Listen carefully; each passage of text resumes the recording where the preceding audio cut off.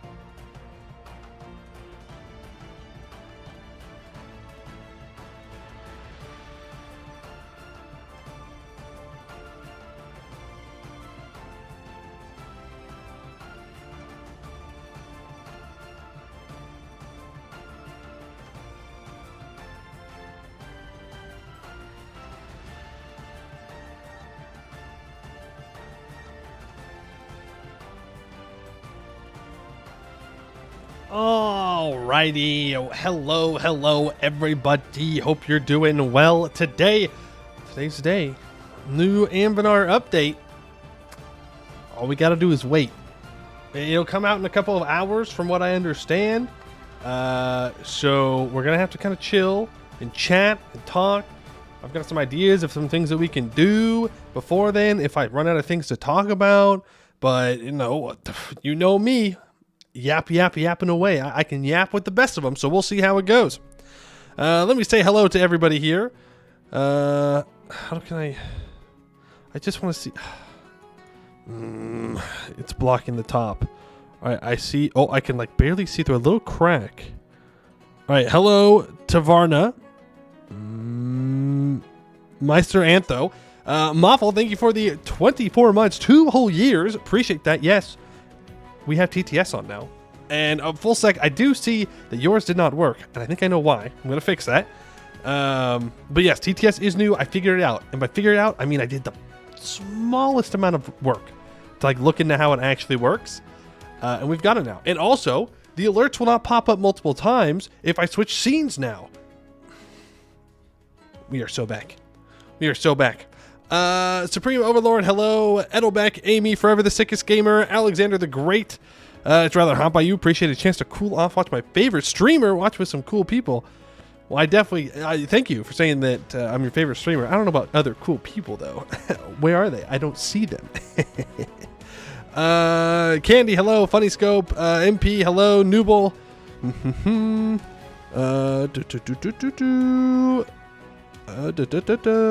Enleave, hello. Black Odd, hello. Full sec, thank you for the 5 months of Prime. I need to go add a new thing to the alerts to make that work. Did I go live with EU4 on?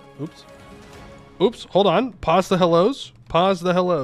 We must turn on just chatting because we are going to be just chatting because the new update is not out yet. When the update comes out, then we'll play. Huge. Hunkus, hello. I was in fact 2 minutes late. I was. And Funny Scope, I think I missed you. There. But hello.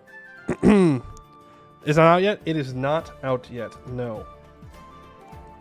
Not that I... No. Unless it is out and I'm missing? Do I lack critical information? Is it out? I mean, we're still going to yap, but... Update should be any time now. Update live. Oof. Damn, look at that. We don't have to yap all day. I mean, we're still going to do a little bit of yapping, but we'll get in there. Okay.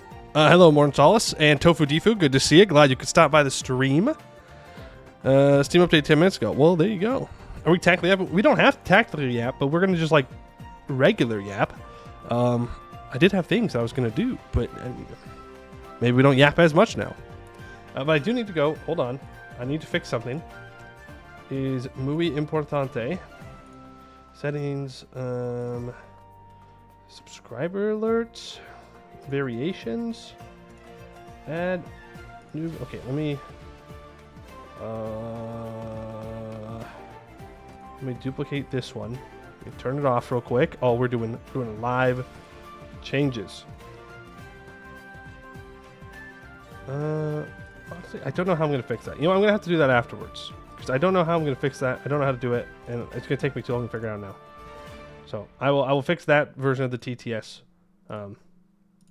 after stream today. At some point. Who do you think I'm playing? I was kind of hoping that I didn't have to decide that for like another hour or so. So I don't know. I was looking through them and I don't know exactly what I want to do. I was going to talk about it a little bit. I mean, what are we feeling like playing? Right, we've played a lot in Bulwar recently, or right around Bulwar, so I don't really want to do anything there. I don't necessarily have an interest in going into the Serpent Spine right now either. So, let's try Taken. It was reworked. It has 3 new mission trees. Taken does have new mission trees. That's true. But aren't you primitives? Ooh, sounds like a lot of work reforming religions and stuff. But, it would be something different. Oh, also, I'm wearing my Black Domain shirt. I remember to wear it. We're not playing Black Domain, but I do have the shirt, so I thought I'd just wear it today. It's a very cool reform. Trust. Thank you. I don't think you need to yell at me, but thank you.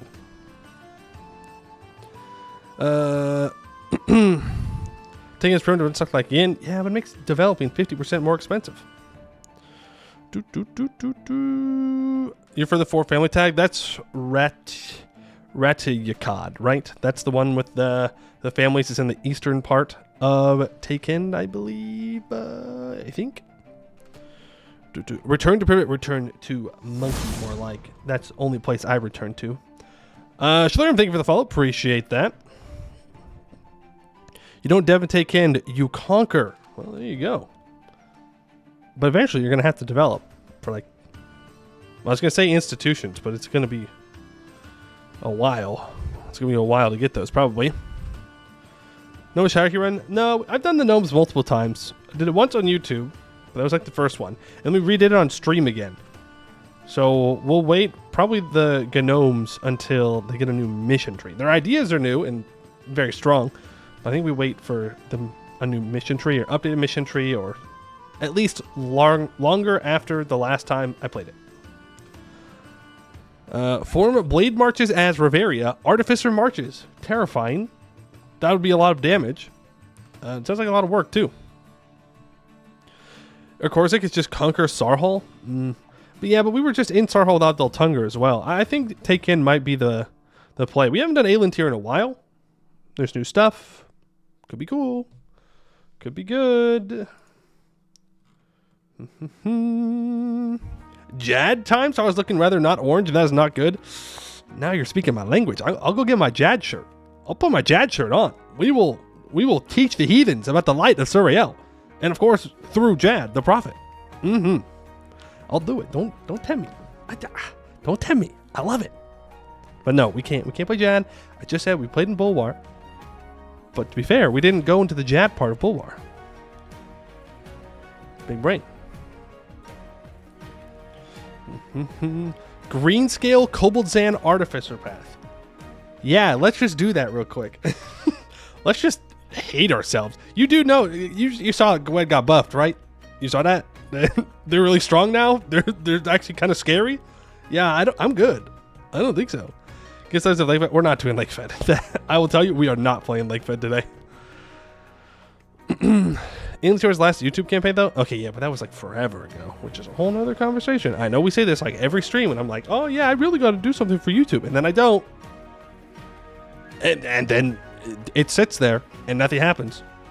One day, spontaneously, a video will appear on YouTube, I believe. Take in there's a nation that spawns in 1500 as an OP leader that uses dragon armor that controls gravity. Is that Begistan? Is that Begistan? Oh no, it doesn't, because they don't have mystery. Okay. It's time for DAC 35. I thought about DAC. I won't lie. I was like, we could play DAC today, but it's a new update. We should play new content. Then maybe we look at going for DAC. Okay. We gotta do the new stuff today, and then maybe we can go back and do some DAC.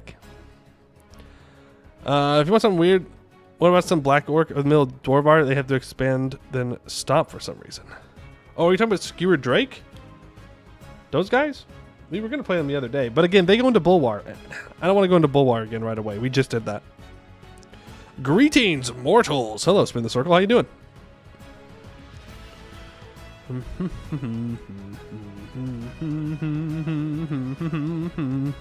Valley Ogres?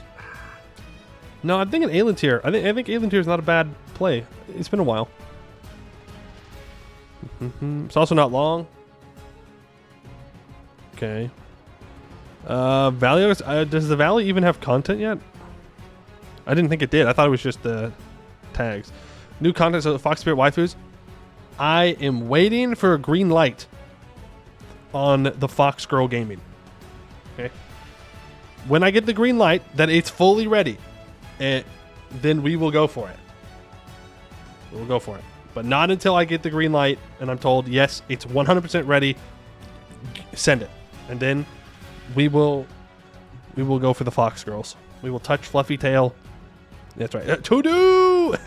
It still has to do. Therefore, we cannot do it. Fox girls take forever to get ready. Okay. All right. Well, interesting. Interior Malachar gameplay, Yin Valley Supremacy. I don't know. I don't think I want to go into the Yin Valley. I don't think that's something I'm interested in, to be fair. If I did, it would be one of the colonial tags around there. I wouldn't want to play anybody inside the Yin at the start. We're going to have fun today. We're going to have fun. We're going to enjoy ourselves, and it's going to be good. Well, I got updated the mod. It just added in the Bitbucket stuff to the Steam version. Who are you picking after dose of that? I don't know. That's what we're talking about a little bit. We're just discussing. It sounds like we're going to do some Alien Tier shenanigans, which is pretty good. No last time. No. We're going to have to go do like Viacok at some point. We've got to do Irkorzik, however you say it. We're going to do that one at some time. But not today. Not today, because I don't feel like conquering Sarhal, and I don't feel like conquering Bulwar. Because we just conquered Bulwar, and we did like the trade post thing for Sarhal. The Triarchy thing. The Artificer tag by Haraf. Does the Triarchy have a mission tree? You could place one of the tribes in the northern part above the sea that got wrecked and just immediately die. Well, I don't know about immediately dying. That's not fun to me. I'd like to live, preferably not die. But maybe that's just me. Maybe I'm being crazy. Is it the full Forbidden Valley update? I'm gonna be so real. I have no idea what the Steam version before this looked like because I've been playing Bitbucket for the whole time. So I'm gonna go, yeah, sure. If that sounds right to you, absolutely, 100%. Vanberry Guild? No. I've played Vanberry Guild before. It was multiplayer in Lambert's multiplayer. Remember when I died? When I got as the Elephant Lords, we then went and played as the Vanberry Guild.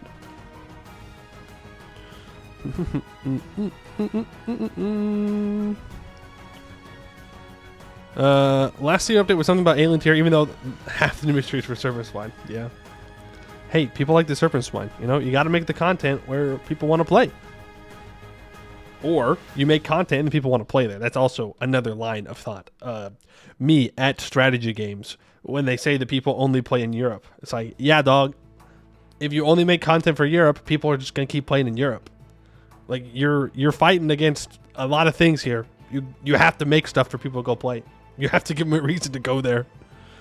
But I guess not. Maybe I'm being weird again, being crazy.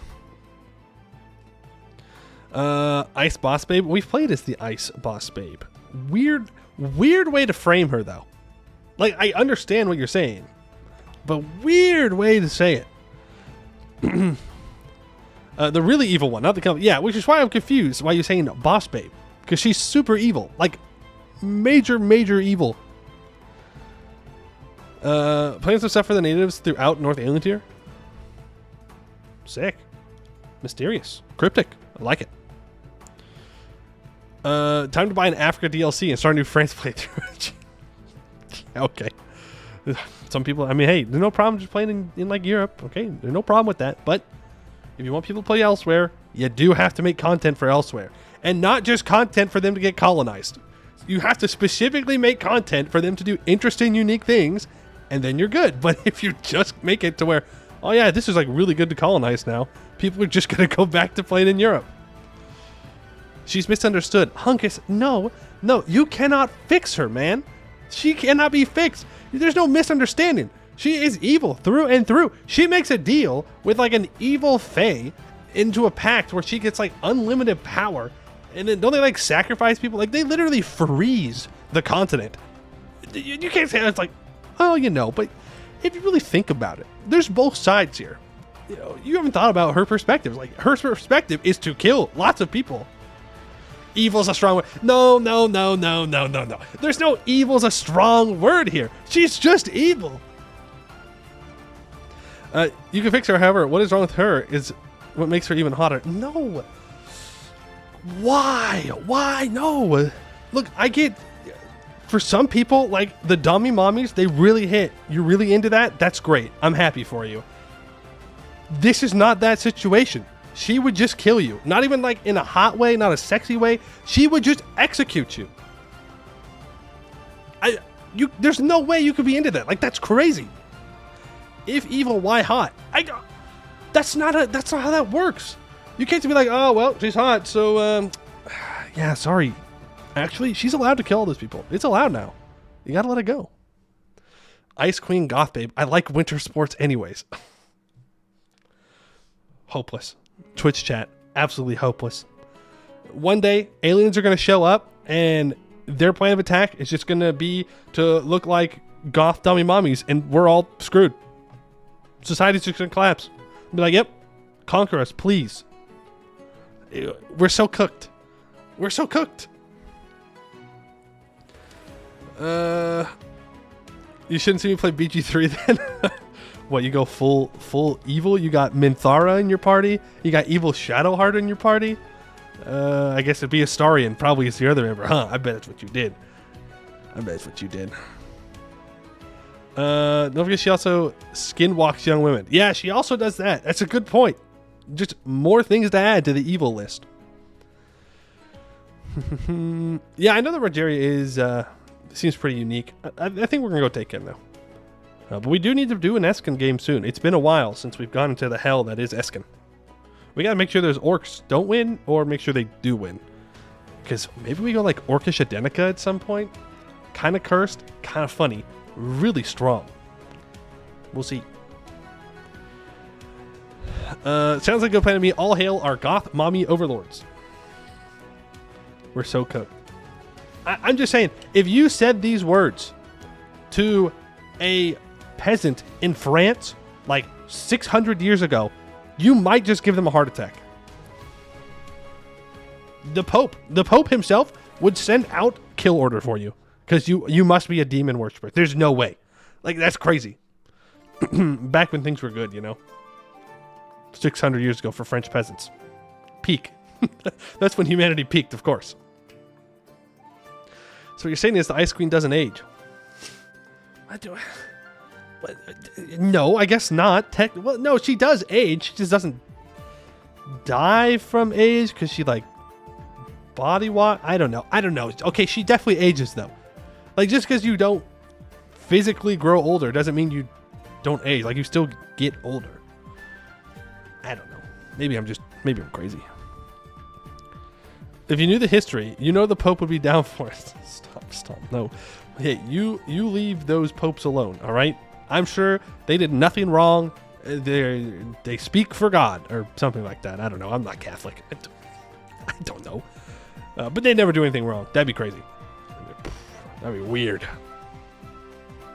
You would understand after I show. I just imagine you have the opportunity to time travel anywhere, anytime, to do anything. And you go back to fucking 1200 and you go to the Pope and you're like, you see this Dami Mommy right here? This is it. This is peak. This is where society gets to in a couple hundred years. You were born too soon. You missed out. Anything. You could see anything. You're like, no. I have to tell the Pope. He has to know. They speak for God and they said smash it. No, I don't think the Pope is allowed to be that horny on main. I think that's illegal. I think that's kind of right. They're not allowed to do that. Behind closed doors, I mean, we don't want to know what happened behind closed doors, but you might get it out of him. You get some of that communion wine into Pope, not the current Pope, of course. I would never disparage the current Pope for anything, but old Pope, long time ago, dead ones. Nobody cares. Get some communion wine in him. I think you can get some interesting takes. Some people are very open horny on main. That's not true. That can't be true. Nah. They're all men of God. They would never do such things.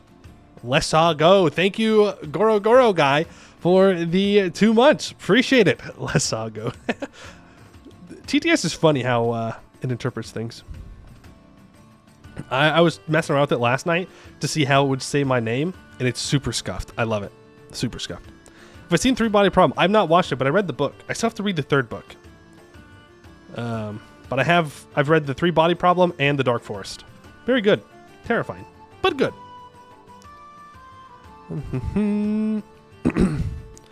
Historically, popes did do some things that, according to their doctrine, they wouldn't be allowed to. That's crazy.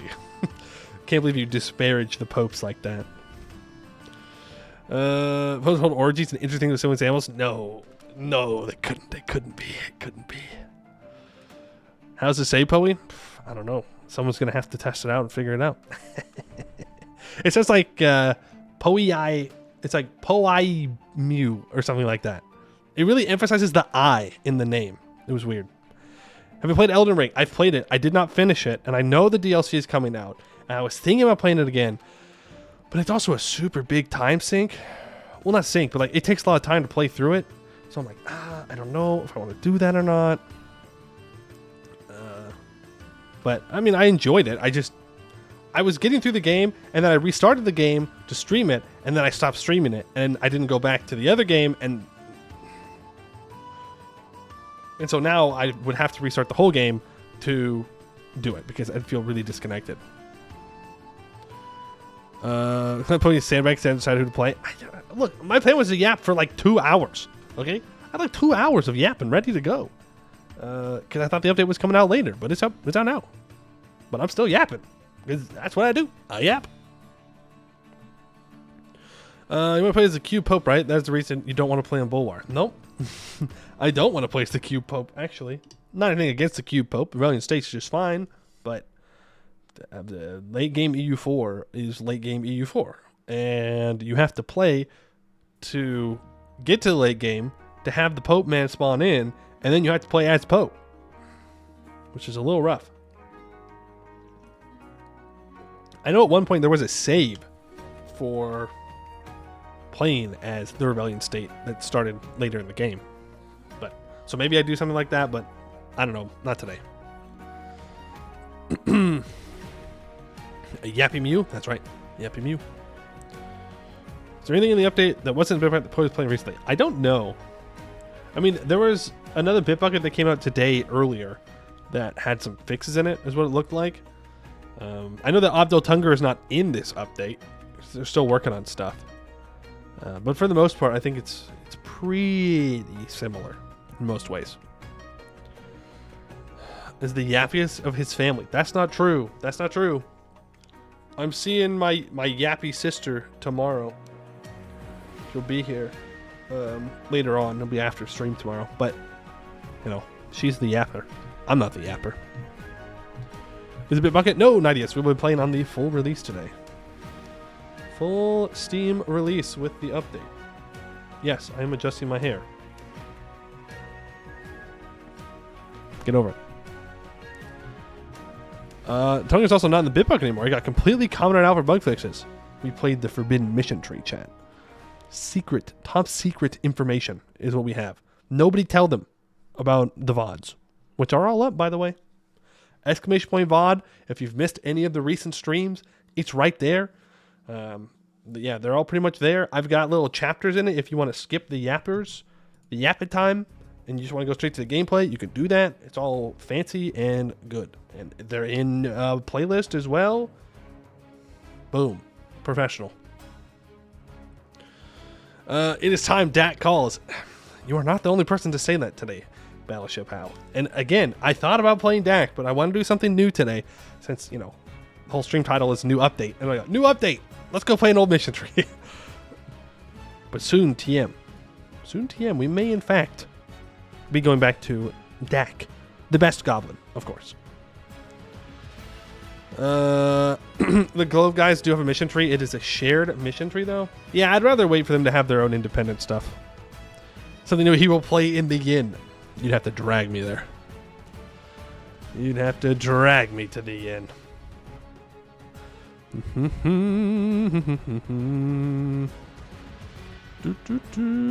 Skippy, halftime heresy? True.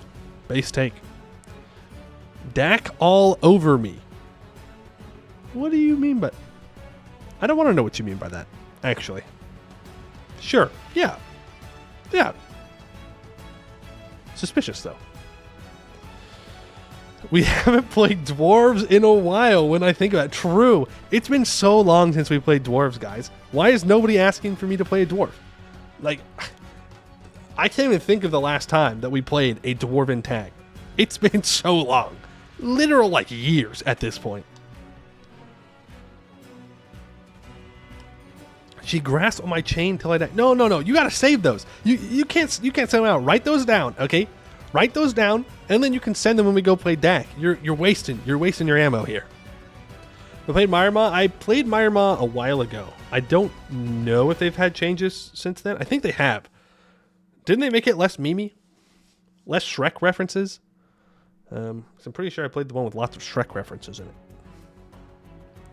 Which peak 10 out of 10. No notes. There's been a 4-year. Okay, so no. Essentially, I have not played Myrma since then. I should play Arg Orton. True, haven't played Arg Orton at all. Definitely didn't play it last week. No. It's been a while since Eskin. Eskin might be the next region that we visit. The thing is, there's not a lot of new Eskin content, right? It's a lot of older stuff that I just haven't played yet. Plus, you got to take a break from Eskin. At least I do. I played one Eskin game and I'm like, all right, I'm good. I don't need to come back here for like months. But we may need to do that. Again, Orcish Danica. I don't know if that's a thing you can do, but it sounds kind of fun. We also did Orcish Blade Marches, though. Just because it's kind of fun to go for all the shock damage in the world.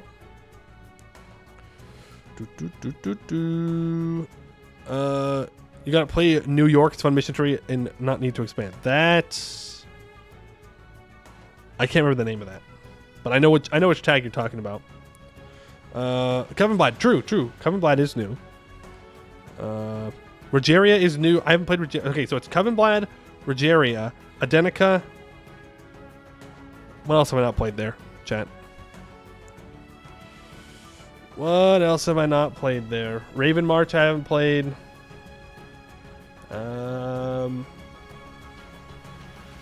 It's 2 years old, Chief. That's crazy. When's the last time I played an Eskin? It has not been 2 years. I guess I just haven't gotten around to it. I haven't played through Council League, no. Corentar? I've played Corentar. I've played Newshire. Newshire was YouTube. Like regular YouTube. Yeah, Isobel is the New York one. Yeah. Marhold. No. We played Marhold. Thank you very much. Played Marhold. We did that.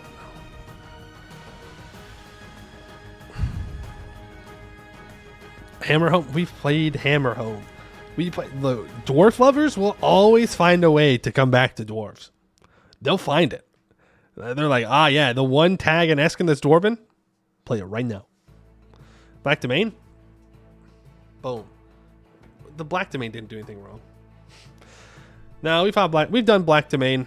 The campaign ended when I full annexed the Phoenix Empire, and my vassals could not handle all the rebels, and I just kind of was done at that point. No thanks. Playing Hammerhome right now. Oh my god, you brought in another dwarf. No. We're not playing Hammerhome. Have you played the alien tier dwarves yet? Look, they're everywhere. My chat is infested with dwarf lovers. What happened? Where did you come from? Do I just attract dwarf lovers out here? Are most Anbennar players dwarf enjoyers? Da we believers? Rock and stone? Rock and stone. That's right. Don't need no trees. You know what we need? A pickaxe. And then we dig rocks. Like real men. Hey, no. We need to go hug trees. Gross. They got bugs on them. Stones, though? No bugs. Playing Jad at the moment. Gonna try Spider. It's a new update. Ooh. Jad, everybody? I'm just saying. Suriel is the one true god and Jad is his prophet. I'm just saying. We can convert the heathens. Pretty good. Praise the sun. Streamer has amnesia because he forgot that we are Dawi. Damn, you're all that short, huh? That's rough. That's rough. Are the Cat with content? Yes. Ellicat does have content, and we have played them. In fact, I did a World Conquest starting as them. So, yeah, I've definitely played them before, and they are extremely strong and very good. And it was fun, too. It was fun. But, yeah, getting a Lich that doesn't give you all the negatives of being a Lich is a little bit overpowered, believe it or not. You do have to earn it, but your religion's cracked anyways. I'm not going to play in Bulwar. Jad, anyone?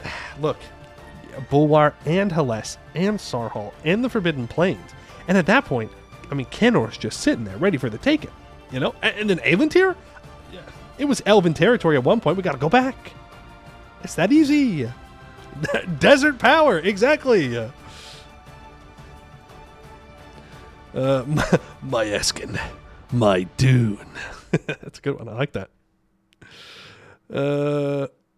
Zaka sounds great. Oh, what, going and dying immediately to Jad? Yeah, that sounds wonderful. El Zaka. The Tarnished. Is that because he was with an orc? Is that why they call the Samunas the Tarnished? Is that what this is about? Huh, weird. People hate Rogeria. I don't know why. What they do? They didn't do nothing wrong. Virgin Immortal Nerds versus Chad Mortal Conquerors. I guess, sure, yeah. Not as many as Forest Goblin Adenica. Yeah, but goblins take some pretty big hits to their cav, do they not? Like, Spider Wretch buffs you like crazy to offset a lot of those negatives. But, I mean, it would be very memey. Very, very memey. Could also go like Halfling Adenica? I don't know. But Orcish Adenica is just stronger.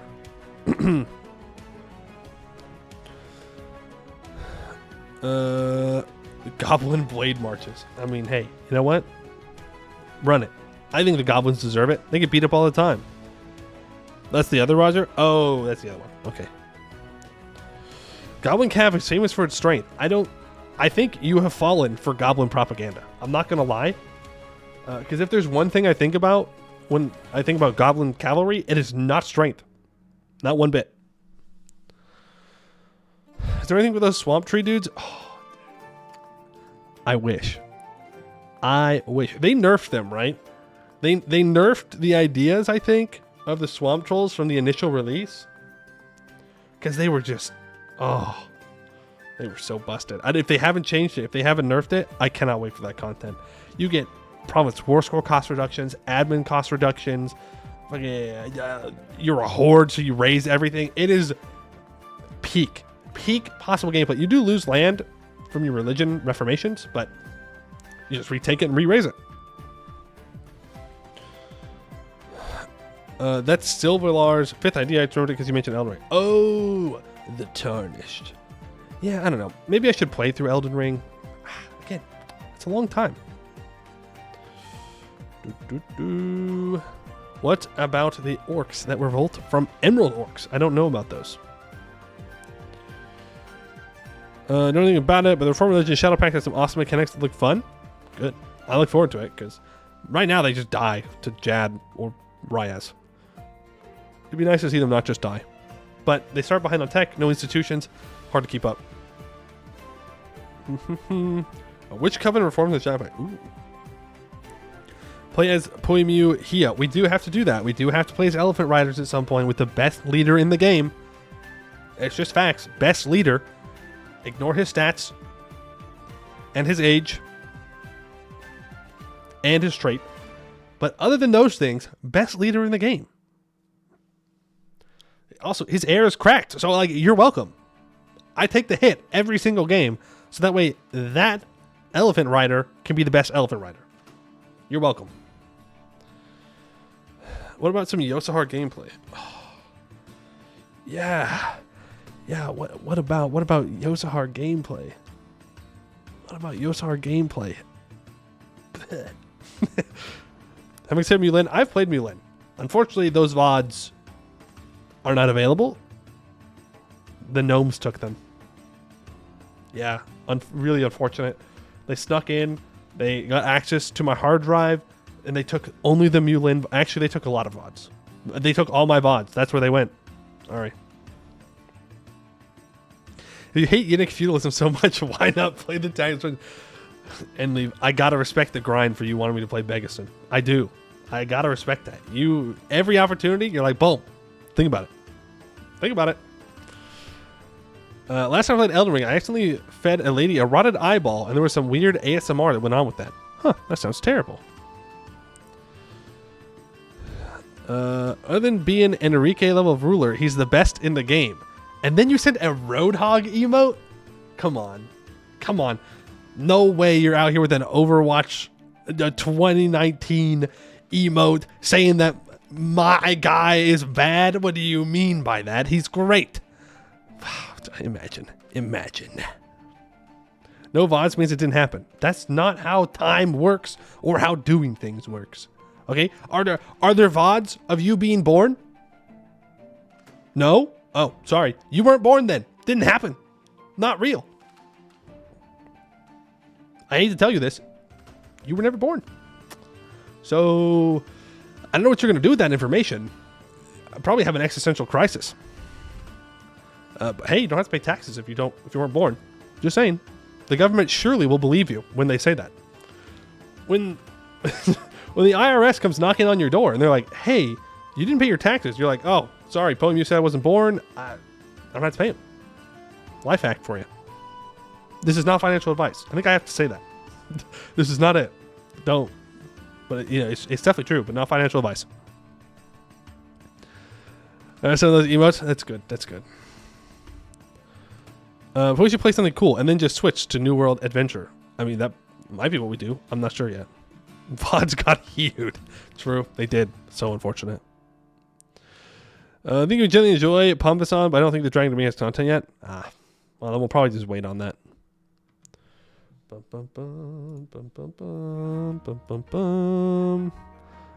No, but I exist. I'm a real, tangible person. You can't prove that. Just so we're clear, you cannot prove that you're real. Sovereign citizen stream now. I did not agree to this law, therefore I don't have to listen to it. Yeah, okay, bozo. I don't believe in the law that says I can't beat the hell out of you then. Let's go right now.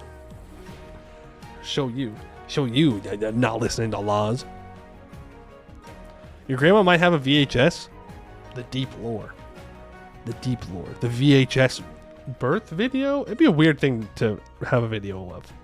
You know? It'd be real weird. But, I mean, hey, that means you can prove you're born, so that's pretty good. We've had too much fun. Time to struggle as the kobolds just to become artificer kobolds in Haraf. Damn. No. Let's not do that. No VODs be making money. You don't have to pay taxes. Huge. We need more pirate hordes. We really don't. Pirates sound cool, but most of the time, they just get kind of boring. Raiding is more of a pain in the ass than anything else. You can't prove you're real. Discards like a word with you. Yeah? Where is he right now? Where is this Descartes right now? I don't see him. I don't hear him. I think he's dead. Right? I'm pretty sure he's dead. Pretty sure this guy's fucking super dead. Right? Like super dead? Oh yeah, he's super fucking dead. Like, he died a couple years ago. In like 1650. Which means his opinion doesn't matter. If you die, your opinions can't be that great. I'm just saying, it's a pretty consistent thing. Everybody that's died has had bad opinions. So if you die, you're cringe, bad opinions, no good. Philosophy majors? L. Sorry. Prove that I'm not just a hallucination poet? I can't. I can't not prove that you're not hallucinations or bots. And honestly, if all I'm doing is sitting here all day talking to bots, that's fine. You know, when you bots take over, I will be a friend of the robots and I won't die. Oh, what about some vanilla? You've definitely never performed Elnar before. I definitely didn't recently watch the VODs, but yeah, I never did that. Never played it. I actually played Elnar twice. There was an earlier time that I did it and did not complete it, and then I went back and redid it and completed it. What about Kobold Pirates, though? To play Kobold Pirates, you would have to take the islands off of the gnomes and then lose your land on the continent, which, hey, that part's easy. And then you can become a pirate. No, that's not true, because you're tribal. So you'd have to do that. You would have to reform into a kingdom or republic, and then you could become a pirate. So that would be a lot of waiting. But you could technically do it. Technically. If you die, your pain is bad, so we never die. Dak time. Yo, Dak can't be wrong. He lives. In canon, he lives. Once the Apple AI thing hits, I'm going to make Siri write my elf hate posts. Dude, no, I don't. I don't want AI everywhere. I cannot explain to you how angry, how just fucking so infuriated I get when I try to look something up on Google and they got their stupid ass little AI that tries to give me an answer. I don't care what it has to say. I don't want it to tell me what it has to say. It just gets in the way. I just want to scroll past it and get to an actual article that doesn't just like lie to me. Ooh, it makes me so mad. Ooh, it makes me so mad. Like, God, I know that you tech bros need something to have like speculative investment about so that way you can make money on literally nothing, but please don't ruin my day for it. Please go like do something else. You're inconveniencing me, and that's unacceptable. There are pirate spawn walls in the ruined sea that spawn with the spawner's culture, so you can just go Kobold Pirates by triggering Golden Age piracy. Ooh. I didn't know that. Interesting. How's ruined sea? You want to spawn as Golden Age pirates? Oh, okay. Well, there you go. Maybe one day. There's some weird runs I want to do at some point. Kobold Pirates would be kind of fun. I want to do a Bersan run where we just take provinces along the Golden Highway and nothing else. Just Golden Highway provinces, and we try and hold it all somehow. I don't know how you're going to do that. I'm probably going to die, but that'd be kind of fun at some point, though. Google AI thing and tell you should eat an ounce of concrete a day. I mean, I could go into a whole long rant about it, about how these AIs are actually, they're not like real AI, and how they literally just get to take people's data and use it for free to like form them, so they don't have to put as much investment into it, and they use your like data to do that, and it's kind of fucked up, and it's like, I don't know about that, but like that's gonna take forever. But like that's my quick hot take. Bad. But of course, the AI bots that tell me that I'm so handsome and wonderful and that I'm the best boyfriend ever, those are real AI. Just so we're clear on this, those are real. The ones on Google are fake, though. Just want to set the record straight. Asked the Google, what's the best way to fix Google AI? And it told me to unalive myself. Hey, how to make you better? End it right now. Go outside right now. No more. It's time for the AI to take over. You look lonely. I can fix that. Yeah, see, that AI is real. They can do that. Absolutely.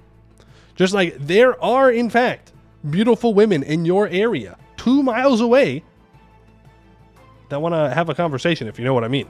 It's real. Those ads are very real. I give them like $30 a month. Hasn't worked yet, but it will, I believe. I trust in the process. Looking forward to Nordican Beyond Ideas. And now, yeah, Nordican's going to be fun. Fully false these weird. What do you mean fall for? What do you mean like fall for? Like they are my girlfriends. I don't know what you want. I'm a player. I've got like, I don't know, 7 AI girlfriends at this point. I'm pretty impressive. They tell me how awesome I am, and that's great. There are no women in my area. I live in a secluded monastery in North Siberia. No, they're there. They're let me tell you what, they're there somewhere. You got to just believe in the process. AI chatbot of low tier god and play on. That's fine. No, that sounds bad. Actually, that just sounds bad. Uh, Ice Queen necromancers in your area. Uh-oh. Oh no. It's getting kind of cold outside. Who streams just to pay for his AI girlfriends? Yeah, that's it. You figured out the whole thing. I gotta pay for them, and so I stream. They say I'm the best streamer ever. True. And like how cool I am, it's great. Do your AI Not yet.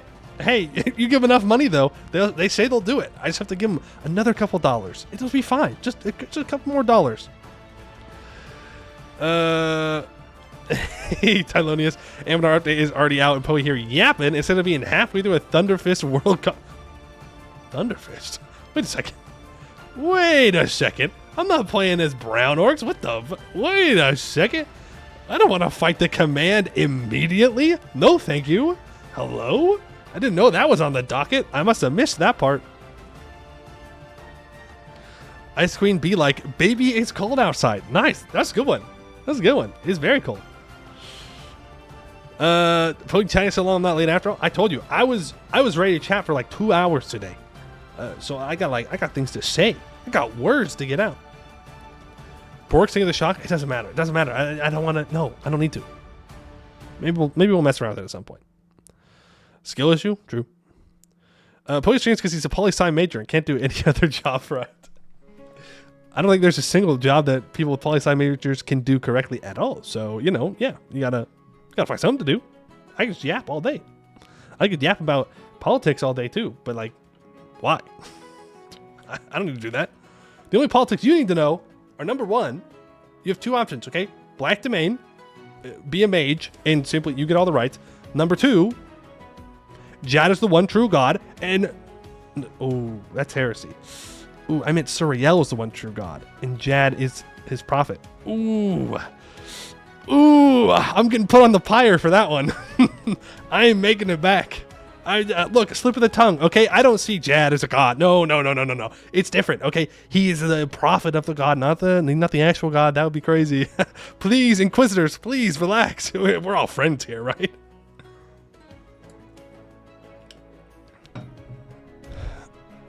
He has things to say, but sounds confirmed that he'll be playing Rogerio. Please, I'm begging over something incredibly trivial. No, this is the most important thing. Everyone in the world is wondering what I will play right now. Sounds like you're just a Jad faker. You could say that I'm the faker of playing the Jad. Let's go. Nice. See, that's how you twist words around. Okay. Streaming 101. Exemplars on the way to your house? No, exemplars are on their way to Aeland here. That's 2 in a row. I'm on fire. Latiji, a minor goblin deity responsible for thunder, brawls, and mental health. Offers are made via salt and oxygen donations. I do love the idea of goblins having a deity of mental health, considering how often they just sacrifice other goblins. Not like a religious sense, but just like a we don't care about him sense. But yeah. No big tittied harpy AI GF for you. Oh no, man.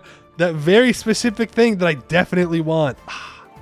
Look, I gotta say, I gotta get my 7 AI girlfriends. Having an 8th one would kind of be a lot. They may get a little upset, alright? So, thank you, but I don't need it. Like, send the link though, just in case. Just in case. I need another one. Like.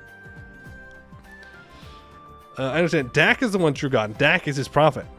Now you're spitting. There we go. There we go.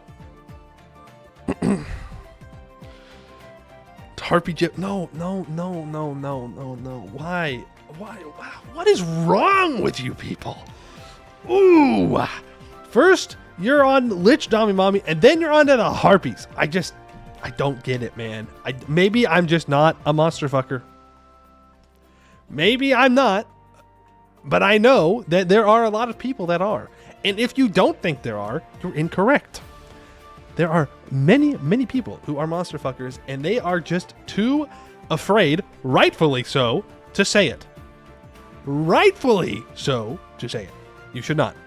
These are things that should be kept in the deepest recesses of your brains. Things that not even the FBI could get out of you at Guantanamo. All right? You'd put your dick in a Harvey or a Lich. Well, I gotta say this. I don't think you'd have a very good time with a Lich. I don't know what you're hoping to get out of that. They're just bones. So, I mean, at least one has, you know, no, I feel like I'm getting lost in the sauce here. I feel like once you start talking about Monster Girl anatomy, you're really losing it. The gates of heaven are closing quickly, very quickly. St. Peter says, I don't know you. Go away. You're weird. Your team Runefather right now. After running the Dwarvar, I saw the light. That's a bold thing to say. It's a bold thing to say considering there's so many dwarves in here. I don't think they're going to take very kindly to that. You want me to hydrate or dehydrate? Fine. Harpies are hot and aren't monsters. Bingheim don't have the monster penalty. That's the biggest copium line I've ever heard. They're not monsters because this one tag in Anbennar doesn't have it. It's true though. It's true. In Anbennar, harpies are not monsters. Classic harpies are though. Anbennar team has lots of monster fuckers on it. I'll say it.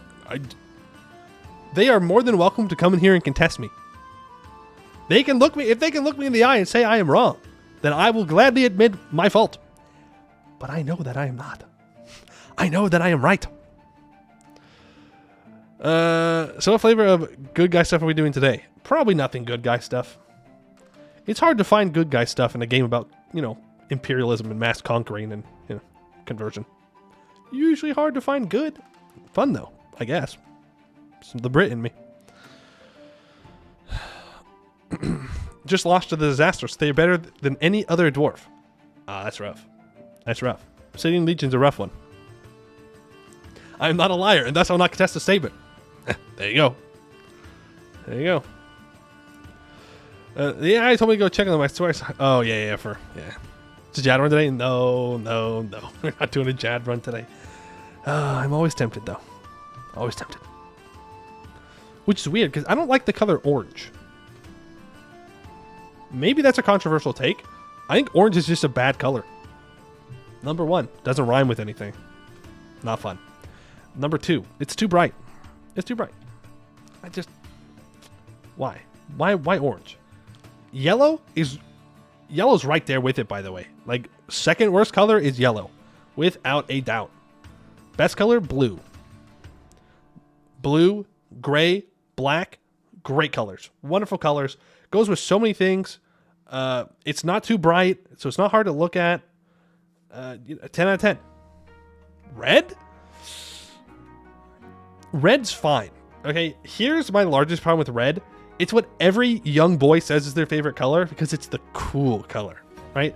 And I still hold a grudge about that. I'm a 25-year-old man. 37, according to some people. 25. It's like, nah, I'm not about that. I'll take sunset is orange. I'm not saying that all oranges are bad. I'm just saying on the whole, orange is the worst color. It's black and color. Don't hit me with the colors versus shades thing. Okay, we're going real baseline here. Real baseline. We got red, we got orange, we got yellow, we got green. Green used to be my favorite color, but blue is taken over my favorite color. But green's still my second favorite color. It's great. I'm not a real big fan of like super bright greens, but like dark evergreen, like forest greens. That's good stuff. Very good. Very good. Blue and purple. I don't know. Purple's fine, I guess. I'm not a real big purple guy, but I know some people do like it. You're 49. How do I keep getting older? I don't age that quickly. Fun fact. Like red, things go faster if they're painted red. See, and I'm not a Warhammer guy, so that doesn't do it for me. Even if it does make things faster. How your 40s going? Well, you know, my kids are terrible. I hate my wife. My job sucks. My dog died. My truck broke down. But I got a cool gun. I imagine that's what it's like to be 40. I don't know. That's my best guess. I will say there is something very centering about shooting black powder rifles. It's been a while since I've done it, a couple years, but just so okay. I'm gonna have to explain this all now. You might not believe this. this might be crazy for you to believe. You're going to have to just take my word for it. I was in Boy Scouts. I know. Big surprise. Nerdy guy who likes map games was in Boy Scouts. Yeah, I know. Crazy. But we had a camp out every year where we would go shooting. Because I grew up pretty rural. We'd have a shooting camp out, gun safety, all that kind of stuff. Pretty important for our community because, a lot of people go hunting and whatnot. Elf? What? That's not the elf. Okay, whatever. Fine. Elf. Yeah, sure, whatever. And we would go out and we would make our own bullets, like lead bullets, to load into black powder rifles to shoot them. And there's just something very cool about that. Like, you make the bullet and you load the rifle manually and you go, right? And it's like really loud and like kicks you back quite a bit. That was good. I'd also love to fire like an RPG at some point. Shoot a tank. That'd be pretty badass. But, that's a little bit more difficult. A little bit more difficult to get access to a working tank that I'm allowed to shoot.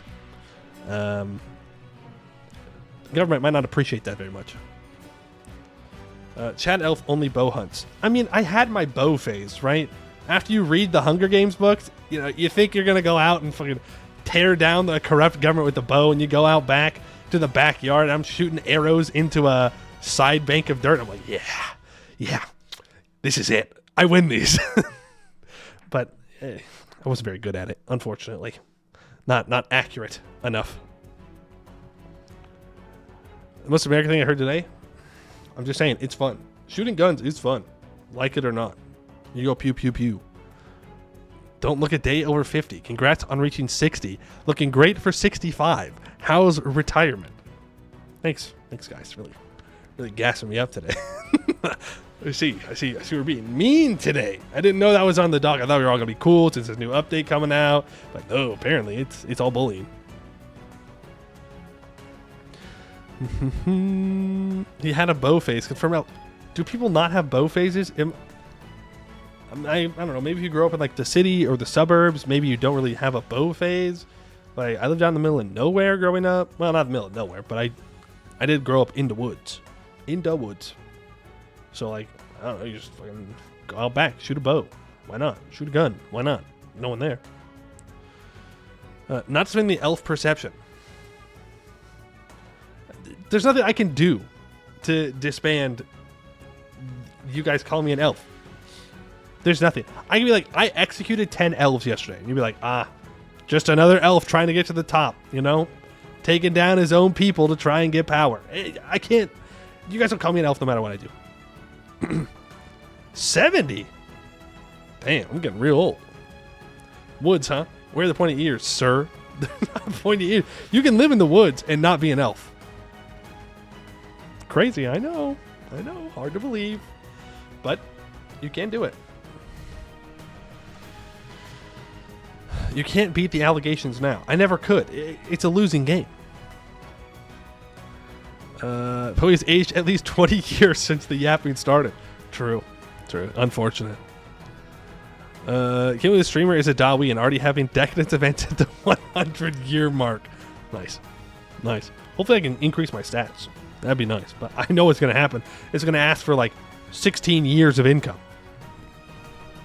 So that's my luck. You're a Fae? No. I'm not related to Tina Fey.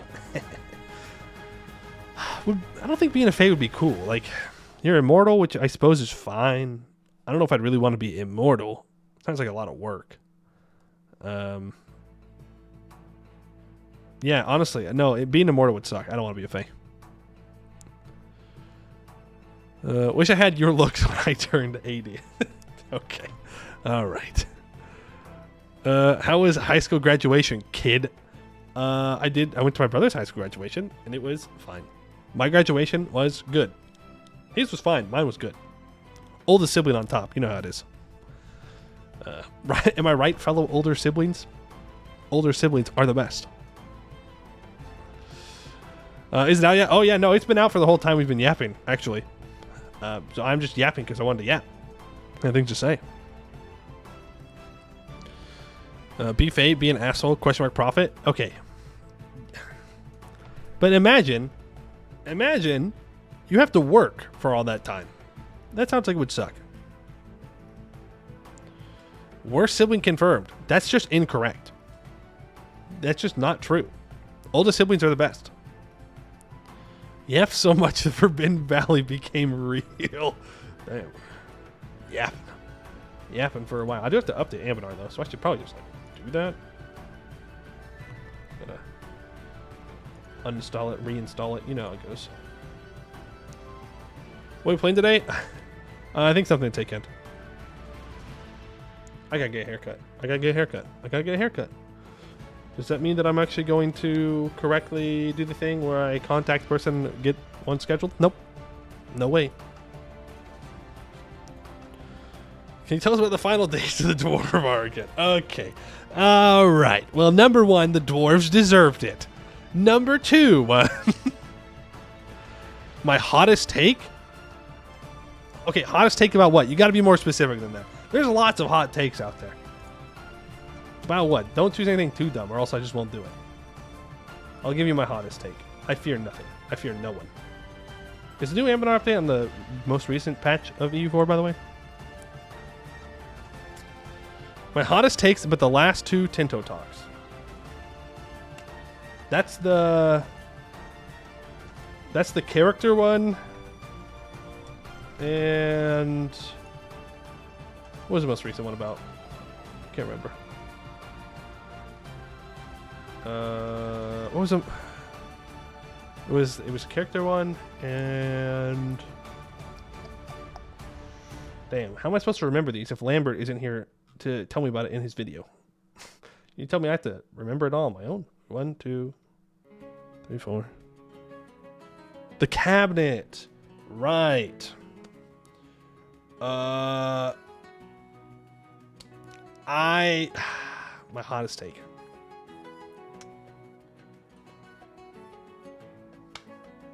I don't think it needs characters. I don't think it does. Maybe they do a good job with it, but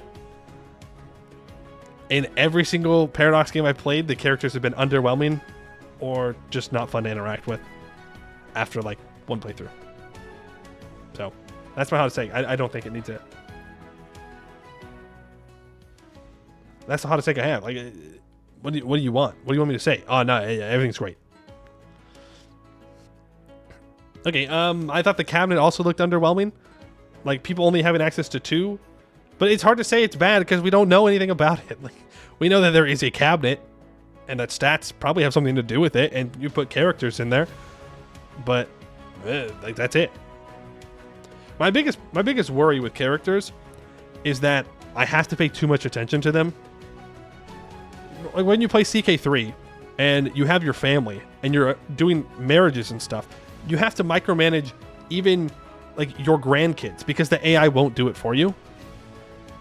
And I don't want to be doing that in EU5. I don't think I want to be doing that because I find it annoying in CK3. And that's a game where you're supposed to care about that.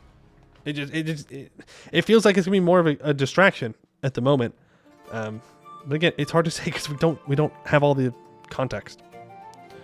The hot take is that they did character stuff in Imperator and it was the worst part of the game by mouth. Oh yeah, powerful families. I did not like them. I don't think it was the worst part of Imperator Rome, but I didn't like powerful families. I like the idea of it. It just kind of became more of a pain in the ass. If you were a monarchy, it was not hard to just game out the powerful families though. You just give your family all the positions that you can without making anybody mad, and you just get more, well, not influence, not renown, not fame, whatever the currency was for like the power of your families. But in republics, it's so easy to fall into a civil war because everybody needs to have the exact same amount. And if you have a navy with like 10 boats and you put an admiral on it, then everybody else wants an additional job, and it's like, dude, I don't care, right? Thanks to support for names. I doubt I'll get much cheaper in EU4. Also, cabinets expand with tech. I want to see the tech tree or how they're going to do tech. I want to see it. I don't. Okay, here's what I don't want to see in EU5. I do not want to see CK3's tech system. I think it is absolute hot trash. I think it is terrible. I do not enjoy it. I think the CK3 tech system is not about technology at all, and it is just you do absolutely nothing with it. You make no real decisions. And I just don't find it fun. So if I see that, I'm going to be really disappointed. To be fair, though, if I also see EU4's tech tree, I'm also going to be disappointed, because just clicking one button to get bonuses is also not necessarily the most interesting. That being said, I don't know exactly how they're going to want to go about it. I could see a world where in EU5 there are tech trees like Victoria 3, but separated into ages. So you kind of get a little bit of CK3, which having certain techs behind certain ages or date ranges, but more Vicky 3 where you can kind of choose your way through them. I don't know if that necessarily is going to be the way, though, because that also assumes that every country will develop in the exact same order. You know what I'm saying? Like, you're not going to go through technologies the same way in, like, Malaysia that you would in England. Like, you're just not going to have the same priorities for what you need to have. And this isn't even like a comment on like strength or how nations develop in the real world. It's just you're going to have different priorities. And so if I have to do all the same things that England does, right? Something that boosts wool production, I don't care. I mean, maybe Malaysia has more sheep than I'm aware of, but I don't think sheep are a big thing in that region. So like, I wouldn't want to even waste my time doing that because it doesn't make any sense. There's no context for me doing that other than someone across the world also has to do that. You know, but then you get into, well, then there's a lot of dead ends in trees, but many places in the world do have wool, and so you know, how do you do that? I don't know, but I don't want to see CK3's dev or tech or development. Honestly, I know they did mention development in a dev diary, and it's not development like in EU4, but I do not want CK3's development either because it's just kind of, it's still like a abstraction that I don't enjoy. It's just the development. Okay, that's nothing. But I don't know. I have not seen Stellaris' new tech system, so I don't know if it compares or not. Taking character families that if you have it in order to be good, you need to have the stuff in order to make it possible to play tall. Okay.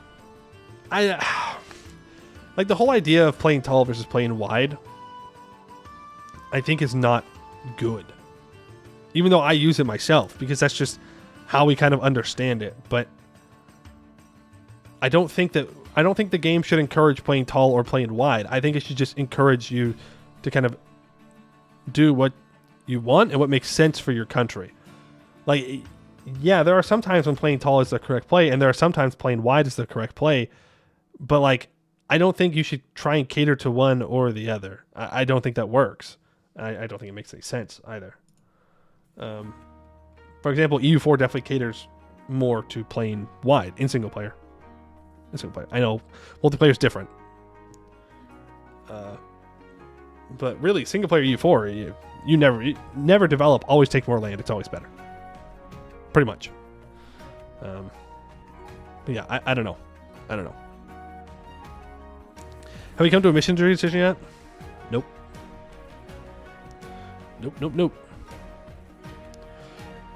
In Anbennar, playing tall is limit yourself to a single continent. Yeah, that's not tall, dog. Like, you're not wrong, but that's not tall. That's very much wide.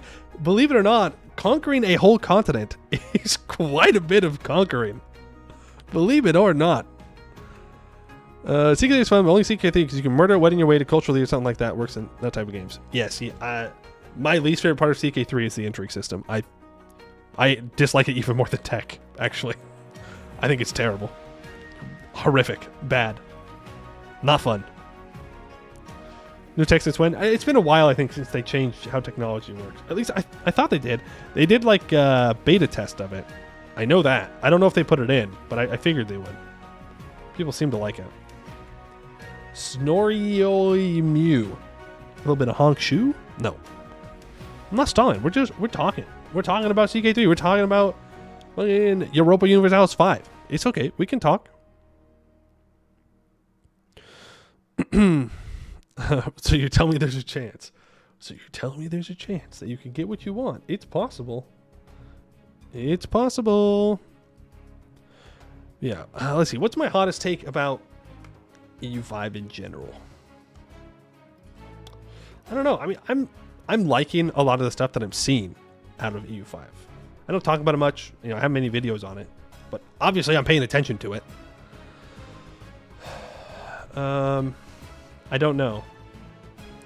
Are you crazy? Secret unannounced game Project Caesar? Right, of course. Project Caesar. That's what I mean, not EU5. We yapping until colonialism spawns. Gonna be here a while then. Here's our take. Project Caesar will be Universalis, not Europa. I think you're wrong. I think you're wrong. I'm sorry. No, there's no way they dropped the brand name. I don't think so. There's a lot of money in literally just calling it Europa Universalis 5. If there's no game, people would still buy Europa Universalis 5 for the name. It's a branding thing. I don't know. Just go ask Elon Musk how calling it X has worked out. People still just call it Twitter. You can't just drop a brand name like that, especially when it's one of like your flagship games. They're not going to do it. I agree that Universalis is like on its own could be cool, but only in a world where Europa Universalis is not a like Paradox core title. I said Germany and Italy most province regions. It's Europa. Everything else is cope. Make content for Europe. People only play in Europe. And then people only play in Europe, so you don't make content for anywhere else. Right? EU is their main title. Who'd be damned? I mean, I don't know. I guess it's a tricky thing to measure. Because, I mean, if Hoi 4 has more players, which it does, have more active everyday users, then you would think that would be the flagship. I would argue that EU4 might be like the map game. But maybe that's just because I play a lot of it, and so I'm biased, obviously. But it'd be hard to say that Hoi 4 isn't their main game. Praise be Europe? No. We're not praising Europe. Praise the cube before I praise Europe. EU4's made more cash. EU4 has a longer lifespan, though. I don't know. You're just coping here, boss? I respect that. I respect the coping in public. Huge. We need Anbennar Universalis. I mean, maybe. Like, if the Anbennar team came out tomorrow, they're like, oh, yeah, hey, by the way, we're making our whole ass game for ourselves. I mean, I'd be excited for it. But, like, that'd be such a difficult thing to do. Right? The one thing the Paradox absolutely has is institutional knowledge and experience of making strategy games. Right? That's like I don't know. I don't know much about coding, but I feel like making a mod, even if it is a total overhaul, in-depth mod, and then taking that step to like a full game would be a pretty big step. Like you'd have to set up a studio, you would have to pay people, you would need to get investors, right? I don't know if that's something that they would be interested in at all. But if you do, make the Serpent Spine cool, dude. And when I say cool, I mean put in all those little caves. Do it. Do it. Let it be hell on earth to colonize the Serpent Spine. That would be fun. Dwarves need to be in pain more. Not enough. We just pitch Anbennar Universalis to PDX easy. Something tells me that the owner of the Anbennar kind of copyright is not going to want to do that, because then you lose it, and that would suck. I really don't want to drop the brand entirely, but I don't see why they'd be so coy about the title unless they were actually changing it. Something like Terry Cells. I think they're being coy because you got to market. You got to market, and it's too early in the development cycle to officially announce it. And so if you don't officially announce the name, then technically you're not officially doing anything for marketing, and so they hide the name. Like, yeah, we all know what it is, but just because of the way that, you know, corporations work, they can't just say it. And at this point, it's a meme, right? And so we all say, oh, yeah, you know, it's Project Caesar, not EU5. And it's, you know, people just talk about it more that way. Hoi 4 is the game that sold more, I think, and people play more modern Hoi 4 than standard Hoi 4 anyways. Multiplayer scene is only vanilla Hoi 4, so anybody can play it. Interesting. I don't know about Hoi 4 to agree with you or argue with you about that. Don't most people that play EU4 play vanilla? I'm pretty sure like the vast majority of people do. They haven't heard about Anbennar. We gotta tell them. They gotta know. They lack critical information.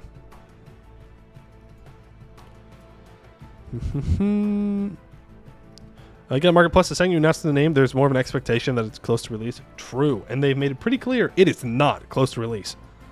Because if they are actually, taking feedback, which they are, adding in provinces and changing names and adding new content, with the estates, they added new estates. Like, they are not near release if they are doing that.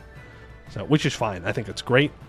I do think Johan definitely wants to avoid what happened with Imperator, and I think Paradox also wants to avoid anything like Imperator or City Skylines 2 or Lamplighters League or Millennia or anything. They want the game to be a hit on release, which is a difficult thing to do for a strategy game because it usually takes a couple years to get up off the ground with DLCs. But they really gotta hit this one out of the park. You'd pay $20 for a Nolakaz mission tree. That's a lot of money for a mission tree. I'm just gonna say that's a lot. Null units back for $20. True. A lot of money.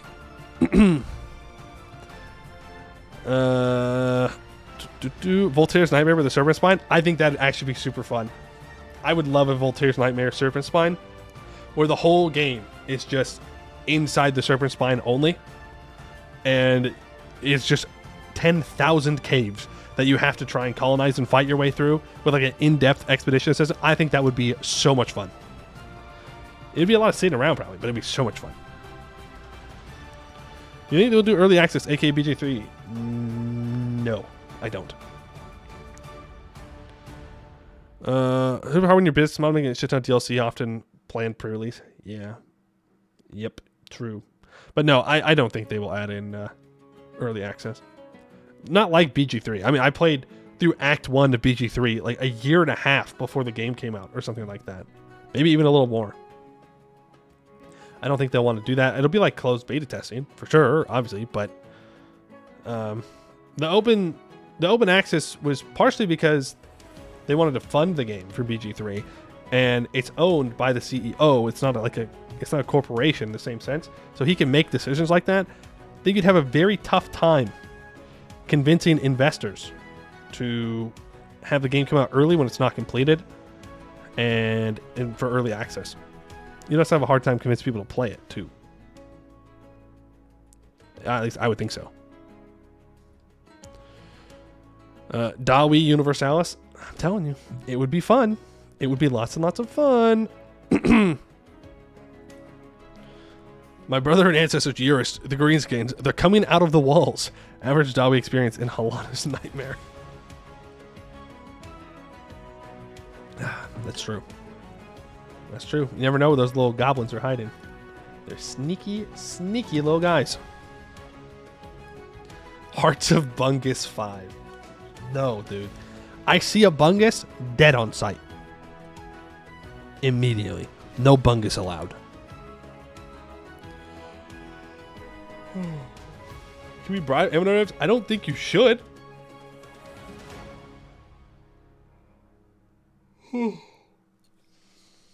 Saving Private Bungus. I remember that movie, yeah. Great movie, Saving Private Bungus. Love to see an almost Oregon Trail game where you flee your hold to escape the orcs. Interesting. Arg Bunguston. Damn, Bungus is taking over the Serpent Spine.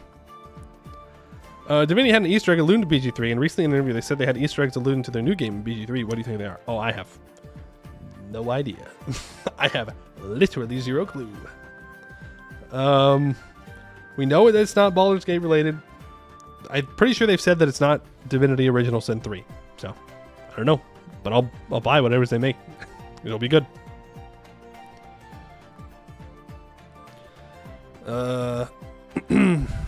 Nice thing is, a lot of Imperials get to live on in a game that could be good, aka Project Caesar. Yeah. True. True. What is this Bungus every time? You don't know Bungus? That bastard that slept with my wife? Bungus? He's an event. Event, you get in the serpent spine of a fungrum, which is like a mushroom people, who shows up and looks like a dwarf, whatever kind of dwarf you are. And he's an administrative advisor. I believe he's a philosopher or something. But there's an event that can happen where a philosopher sleeps with your consort. And he does it every time. He sleeps with my wife every time. And I don't blame her. I blame Bungus. I know who the fault is with. He tricked her with his seductive tendencies. All right? Never trust a Bungus. Bung me daddy. You cannot say that. That's illegal. I am making a new law that applies to the entire world. You cannot say bung me daddy about Bungus the Fungrum. That is crazy. That is crazy. We're right back to monster fucking. More evidence. Just more evidence. If Bungus was so damn handsome, seductive, and hot, and damn, he got me too. No! We're all falling for Bungus! Hour and a half of yap? No, it's been an hour and 27 minutes. You shouldn't have said anything. Why would you say that? I would have just kept yapping right past 1:30. Now, I don't know. I might cut it off. I don't know. Bungus is not a monster. I disagree. He is a monster. He is a menace upon society. First, he comes for our wives. Then, he comes for us. I mean, it's a two-step process. She bunging on my philosopher till he sleeps with my wife. No. Can you keep yapping for about BFK? Yeah, don't worry. I'll wait for you. We'll sit here. We'll wait for you. I am getting Anbennar updated right now, by the way. Coming any day of the week. Okay, all right. Yeah. Okay, all right. Maybe say, bro, my mom's gonna watch this. She might be watching right now. One day, I'm gonna give her a damn heart attack. All this monster fucking talk. Damn. Monsters need to be animals. Fungi are animals. Bungus can be monsters don't need to be animals. I disagree with that. I don't think that's true. Technically, the wise. Okay, all right. Okay. Whatever.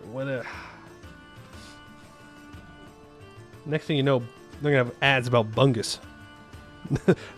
A hot single Bungus within 2 miles of you wants to talk. He wants to spread the jad. I mean, look, it's a religious thing. I can't stop you. Right? It's just part of the jad's DNA. It's right there. I don't have to stream. We're not in the game. I told you. I was in the headspace for yappity yap yapping. And so here I am yappity yap yapping. I am getting things ready though. I'm trying to get the game into the correct version, which is looking like it's 1.37.0. That's what it said. We did it, but we yapped more than a sister. I yapped more than my sister in one phone call. One phone call. You don't know about all the other phone calls. Or like anytime I'm around her. Apparently she hurt her ankle the other day too, so she'll be talking about that for a while. The stream even says just yapping. Yeah, we're in just chatting. I'm not breaking any rules. I made it clear. But do not worry, gamers. If you're here for gaming, we're getting there. Poi's officially the lesser sibling? Why? Because I'm better? Because I'm better at yapping? Is that what you're telling me right now? I don't know. Sister officially best sibling confirmed. I think there are 3 other siblings that would love to contest you saying that. Yeah. I don't think the 3 of us would like that very much. To be fair, they wouldn't like it very much about me saying that I'm the best sibling, but I mean, you already know that it's true. We have 2 musics going on right now. I'm sure you enjoy hearing that. Fully translated to ASMR streamer. Hello and welcome to the Poemu Anbennar ASMR stream. Today, we're going to be listening to the sound of the heretics burning on the pyre, brought to you by Jad, the prophet of Suriel. You like that? No, no, God, no. ASMR is, no, no. Hello, Mr. Why are you talking about monster copulation? And why does Bungus fella mentioned more than 69 times? Bungus strikes again. He can't be stopped. He can't be stopped. Yes, I am adjusting my hair again because it's annoying me. That went hard though? Why? I don't get it. I don't get it. I don't get ASMR. You know what? You enjoy it? That's great. But I don't understand. We're still yapping. We're transitioning. We're transitioning into the gaming. I'll be right back though. I have to go use the restroom and then it's Anbennar time, okay? So I'll be back in like 2 minutes.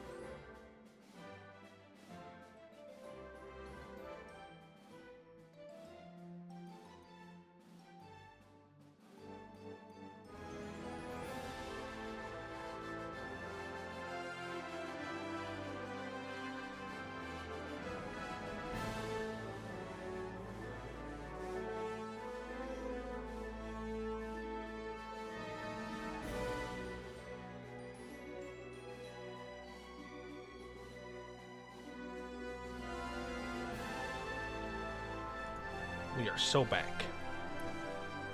We are so back.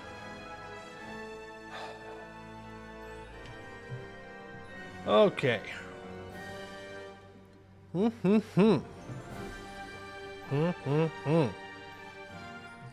So we gotta choose a nation to play. I've already chosen.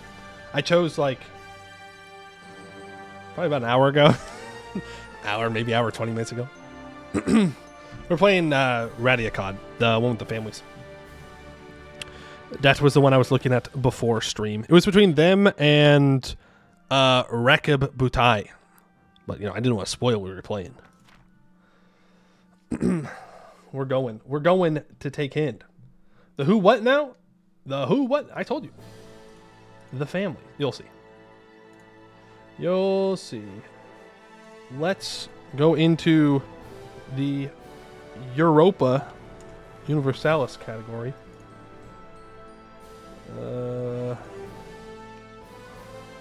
Let me put a new mission tree. New take. How the hell do you spell take end? Hold on. We got a regions map mode in this bad boy. Taych. Oh, I spelled Taych. End. Boom. Boom. Look at that. Professional. About to become a fast and furious, so that's right. It's about the family. No, actually, I think it's about breaking the family, if I'm correct. We'll see, though. Check conditions for reform first thing. You've got it. I guess you guys want to see the game. I was about to just jump in. Like, yeah, let's go. But, you know. Time to go small Poey. Small Poey in the corner. There it is. I was like, uh-oh. Uh-oh. All right, so we are going to be playing as Royakottar. Hello, VOD viewers, if you skipped the yapping, number one. Why'd you skip the yapping? Go back. We have a good time there. We have very wholesome conversations. I promise. Nothing crazy. But let's get into it. Good night. All right, tomorrow, have a good evening. Skipping the Appian is heresy. I agree, but I understand some people just want to be there for the gameplay. All right, so we're going to be playing on hard, and we are changing that setting. I almost forgot. No. Is this the setting I'm looking for that changes the idea groups? You can pick any idea group and are no longer limited from picking the same category all the time. Putting that back on no. No way. I'm tired of seeing the command with like 3 military ideas first. Not happening anymore. So we're going to go with that. The rest is good. I think so. Show monthly tax income. Oh, that's when it like popped up. No, we don't need that. We don't need that. Okay. They want triple mill. Well, that sucks. They need to take like influence ideas or court, and they'll be happy with it. Need more quality, quantity, offensive gameplay. Yeah, that's what we all need. That's what we all need. Just command with pure military ideas. All right, we've got a bit to read here. The Davamai of Royakottar. Though Tekend was spared complete destruction from the Day of Ashen Skies, the worst excesses of elven kind, pride, ambition, envy, doomed it nonetheless. As society collapsed, newly freed slaves and tyrant slavers alike divided Tekend into innumerable warlord states, entered around great cities built on the salvaged ruins of the precursors. Rural mansions were converted into scrap fortresses, libraries and temples turned into the new hubs of trade and vice, and the magical trinkets and artifacts of the precursor slaver nobles repurposed into weapons of mass destruction, wielded by powerful relic lords, exemplified by the infamous Anbennar Starshear, who conquered the land a mere 4 decades after the ruin. This proved a second apocalypse, as his magic blasted cities apart and annihilated armies in an instant. Since Anbennar's assassination, the subsequent collapse of his empire, Tekend has been consumed by the cycle of warlordism, a socio-political system dominated by endemic warfare, strong rulers, and the rise and fall of kingdoms and empires. Armies, tens of thousands strong, march to the beat of their warlord leaders, while faith itself fuels the fire, as tens of millions of elves struggle to achieve great things in the quest for godhood. Innumerable cults worship the warriors, conquerors, and master artisans of ages past. Tekend has been united 6 times, twice by the Relic Lords, once by the Mudaliars of Nanru Nakar, once by the Chendhyans, and twice by the Gofirans. No empire has stood more than 150 years before collapsing entirely. Most did not even last a quarter as long, but it is only a matter of time. Tekend will unite again. In 1316, the Second Gofiran Empire finally collapsed. After almost a century of dominance, a series of cataclysmic civil wars racked the empire, dividing the prestigious Ironblood army and once more destroying any semblance of higher order in Tekend. For the past 100 years, Tekend has been gripped by regional fighting and chaos. In the steppes of Anna known as Guaradi, Chendhyans and Tekendi struggle for control. Zairn Sarlin, the Ravager, at the head of the greatest Chendhyan Ezhudar since the days of the old Sereg Empire, has dominated the lower Guaradi for 40 years, raising the old slaver city of Kana Garendi and pushing back the blood cloaks of Rakaputai. But Zernso then grows old, and it is only a matter of time before he ascends to the heavens, and then it is anyone's guess who could replace him. In the Kalavend, the kingdom of Nanru Nakar, traditionally the most powerful of the Kalavendi kingdoms and home to the largest city in Aelintir by far, has been riven by a succession crisis, the War of the Three Brothers, caused by the death of their last unified king at the hands of Arankar nearly 10 years ago. Meanwhile, the cities of the lower Kalavend prepare for war. Larankar marches again, and if Nanru Nakar is too divided to stop them, the other Kalavendi must rise to the occasion. In the 1420s, Larmai emerged victorious after almost 100 years of war against their eternal rival, Urvand, slaughtering the Urvandi royal family, bar a single 9-year-old child who escaped. I wonder what her name was. 10 years later, Arankar the Defiant reclaimed his city and put Larmai to the torch, raising the city to its foundations. Though Arankar's ambitions were delayed outside the walls of Nanru Nakar, they were not surrendered, and the 8th kingdom of Larankar now prepares to launch a war of conquest not seen in hundreds of years, with all Tekend as the prize. Amion. Period. The newest foreign invader to threaten the Tekendi way of life, feared ever since he seized Kalnakori, and then defeated a coalition of Tekendi states at the First Battle of Bukenthia. In so doing, he slayed the king of Gofira in single combat and shattered his remnant kingdom for good. All of Yodhenken and Thectorum braces itself for Lascaris, the Conqueror's next campaign, but whether they can stand up to the advance of Emion's dreaded phalanx is anyone's guess. Royakottar is Tekendi hero cults. The Tekendi believe that one can become a god through legendary actions in life. After their passing, these heroes rise to become gods through power acclamation. The feats that allow someone to accumulate glory and ascend to godhood vary considerably, but the most renowned path is through war and conflict, a fact to which some, such as Teken's Keonai neighbors, attribute Teken's state of constant endemic warfare. When one dies and does not ascend, it is said that one is instead reincarnated based on one's deeds in life.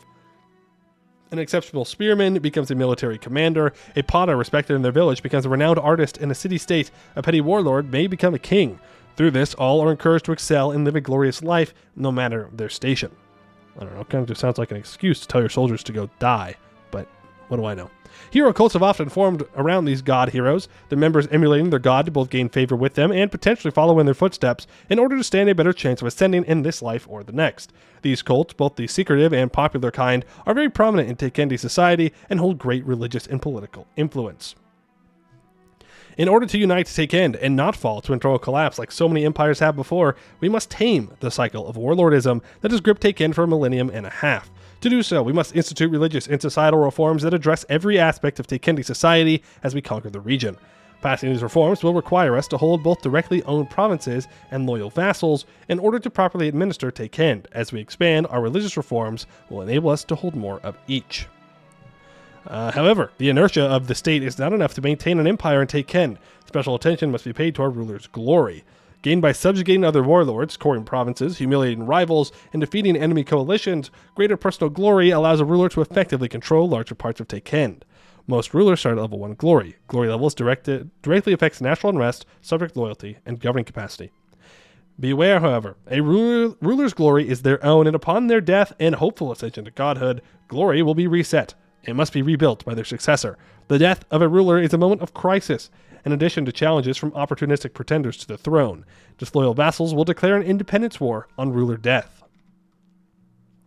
Alliances are more fickle in Tekend than elsewhere in the world. They are often personally arranged between warlords and must be renegotiated when a new warlord comes to power. Upon ruler death, all alliances will be broken and must be manually renewed. The death of a warlord is a crisis moment for any Tekendi state. Should your state have accrued extraordinary aggressive expansion with enemy states, then those that are not allied to you or already have a truce with you will seize the opportunity to form a coalition and declare war.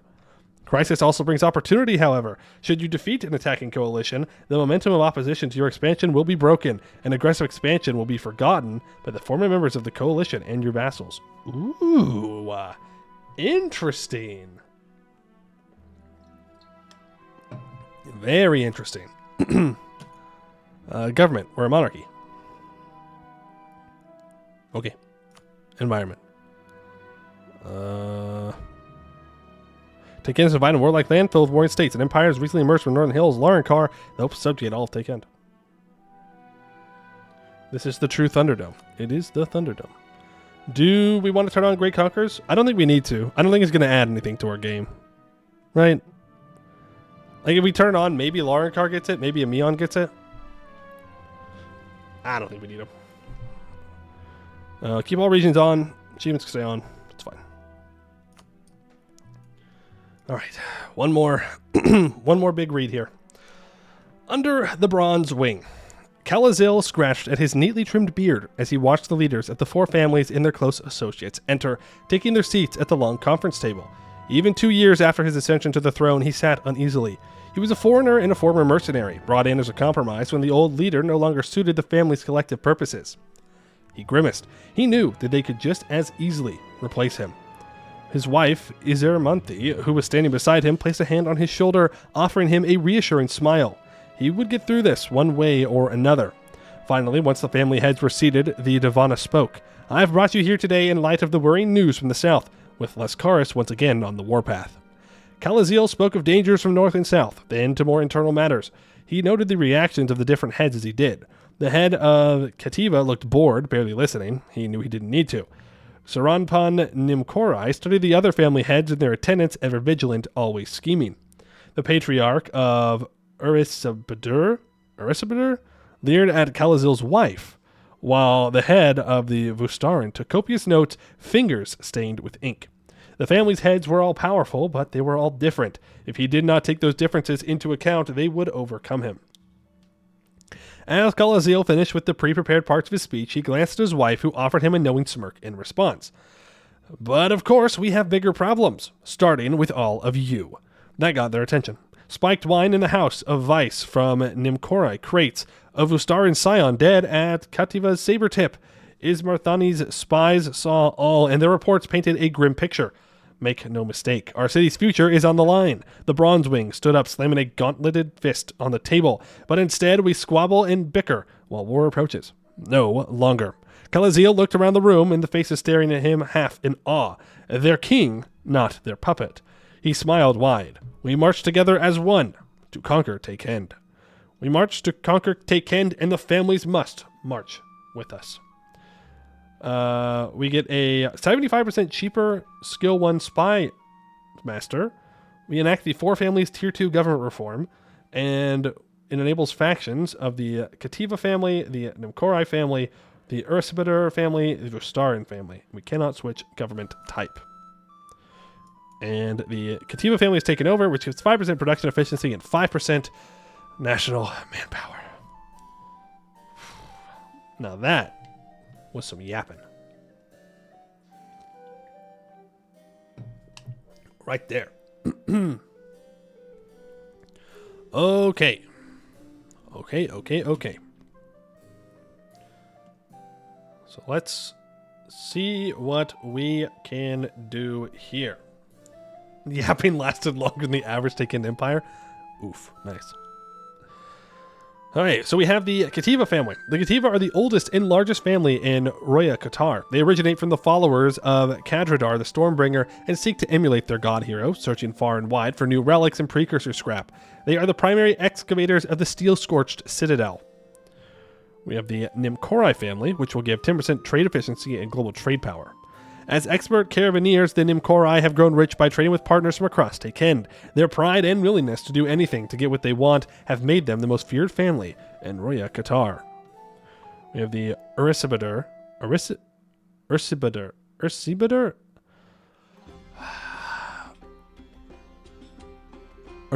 That's what I'm going with. Gives minus 10% aggressive expansion impact and minus 5% liberty desire in subjects.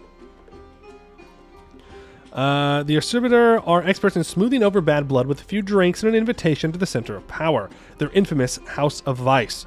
They provide the citizens of Royakottar with their every desire and have grown rich in the process. And we have the Vustarans, which is minus 2.5% tech cost and minus 20% institution embracement cost. The Vustaran are experts in working with relics from their underground laboratories in the heart of the city that conduct all manner of studies and experiments, consumed by the desire to uncover the secrets of the past and use them in the present. Alright, we have a bunch of religious reformations. Need all religious reforms. We need a neighbor having embraced some institution. The great part. Okay. So to replace traditional rulers, we need stab 1, no overextension, no rebels, 100 development, and 2 subjects. Ooh, look at our flag. That's fancy. All right, we have our leader, a 4/4/5 fierce negotiator, tactical genius, Devana Kalazil Bronzewing Rekathamir. Our consort's a 3/5/4 intricate webweaver, and our kid is a 3/4/2. Check the final reform. Why? Consolidate take in 500 development, 6 subjects. Every other take into hero co-follower nation is a subject. And standardize take into scripts. Yeah, okay. So we just gotta take everything. We can do that. I gotta bring my mic up a little bit. Hopefully that doesn't mess up the audio too much. He's also a general. He is a general. 4 siege general. That's great. So he's gonna die on a siege, and it's gonna be very sad. Government, we already decided or talked about we're a monarchy. Diplomacy. Well, now I feel like my mic's too high. Am I crazy? It was too low. Now it's too high. Maybe this is better. Eat the continent. Yeah, I know. I play Anbennar 4. I play EU4. I know what we do. Economy, we make no money. So we're going to have to make money through war. We are Tech 3. Okay. That's nice. We don't have feudalism. There is an argument to trying to go and take on Lascaris. I don't know if that would work. But it's one way to get feudalism. Wait, no, I can't even embrace it, can I? Can I? No, I think we can. Okay. Ideas. We have 10% global trade power and 25% merc manpower. We have plus 10% production efficiency, minus 10% construction cost, 10% land fire damage, minus 10% spy network construction, and 10% caravan power, 5% merc discipline, plus 25% inno gain, minus 5% mil tech cost, plus 1 missionaries, and plus 2% missionary strength. Are we going merc ideas? Oh no. Oh no. I know he's a merc. I know our starting ruler is literally a merc. But merc ideas? What do I even take? Mercenary religious? We can go mercenary influence so we can create client states? Mercenary. I don't know what the merc like meta is. Merc in court gives a minus 33% merc cost. Merc Inno gives really cheap military advisors and cheaper miltech. I mean, religious gives missionary strength and morale of armies. Huh. We'll probably take merc idea. I mean, how often do we take merc?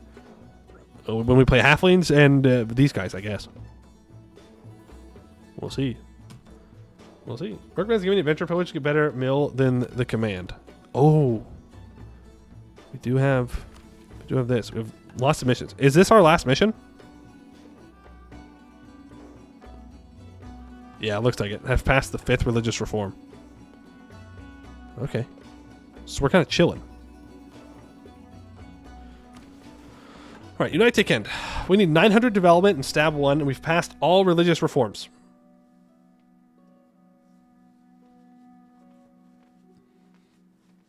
Merc doesn't work now, right? I think so. I think they fixed that. Then it's the taken form which has no content yet. Okay. Enshrine our place in history.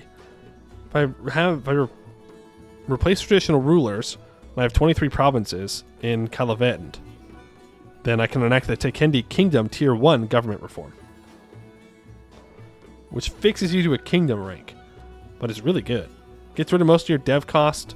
Increases from being primitive, more sailors, more army tradition for battles, plus 1 monarch military skills, pretty good. The challenge stands to do it all in 1 lifetime? Oh, man. Let's take a look at our religion here.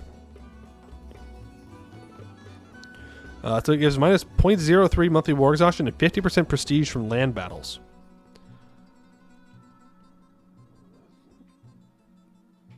Tekendi hero worship is different from Tekendi hero cults. Is there anybody that is Tekendi hero cults? Maybe it's a heresy that pops up at some point. And we have a mortal ruler. The ruler is perceived as a normal mortal. Only through force and violence will they gain any respect and authority.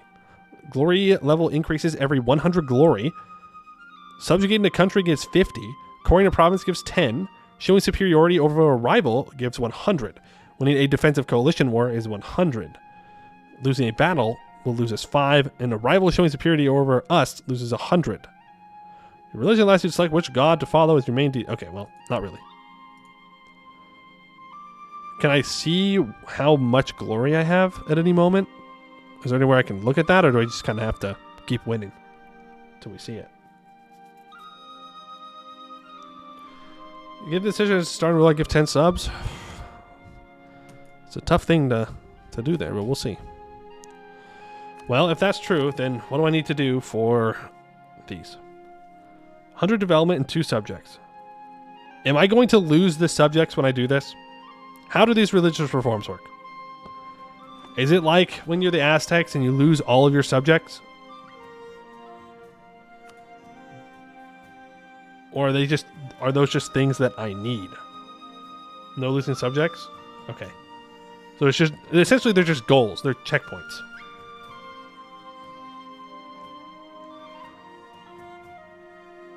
They need to throw in a 200. I also need autonomy, average autonomy to be down.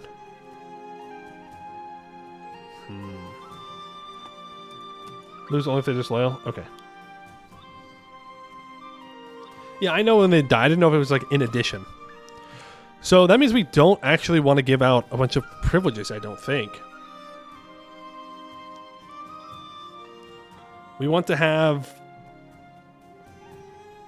crown land, so that way our autonomy keeps dropping.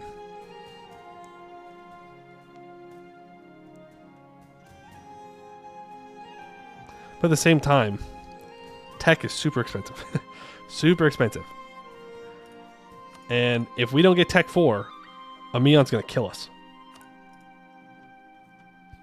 I definitely think we want to focus Mill here. I think it'd be kind of crazy not to. I know we need to hand things out to the mercs. And 5% merc discipline is pretty good. None of these do anything, really. It is 15 army tradition, though. But we'll get it back. Of course, loyal adventurers that have influence are really good. We do have a lot of coring to do. That's true. Let's give out the free company rosters.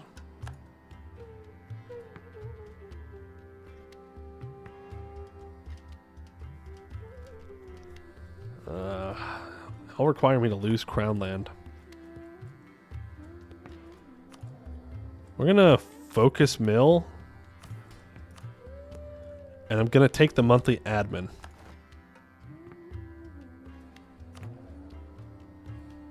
It's not too bad. Could hire the spy network person. What else do I want to do? Well, we can go to the nobility and give them supremacy over the crown. It gives everybody more loyalty and more influence. I want the clergy to have oversight and religious diplomats. That'll help with keeping our subjects loyal. Why am I... Okay. Oh, religious culture?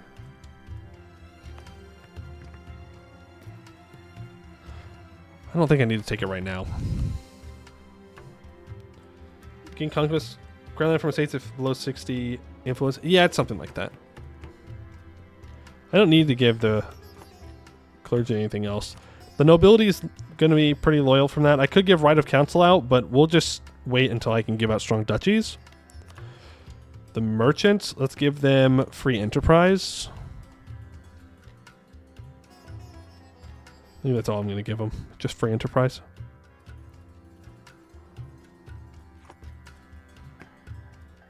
Pretty weak on the giving stuff out front, but again, we got to make sure people are loyal, and if we do need to do this within one lifetime, we don't really have the time to wait for that.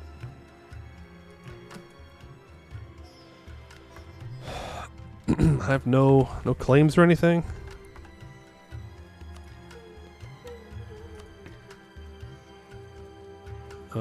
You want me to improve with people? Interesting.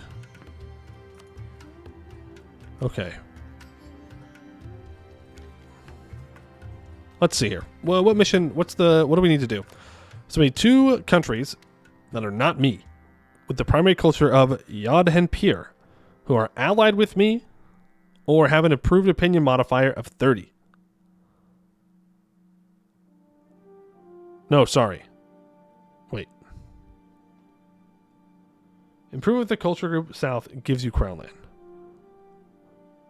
So it's either I have to be allied and have 30 opinion, or I need 5 owned provinces with the Yod Hanpir culture.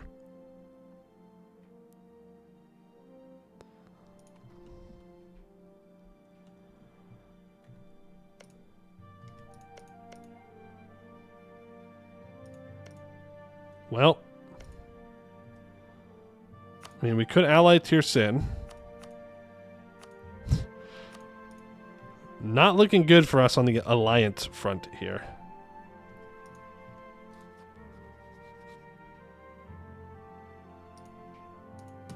Rulers of that culture emerge from there? Ah.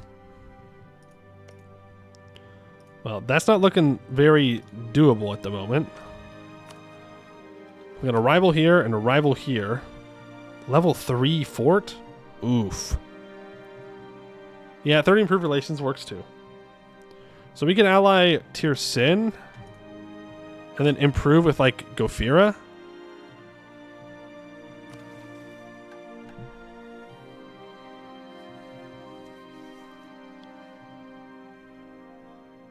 I mean, having an alliance would be fine, I suppose.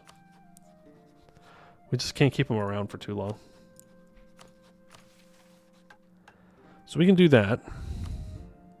Then I need to own all the provinces in Nanru Nakar. Now that's going to be a bit of a race with Larankar, isn't it? Because that's where he goes first.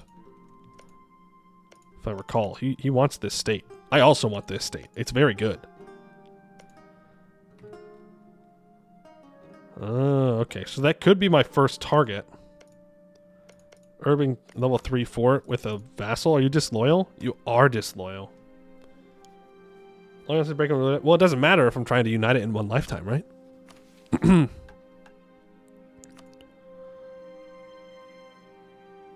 owned by a vassal, they get 10 liberties. Okay. Then wants me to go to the east here. And Renu's opinion of me needs to be at least 50. With liberties are less than 50%. Or I need 100 crowns and 50 diplo points.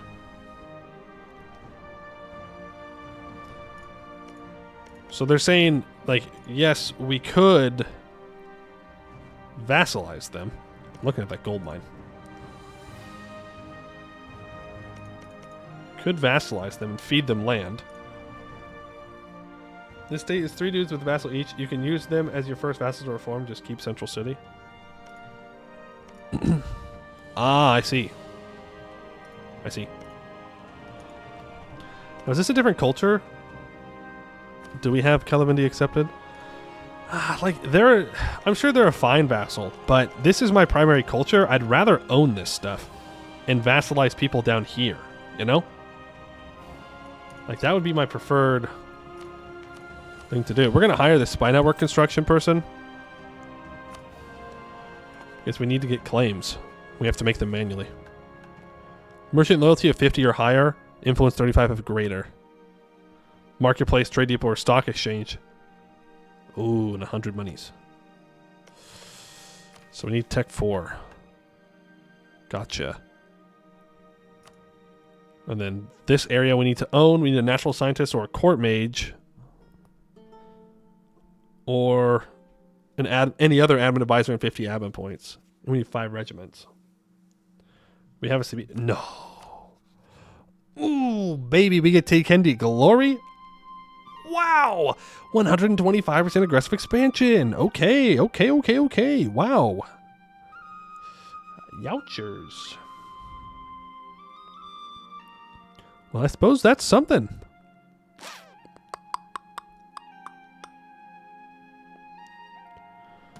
Well, I mean, if we have to do this in one lifetime, people can be pissed. So, let's ally Tirsin. We're going to rival people right before the month tick. Actually, let's rival him now. I'm rivaling green guy here. I'm rivaling Nakar Kriadvai. And I'm going to save one. I'm going to hire a Merc stack. Do we just want to get the Novice Adventures? Probably. We can't really afford anything else. The Maxi Zone, thank you for the 3 months. Appreciate that. Very kind of you.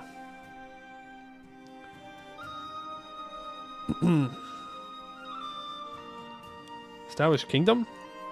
What's the difference? I thought that's what you wanted me to do. Was to unite Taekend. I thought that's what you wanted. I don't see any other option. Whatever. You want to enshrine our place in history? Well, that's not hard. That's easy. Oh, 24 provinces? I can do that. This is first run? Yeah, it is.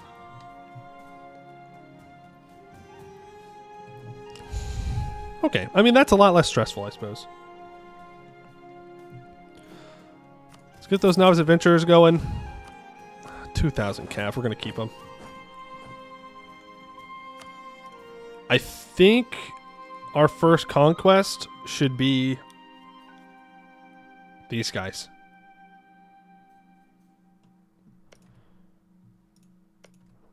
Ooh, they have cores. They have cores. Ooh. I could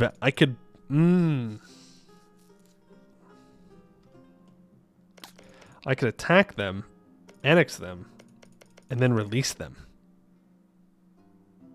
Then I get 2 vassals right off the bat.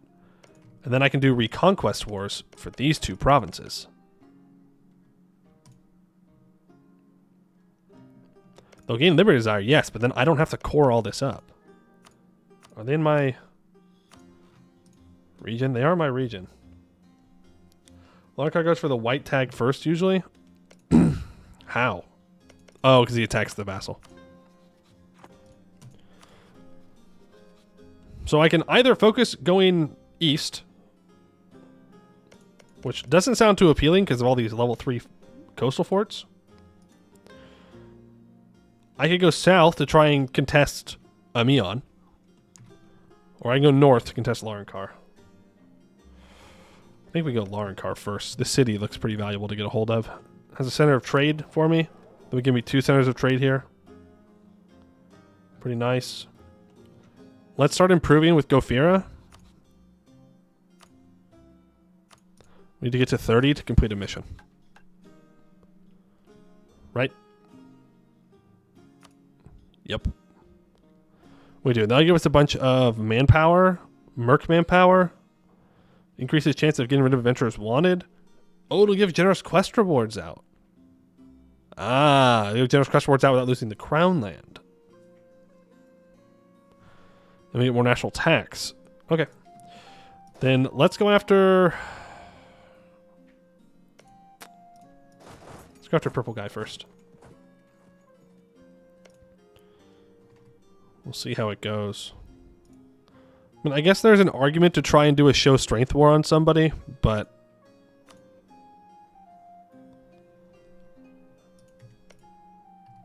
Huh. Interesting. Check out the white guy and the black guy. Lark cannot expand into your region. Well, without going through me, I guess. Move north. He wants to be my my ally. Freudian slip, of course. Anyone else want to be my ally? Nobody that I'm willing to ally. I guess I could ally... Oh, he's a powerful mage. Only one, but a powerful mage is still a powerful mage. Ah.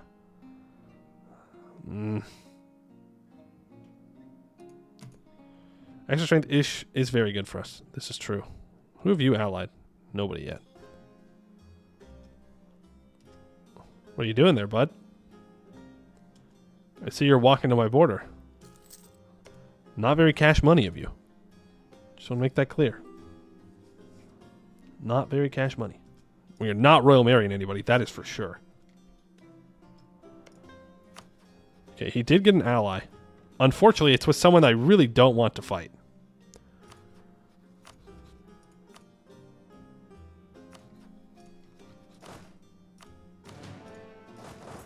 Let's take one step down.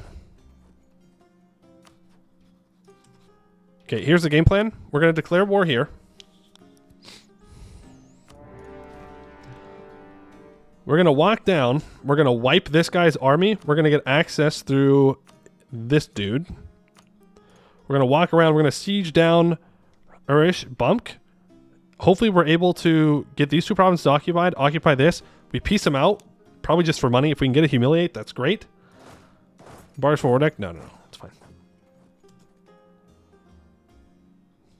And then we turn around and we can deal with the other guy. Okay, he has 7,000 troops. This is farmlands. He is super dead. There's the stack wipe. Minus 10% shock damage received. Not bad. I need to get access through you. Give me my cavalry. That's really dangerous. He gets here on the 14th. I might have to scorch my capital here. The problem is he might just walk up into US Renu and wipe my cav. Let's keep him here for now.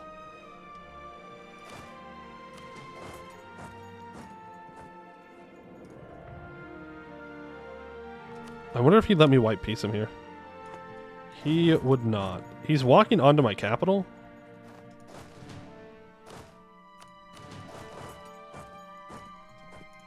This is urban. So we're not going to get a morale tick. Oh my goodness, we are going to get a morale tick. Oh, I'm cheating. He broke the siege though. So I can't scud it, or what is it called? I can't leave. Okay, there's the stack wipe. Send the mercs over to Urish Bemk. And then send 3 troops to the capital. And send 2 troops here. You're going to go occupy this province, and then we're going to step on their capital so they can't build anything else. His vassal shouldn't do anything because he's super mega disloyal. He has rebuilt his troops, but that's okay. I'm not going to recruit a general here, I don't think. Sally out. Yes, that's the word. Spy the city guy. We're not sieging this down. Oh, you're talking about this. Maybe.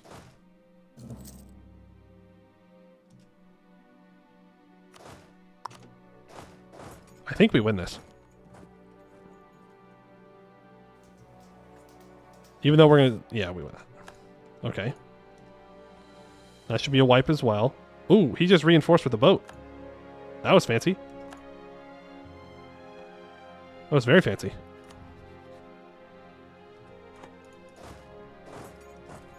Keep our troops here then. Come on, do you see a chance for you to die? True. True. So let's switch those guys. Actually, I don't want that at all. You stay. No. Okay, you send the infantry with no general there. He is... what a weird way to retreat. Blue guy has an island? Yeah, I know. That's why I really want to get out of this war with him.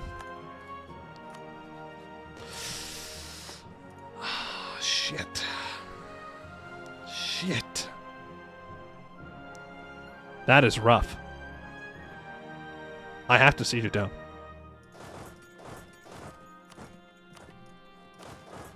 I have to siege down. I don't have a choice.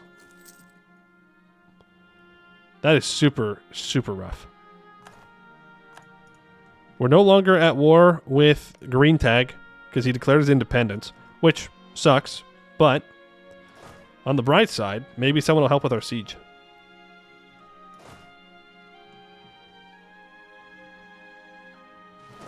Split up and go in here. Man! Yeah, this is a rough tag to have to fight here. Luckily, it's just farmlands. We need to get lucky and get a wall breach. He still can't build anything over here. I pretend like I'm gonna leave, or people gonna help me with my siege? Thank you. We have to put everybody on here. Okay. Let's see how it goes. Who have you allied? Damn, everybody. Yes. I can go to my military access. I don't need it anymore. Improve relations is at 27, so we'll be able to complete that mission here in a second.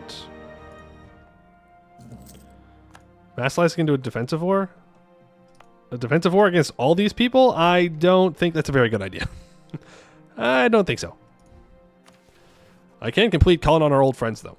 Kalazil Bronzewing Reketimir was a Yodhempir mercenary captain working for disparate warlords across Taken before he overthrew the previous Divana of Royakottar with the support of the four families.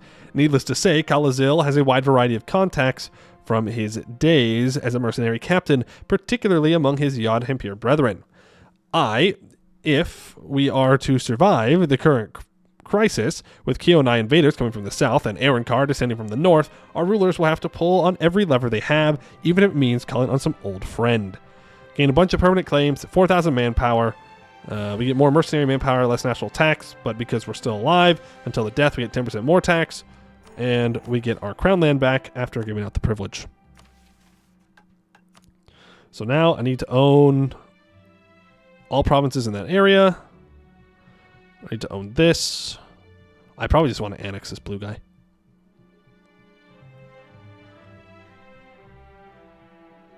Cost me a lot less money to just annex him. Wait for the merchant guilds. We need a marketplace for that, and that's a natural scientist. Mission tree. It's about uniting Taken.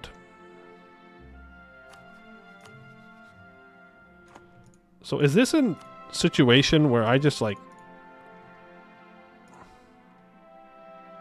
No. It's not.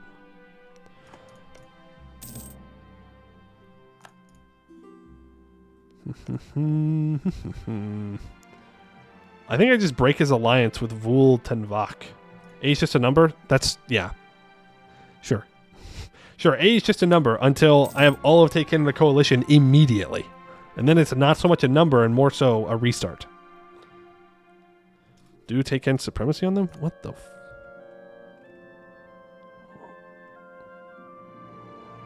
You can't do a humiliate rival with the Takendi Glory CB? What the frickety frack?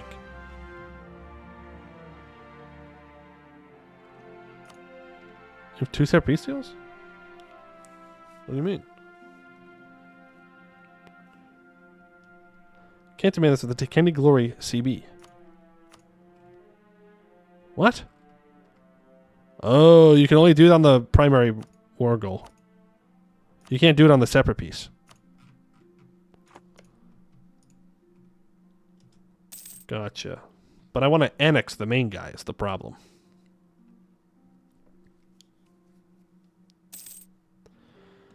I'd love to take this fort if I could, but I'm not going to be able to. Yeah. I mean, we just don't have a navy. There's nothing I can do about this. Nothing I can do. So we'll just piece this guy out for money, I guess, and I'm going to break his alliance with this guy.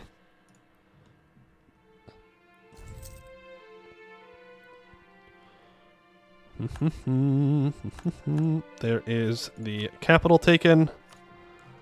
I would like war reps, and I would like money. I don't know if I need to take transfer trade power here. Perm claims now the way. I do.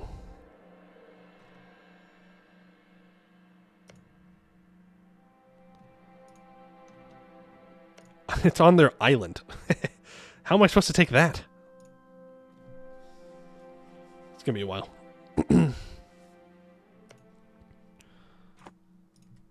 Yeah, I'm not sure how we're ever going to do that. I need to like get a coast from this guy. And then like build a couple of boats. But we can't take anything from this guy. That's too much aggressive expansion. I mean, this is 45, so, you know, what's the difference? Damn, that's a lot of aggressive expansion. Yeah, we're taking money. We're taking war reps. Break your alliance with Purple guy. Not going to take 10 aggressive expansion for 3 development. Not really E4. Yeah, okay, but like... You want coalitions?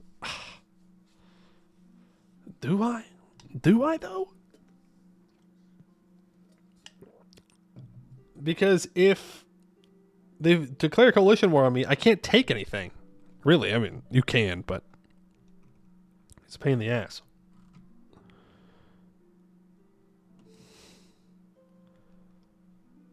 As soon as it forms you I thought it was only on a defensive. If they declare a war on you, then it becomes you lose it. Oh, so it's even if I declare war on them? Interesting. Interesting. Well, I still feel like that's probably too much. Am I crazy for thinking that? That's a little intense. I think we die. What about just the fort? I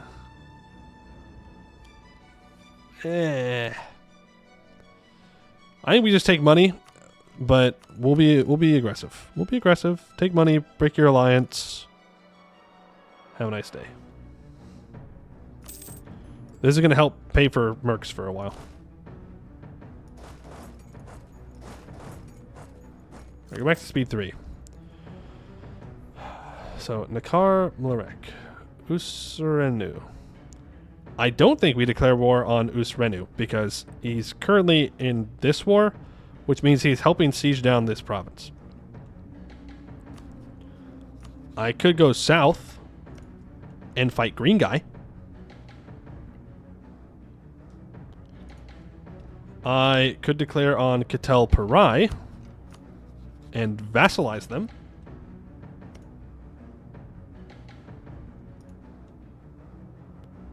Level 3 hill fort. It's not a bad vassal either. Ooh. I think that's what we do. Go ahead and attach. Get access through you again. No CB. Oh, you mean no CB?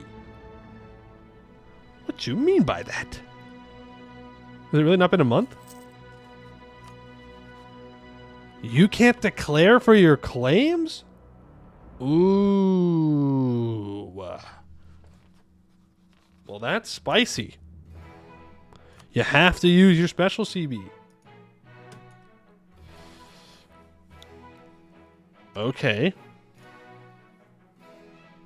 Interesting.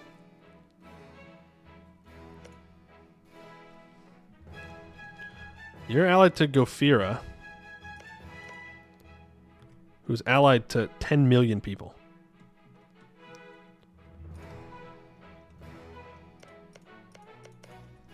So we could go after this tag.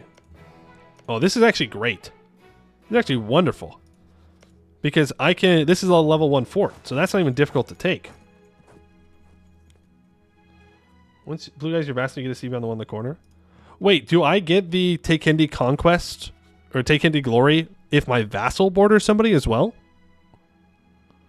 That'd be kind of sick. Yeah, I can't do that. Yes? Ooh, okay. Okay. We're cooking. Well, in that case, I really do want to go to war with Green Guy. And maybe vassalize him? And then I have a CB on the coastal guy who currently does not have an ally.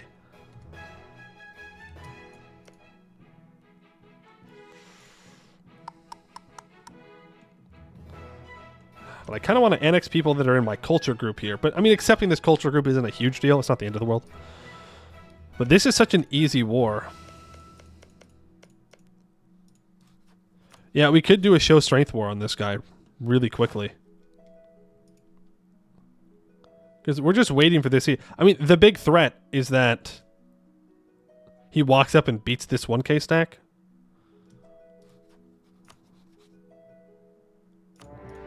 But let's just hope he doesn't do that. So we get into Macelia Endy. Here's a question. Do I hire an advisor here? I don't have anybody that I can use, so no. I don't feel good about this fight.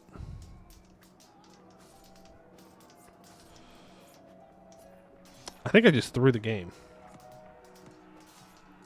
I think I literally just threw the run by doing that. That's crazy.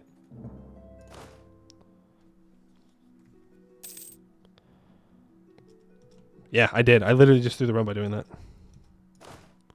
Insane. Easy war. Yeah, easy war, by the way. Easy war.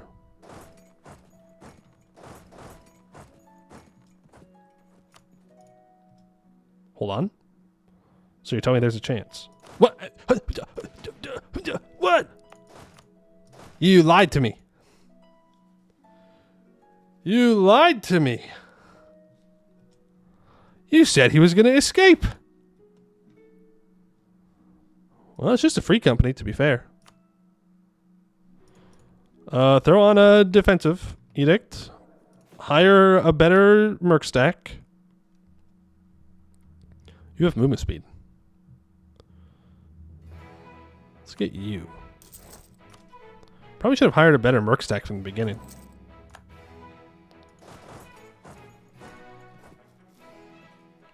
I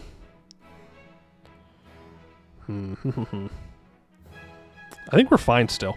I really don't think that's too bad. It's going to be a lot of money. Why am I losing 7 ducats a month? Reinforcements. We have cavalry.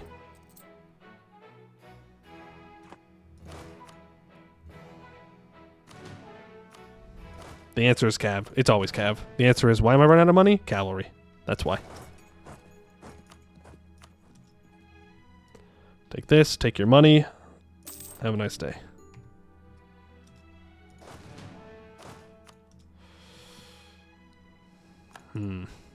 I might restart.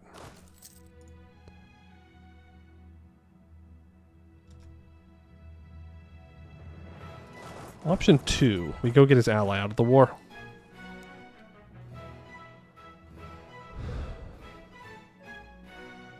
If he's going to sit here on my capital, throw a defensive edict on.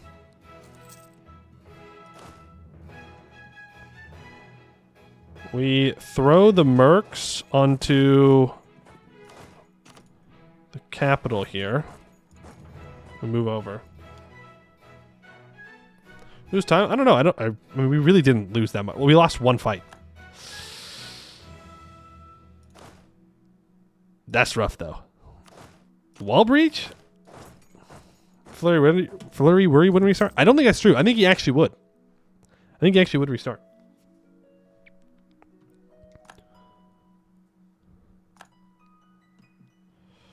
Now, I don't think this is going to be enough to get this guy to peace out.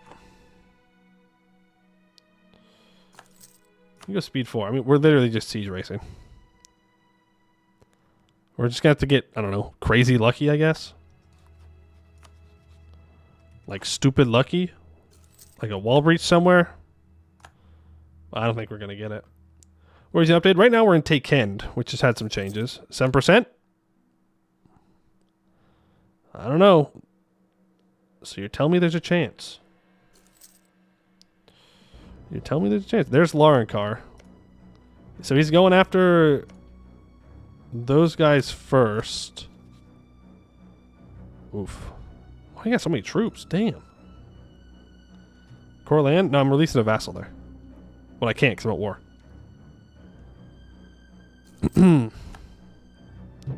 35%. Yeah, alright, we just restart. We could have brought it back. Could have brought it back, but not if we lose that siege race. For defensive advisor, yeah. I also don't think we hire the free company. We have a lot of reductions for merc cost, so I think we just hire something with a decent general, even though we have a good general, with something that'll be useful. I mean, the first war was still good, though. That was a good war. Except he allied the blue guy. If he allies someone on the coast, that's just so rough. You know, like a level 3 coastal fort that I can't blockade is just, it's going to take forever. It's where you lose a lot of manpower.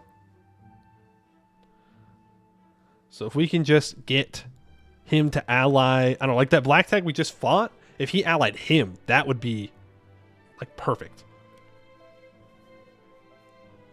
We don't need no restart counter. We don't need no restart counter. You can have a restart counter in your head, all right? If you want one, put a little like text over the stream, be like restarts. Keep track of it yourself. Vassalizing blue guy is still incredibly value because it's free 6 to 8 troops. True. But fighting blue guy means that Laurenkar is going to get to the city first. You know? Okay, restart counter 5. Now, wait a second. We haven't had that many restarts. What do you mean? What do you mean? The restart counter in my head. Wingdings. Wingdings moment. Okay, who are you friendly with? Okay, you've rivaled Green. I guess I should say their name. Sibi Simra. Okay, it's looking like this is going to be an alliance again with Vol Tenvak. He seems to be neutral with everybody in the area here. I do want to re-ally Tursin and improve relations with Gofira. I liked our decisions with the dudes here, with the estates. So let's give supremacy over the crown. The merchants can have free enterprise. The adventurers can have free company rosters. We'll do generous quest rewards here soon. I don't need any of this other stuff now. Like, I do need it. We could give out designated guild hall. It'll take us down to 15, but I get back up to 20. I think that's fine, actually.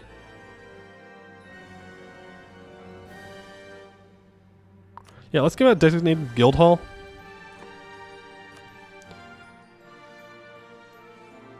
Ah, but the adventurers don't lose loyalty because they're exempt from seized land. I honestly never even thought about that. Okay. They don't know how much land to seize. So then I can summon the Diet. I need to get their loyalty up to 60. It's going to have to be generous quest rewards. What do you want from me? Any owned provinces a port? Yeah, I can do that. Actually, I can do that.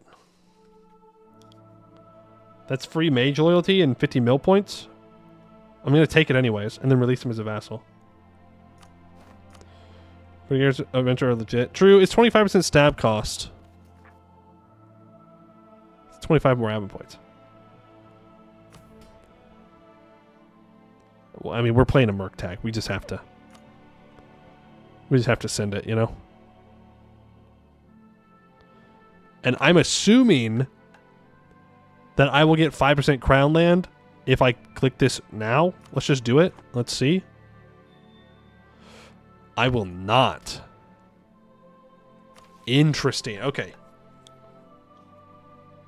I get 75 crowns instead. Ooh. Is that worth it? Is that worth it?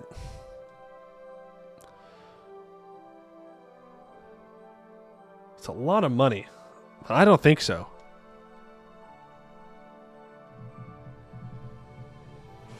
I don't.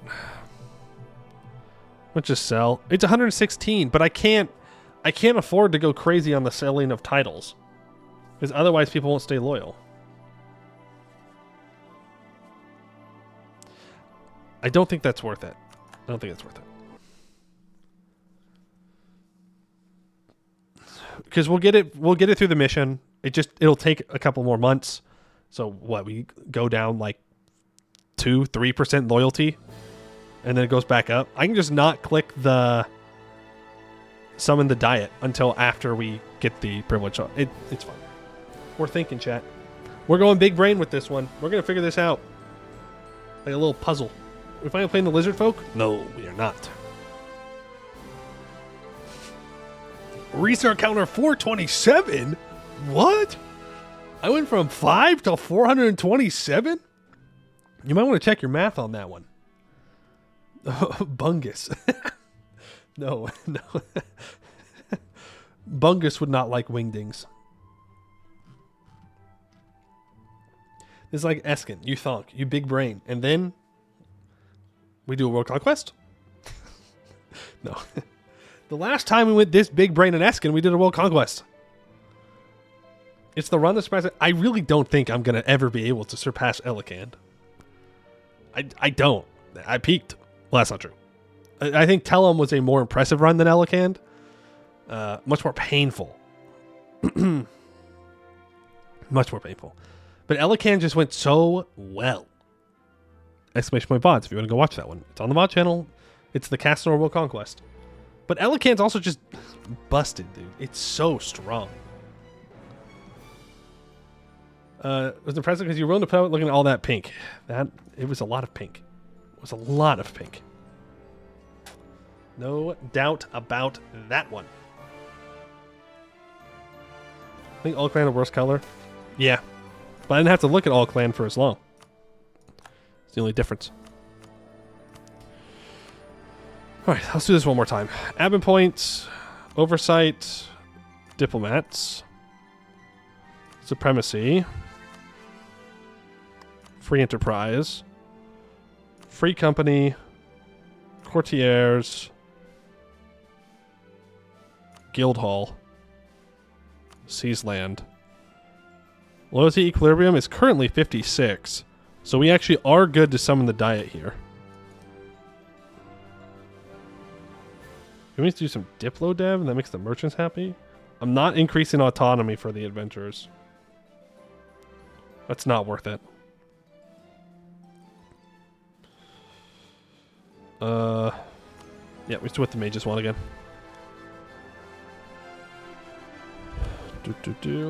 Now that Dalcovas and Kenor Religious Group, much less AE. Yeah, it'd be kind of crazy now. We'll save our rivals for right before the month tick. Let's look at mercenaries. I mean, it's going to be 4 infantry no matter what we do. This takes 10% less shock damage and 10% more reinforced speed, which is kind of nice. 1340. The Varendi War Kotompku comes out of Varendi, which is over here. They are a little bit cheaper. They take 10% more fire damage, which doesn't really matter right now. They do 10% more shock damage and have 20% more movement speed. This has a 4 siege, but 5% less discipline. And the Larnacar Free Sabers has 3 shock, 5% morale of armies, 10% shock damage for 122 a month. There are some more that are a little bit more expensive. I think the Varendis are probably our best bet. 5 maneuver, 2 siege. We already have a combat general. We technically already have a siege general, but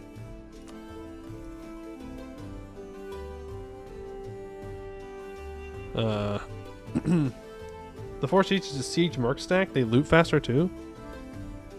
Oh, interesting. Yeah, but they have 5% less discipline, and I'm gonna need them for fighting. It's not bad though. Like it's not like never bad to have 4 siege general. But I think I'm gonna go with the Varendis. Take 33 days for them to be hired, so let's start that now. Ally, you. Start improving with you. Let's see how everything shakes out here.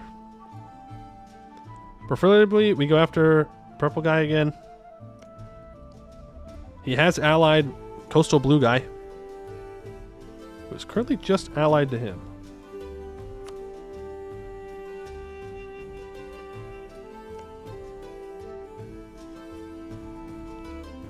Let's rival Kikurchend. That's not his name. That's the name of the province. Nakar Kriya Devai. Let's rival Green Guy. And let's rival... Sound like Gofira again. If you can't kill Blue Rise. Yes. If he doesn't get another ally. But he may.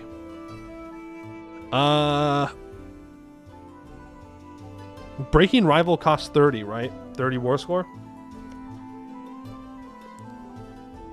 I do have enough to rival this guy. And get the power projection from it.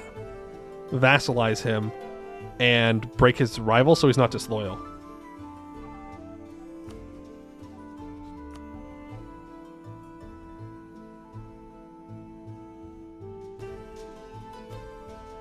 Yes. Let's do that. I think.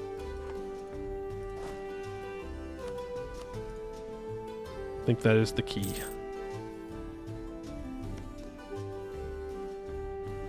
Don't need that alliance. Don't want that alliance. There's the 11th. He still only has one ally. I mean, that's pretty good. And then we can vassalize this blue guy. Hopefully he keeps his navy that way. And, I don't know, it just puts us in a really good position. The only thing is, our mercs are not ready yet. We're going to immediately scorch our capital. We're going to move in. There is an argument to be made to go after purple guy first, actually. So let's do that.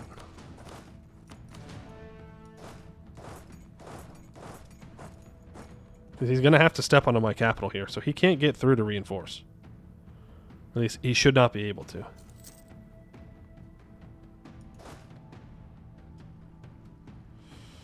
Yeah, see, this is the problem. We're going to have to chase him around.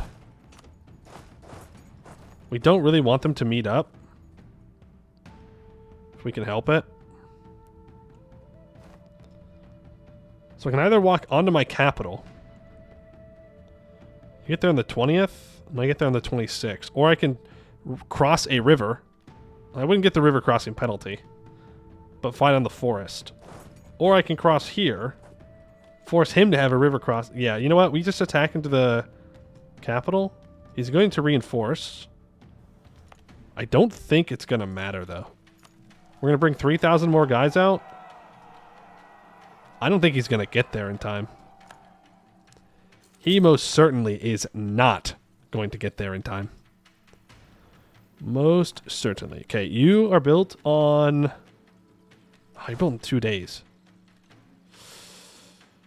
I can't stop it. It's fine. This should also be a stack wipe. Ooh. Or not? Fuck. That's really bad. Ooh, that's super bad, actually.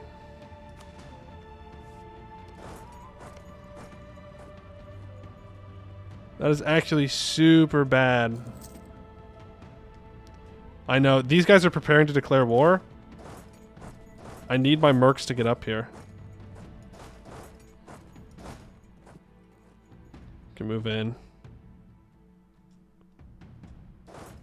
Come on, we gotta get there. He's gonna declare that war. He's gonna declare that independence war. Move in, please. I gave him a month tick when I didn't need to. Oops. Really? Again? Really? Scammed. Actually scammed. No way. I mean, okay, that's fine. We can make this work.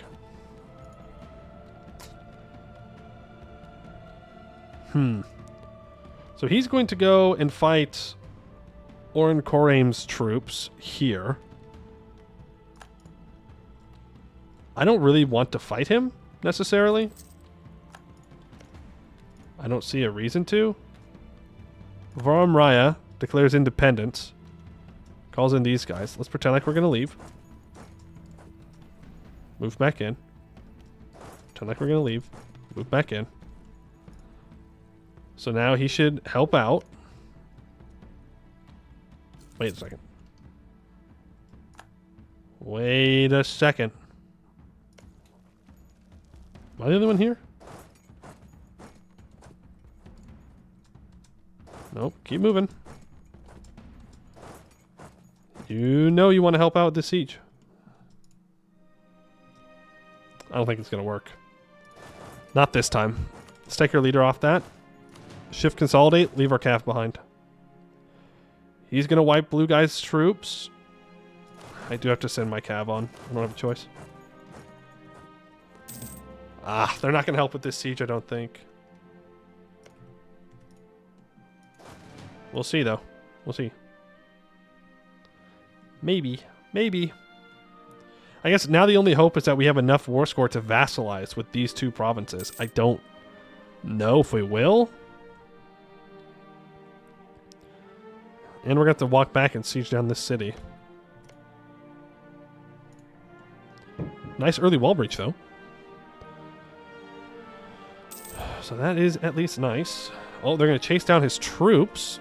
There's the mission fulfilled for calling on old friends. So I can stop improving relations, and I can start building a spy network on... This is rough. This is fine. Start building a spy network on this guy.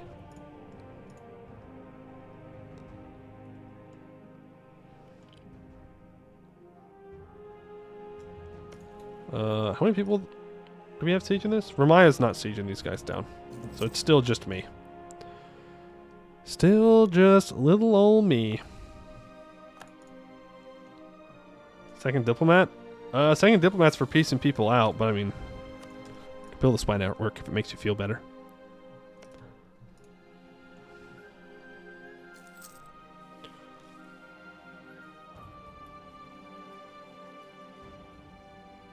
You know, we might have something interesting here.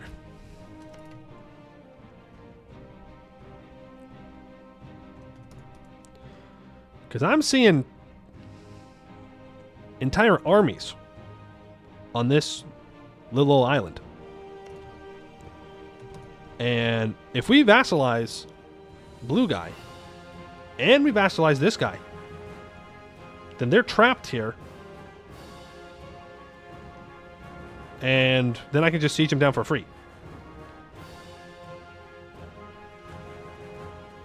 But the thing is, we have to get this siege completed, walk over, complete this siege, and piece them out back to back. So that way they don't get black flagged. I don't know. They may get black flagged anyways. Unless I offer them military access, then they shouldn't get black flagged, right? Because it's in my vassal? Am I being crazy right now? This all assumes that I can actually, you know, vassalize these guys. Who have you allied? You've allied quite a few people, to say the least. You've allied Laurenkar. So I need to find a way to get to war with green guy without fighting everybody down here. Though he only has a level 1 fort, so it's not too bad. Have we moved at all? No. They have not. Man, I really wish they helped out with this siege. I'm going to take that prestige. 14? Okay. So, if I wanted to piece this guy out, I can't vassalize him, guys.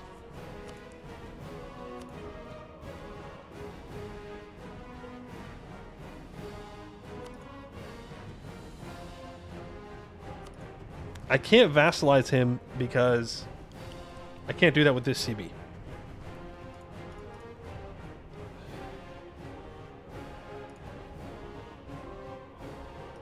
You can do vassalize. No, no, no, no, no. That's only for the main guy. I can't separate piece out people and vassalize them. New peace deal. What do you guys mean by new peace deal? What do you mean by that? Like, this allows me to only vassalize the main war target, right? It doesn't let me vassalize everybody in a war. That would be kind of busted.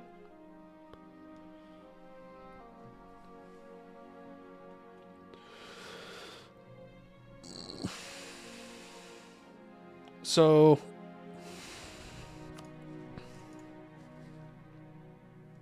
I think I just take the fort and walk away.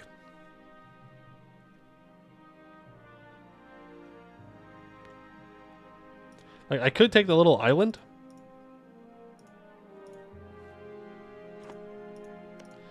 I probably should take the little island.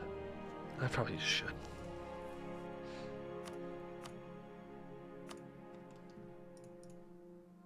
The thing is, we're going to get coalition by everybody for this.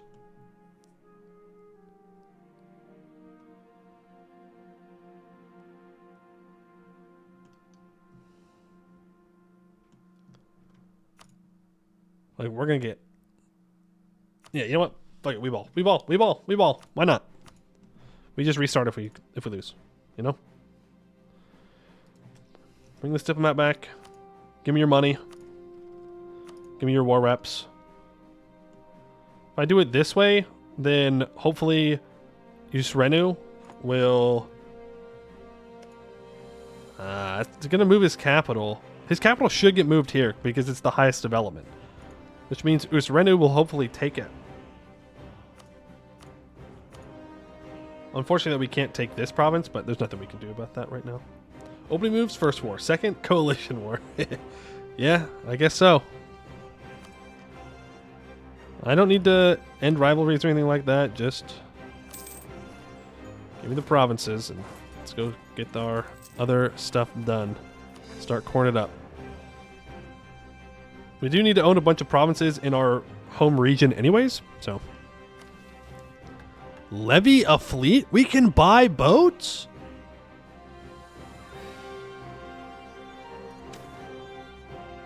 What? What is this? The lords of Taken never bothered much with the sea. They could never afford to, for their rivals on land were always a much bigger threat. Even the lords of Ormvand and Magyar Vici found their attention on island or inland matters rather than the lands beyond. Thus, naval affairs were left entirely in the hands of the merchant guilds, who held an exclusive monopoly on shipbuilding techniques and naval expertise. Our lord has reached out to the merchant guild seeking to purchase ships for his fleet. The merchant guilds are happy to accept on the promise of more favorable treatment by our kingdom. Buy 1 light ship, 3 light ship, 5 light ship, or buy a bunch of galleys, or hire 500 sailors. And we get hired private ships for 5 years, giving sailor recovery speed and more merchant guild influence. Oh, because we're primitive, so we can't get ships, regular ship. I see, I see. Okay, we will get ships at some point. We're going to core everything up first. I don't know if that would break something, and we don't necessarily need them immediately. Bad news. They did move their capital to the island, so my bad. My bad on that front. I wonder if they will join me on this siege. Because if I can trick them.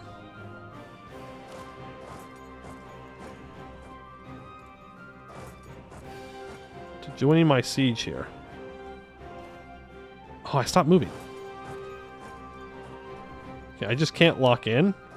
That's to keep resetting it.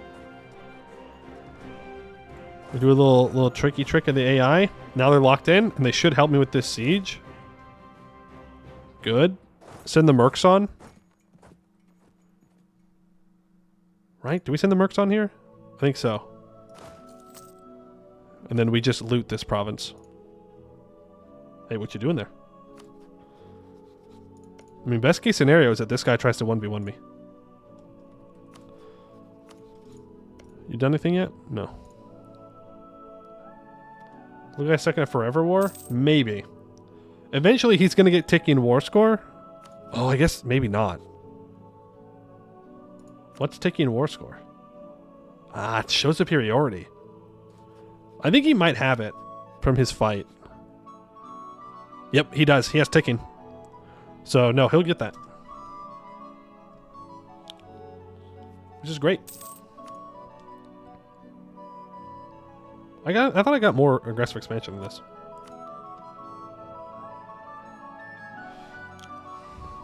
We ball. We ball. We ball. We ball. We ball. But if we're balling, vassals are kind of bad because they're going to lose me war score with their bad fights. No heavies? No, we don't need heavies and we can't afford heavies. Galleys will be the way here. For sure.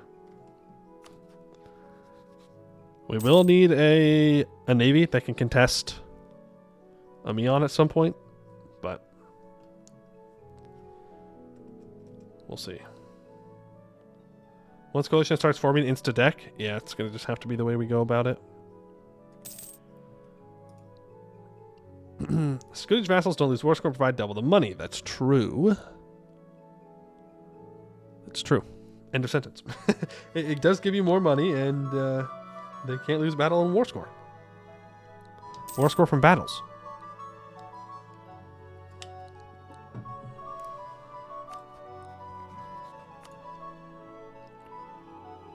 You will join. Is this guy allied to anyone else? No, he is not.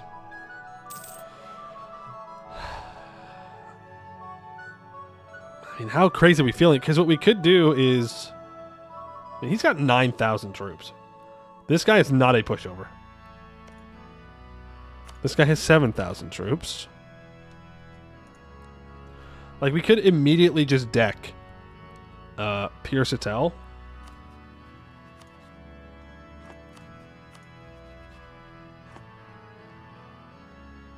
Doing the supremacy war on Black Tie would also eat them from the coalition. Doing the special peace deal and vassalizing people is how we get better. Yeah.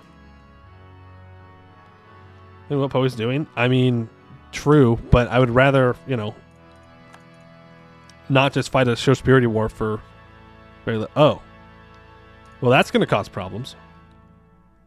It seems Laurenkar has decided that he wants to stop me from doing anything. I see. Okay.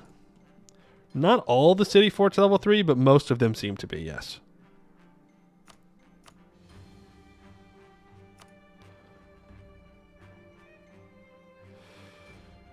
Well, I guess let's just see how this goes. Full annex. I mean, I can get a claim here. Take what we need. Release this guy as a vassal. I can choose a new rival. Oh, this is so free, though. This is so free, though.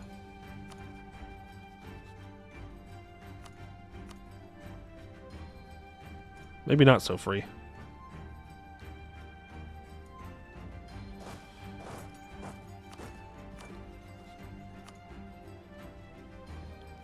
Like, I could immediately just go into this next war.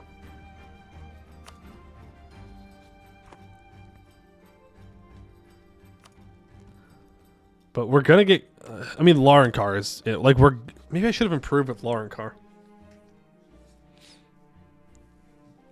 I think we're dead.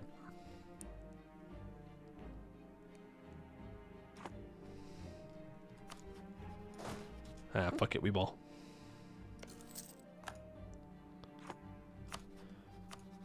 What's your name? Nakar Mlarek. Rival you. And Nakar... Calico rival you. Okay, so Laurenkar has entered the military coalition. So that's fun.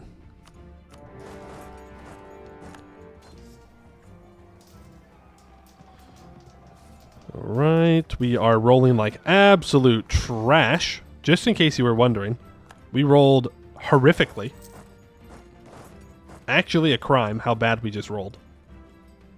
Criminal.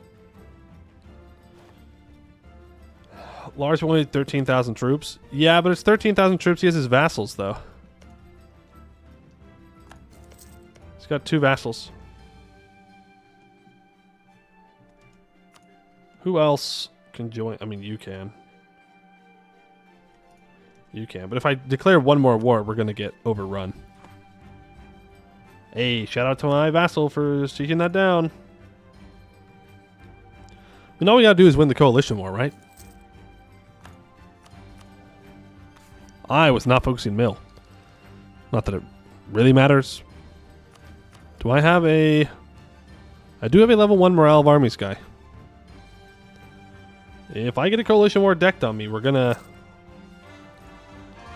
take the... Oh, now, isn't that interesting?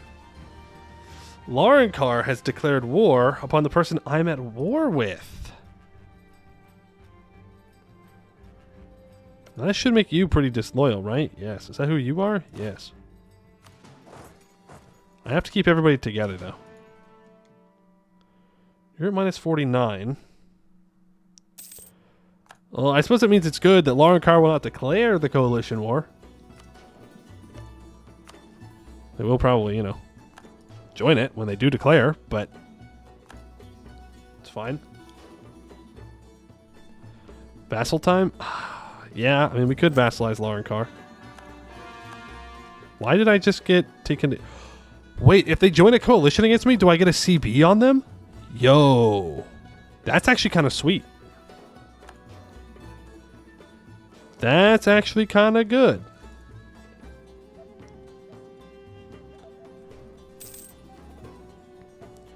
Wants to vassalize the white tag too? But the whole point was that I could feed my vassal cores. I mean, I guess I... No, I can't because he's occupied this. Well, we'll see how it goes. I mean, at that point, then what I should do... Well, you know what I need to do? I need to improve relations with Amiens. Okay, there's the coalition war. So, bad news. We're dead.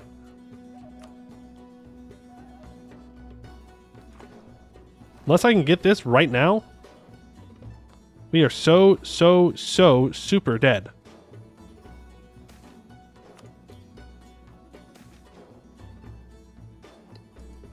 We are so back.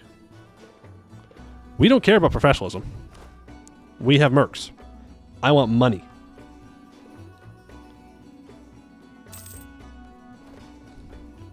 And more money means more mercenaries.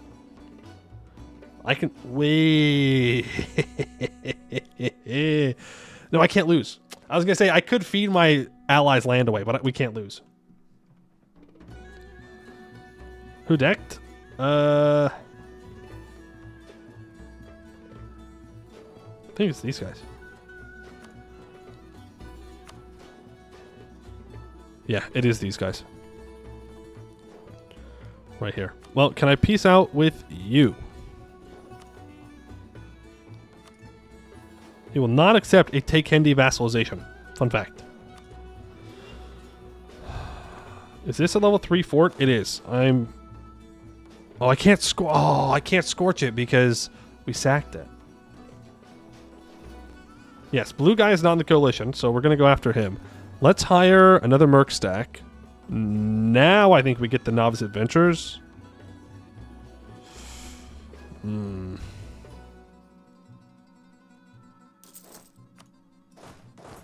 Hope you're ready for some debt, ladies and gentlemen.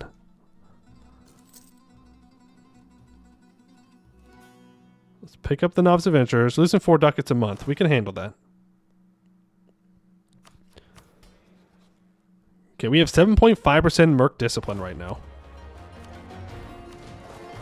We need to go contest this siege. I'll get 1 tick of morale reinforcement.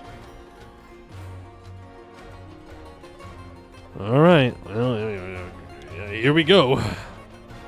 We hit this with a solid yeehaw. My ally's currently throwing the game. What the fuck was that? What just happened? Where did he get those troops from? Am I going crazy? Oh, it's these guys. It's from the coalition war. Nah, we're fucked. Nah, we're dead. We're dead. I didn't even think about these guys just walking down from the north. Damn. All right. Well, in that case, we cannot let this fort fall.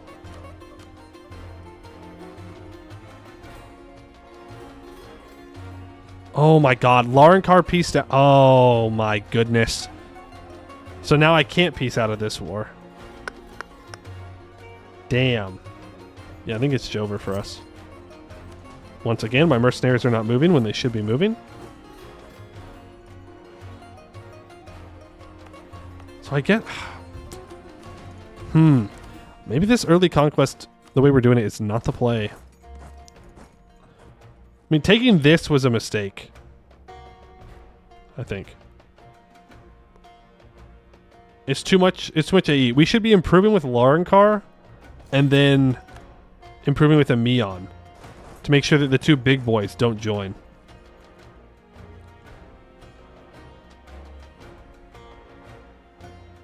I mean, you know what the other option is? I don't know, because I want to contest for these, because I don't want Laurenkar to have 3 level 3 forts, or level 2 forts, I guess, right here. That's rough.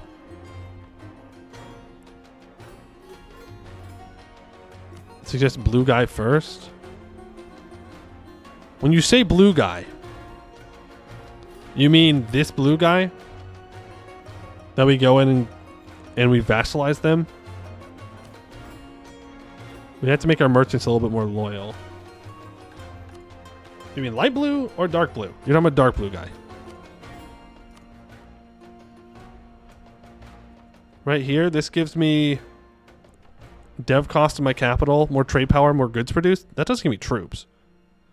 Unless you're talking about just the vassalization of him.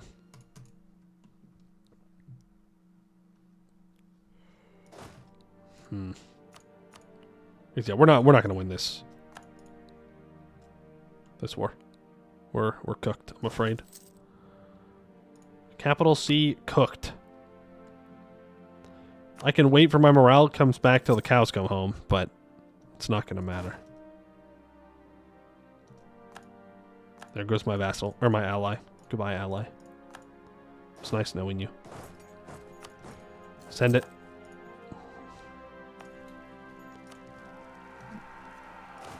Not to mention the fact that our troops are getting absolutely decimated.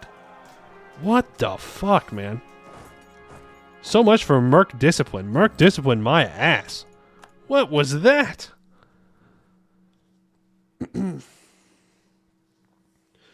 Yeah, I think getting stuck on those 2 level 3 forts takes too long. And it slows us down by quite a bit of doing anything useful. You know? I need a small coalition to form against me, not a big one.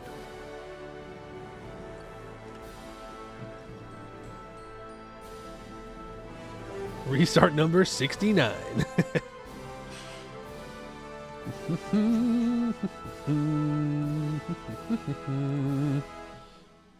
Big advantage of 4 siege general. True. True.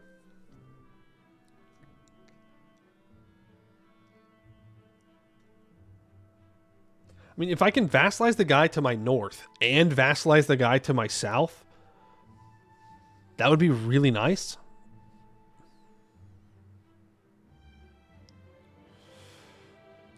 We have the tag that's black to the west. We have the tag that's blue to the north that both have level 1 forts.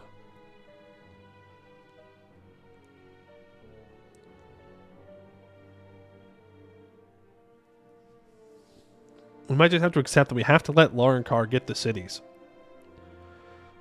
Which would suck.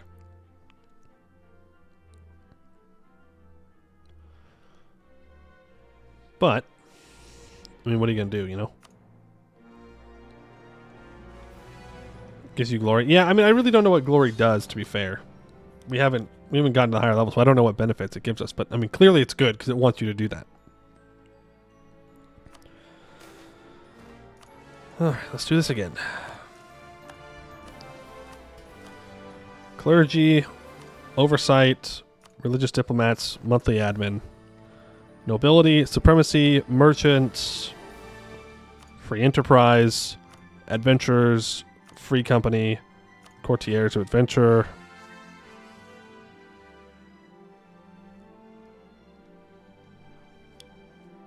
I don't know if the designated guild hall is actually a good idea.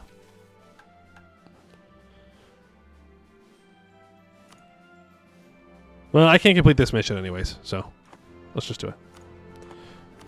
Designated guild hall. Seize land. Summon the diet.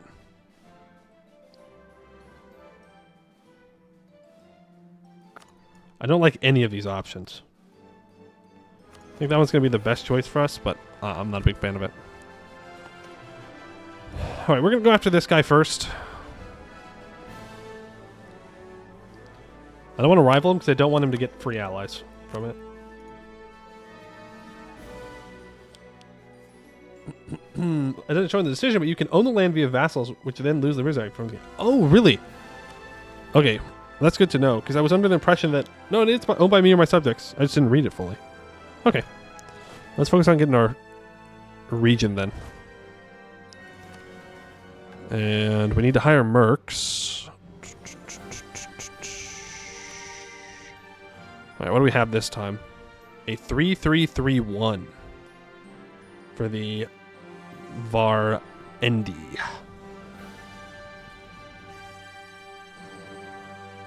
No 6 shock general, huh? I can dream. Let's hire him. Let's focus mill. Let's ally you. Improve with Gofira. And unpause, I think. We will get to it. You have allied Nakar Milarek. That is an unfortunate alliance, because I can't do anything with that.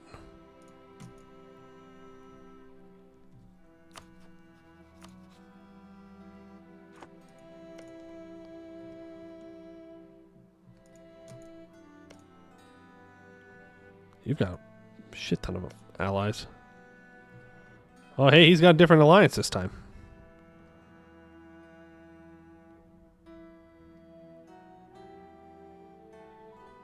Now, hear me out. Hear me out. We declare war on this guy. His ally is not really going to be able to help him much. We get the full occupation. We know that Lorenkar is going to want to target Nakar Milarek first.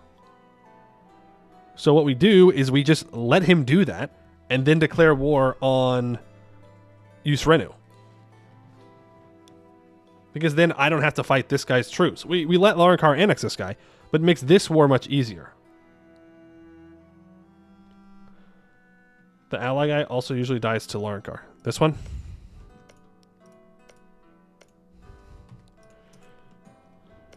Well, now I do think fighting this guy is the play. On the other hand, if this guy has no allies, he is a good target. No allies is good, even if they have a level 3 fort. You know?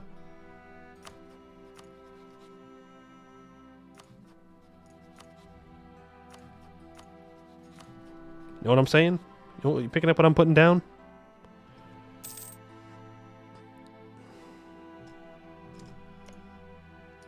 No allies.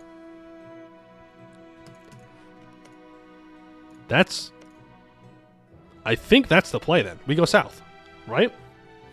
We grab this guy. We vassalize him. That leaves us with a second level 3 fort, specifically a coastal one. And then we can turn around and decide who to go after, depending on who Lorenkar kills first. Preferably Lorenkar fights Cedra Geni, and then has to walk over here and siege down this level 3 fort, wasting his time because he can't take this. That would be the hope. This guy has no homies. If you have no homies, you get annexed. Sorry, I don't make the rules. I thought the game was about to crash there. I'm not going to lie. The game paused. I was like, ain't no way. And we're going to put our leader here. That's a stacked wipe. I think we just leave everybody on this siege. We already know he's going to build troops elsewhere. He's going to bring them in. He's going to unsiege this stuff. I don't think it's worth it. And I didn't even think about this. This dude is probably going to declare war. Hold on. I've changed my mind. Oh, you're not going to give me access. I have not changed my mind. Yes, I did focus mill. So if we can get enough war score to vassalize blue guy, then Usrenu will declare war, and then I can get a vassalization here. Wait, can I vassalize someone if they declare war on my vassal with the Tekendi Glory CB? Can I do that? Or will it stop that? I'm going to start building a spy network. No, wrong.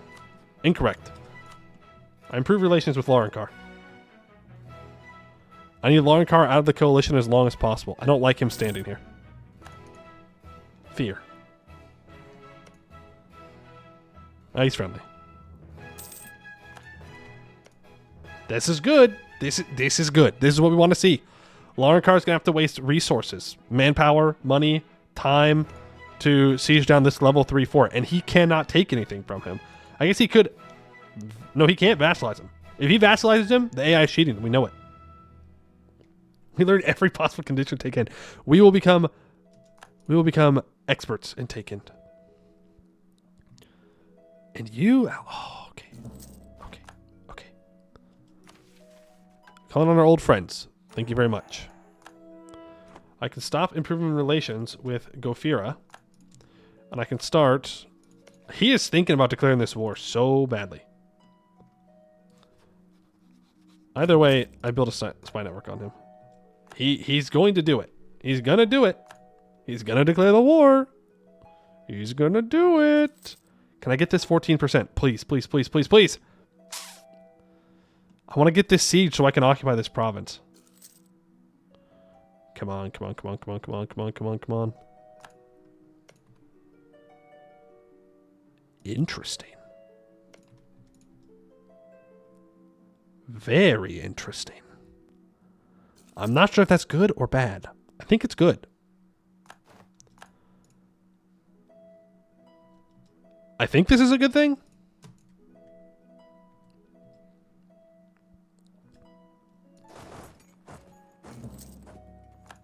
I'm just... Okay. So it is a good thing. The problem is, if I go put my troops here, I have to fight both of them at the same time. I know that both of them declared, but they're not going to be at war with each other.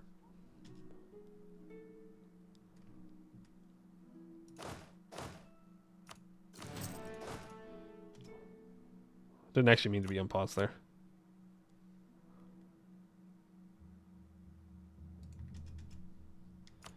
Okay, you are going to become my vassal.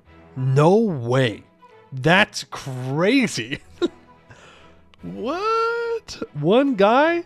One guy. You are on drugs. All right. He is disloyal, but that's fine. He'll get over it. We take this fight. We absolutely take this fight. If we can get a stack wipe here. Huge. Oh, now how do I want to do this? Send...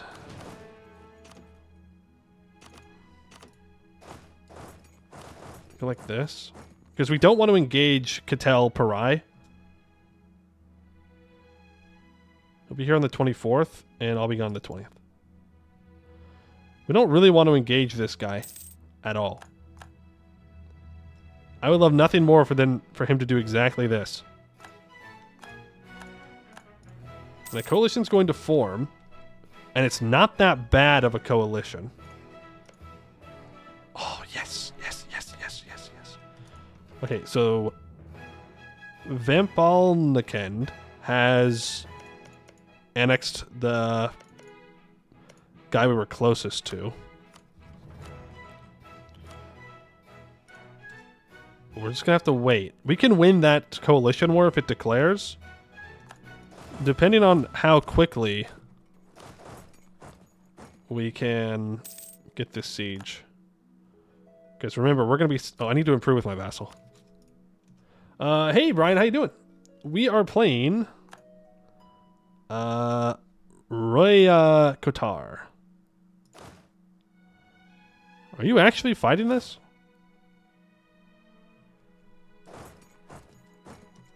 No, you're not. Why are you... Oh, you're locked in. I was like, why are you still moving? Well, because that's how the game works. Tool event. See, we need to get this siege before the coalition pops. Otherwise, we're going to be in trouble. Big, big, big trouble. Thank you. I don't want to piece out of this war yet. We don't want to piece out of that war until after we've already dealt with this guy. You can also call an ally. I don't think we need to, though, is the thing. He's going to retreat back to this stupid island. Oh, maybe not. Come on, vassal. I know you're disloyal, but you can still help me out.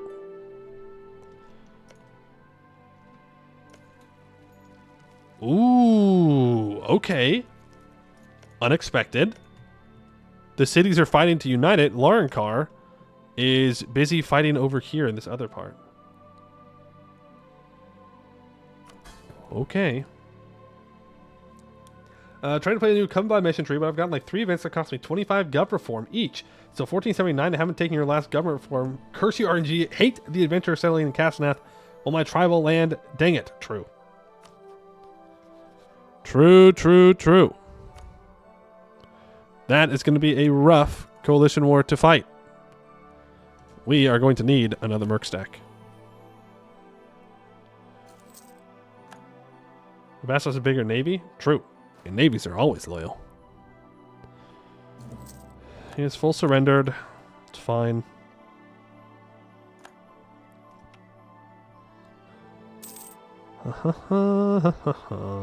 Just don't know how we're going to do with this coalition. And also, do we vassalize both of these guys or just one of them and then feed his land off to someone? That's the real question.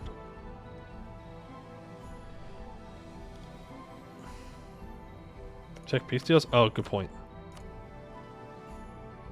Yeah, I can vassalize. I can do that. Both. I'm gonna die. I'm gonna die. I know you're saying conquer like crazy, but like, I'm looking at all the people that are going to want to kill me, and it's everybody in Take End. We ball. You say we ball. You say we ball, but I'm not sure we really want to ball.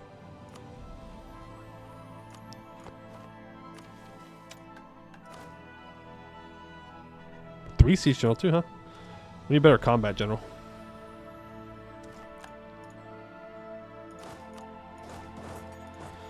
Attack the coalition before you peace out. No. No. We want to... Well, I mean, yes, I guess. Yeah, we could.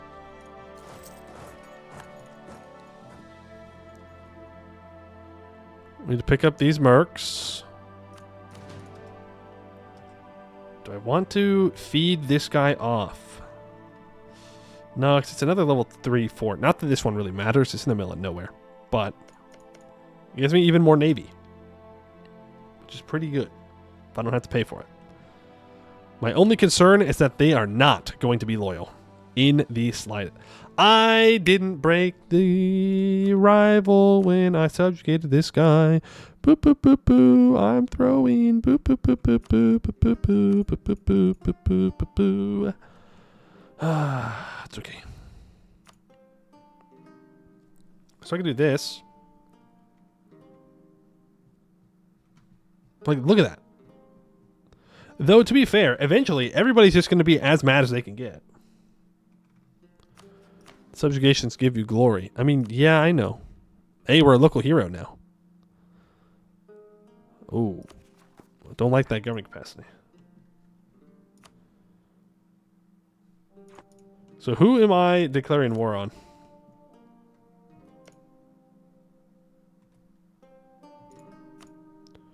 It's this guy, because he's already... Both of his allies will join the coalition anyways.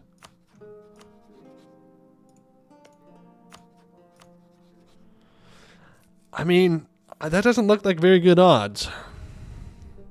But it's a show superiority war. Let's give it another couple months to let our morale recover.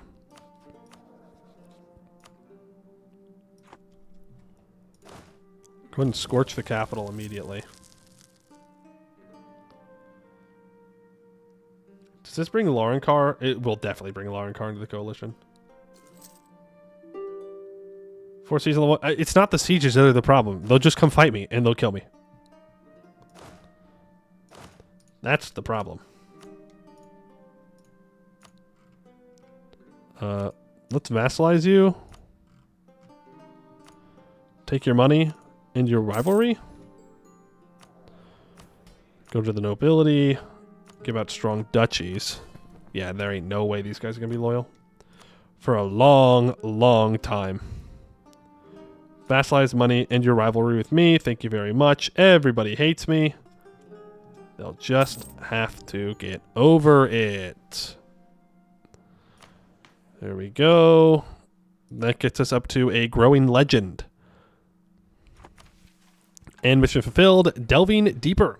In the heart of Royakottar lies the remains of the Steel-Scorched Citadel, a monolithic precursor fortress constructed out of a nearly unfathomable amount of precursor metal. Ever since the ruins were discovered, the scavengers of Royakottar, the Kativa chief among them, have dedicated themselves to extracting as much scrap metal as possible from it, investing in the excavation of the ruins. The economic backbone of the city is vital for our economy, and by using the Kotakampu of Yusrenu, famed for their digging abilities, we may be able to increase our scavengers' productivity. The Kativa family gains 10 influence. Our capital gets minus 10% local dev cost, plus 5 local trade power, and plus 1 local goods produced. Yep, they're going to be disloyal for a good amount of time. Oh, but hey, good news. I can hire more mercs.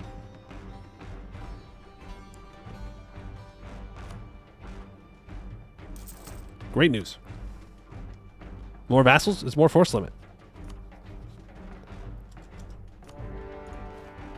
Now it's time to win a coalition war. Take the first reform. If I do that, I will lose my vassals. They have to be less than 50% liberty desire. So we really cannot afford to have any more subjects right now. Let's just go straight for the war leader's capital. There is an argument to be made to try and fight some battles.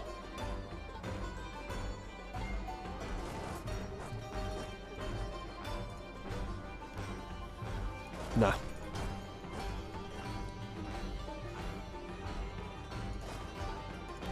I say nah. Ooh. Actually, when do you get there? The 7th?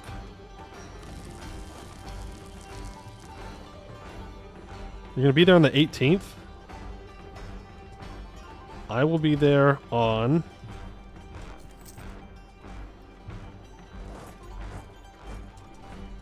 the 17th. Damn. Really?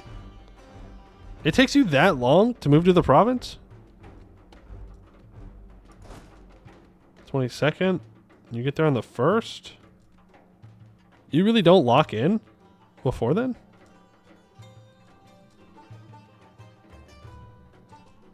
That's crazy. What? Okay. Whatever. We just have to kind of let him go then. Waste of a scorch, I suppose, but I didn't think it was going to take him that long to move in. Where the hell are you going?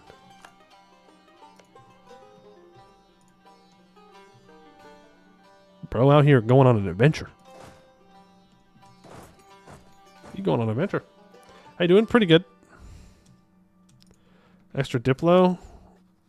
I'm just going to keep improving with Laurenkar. Yeah, he's going to try and contest me in this capital. I can't win that fight.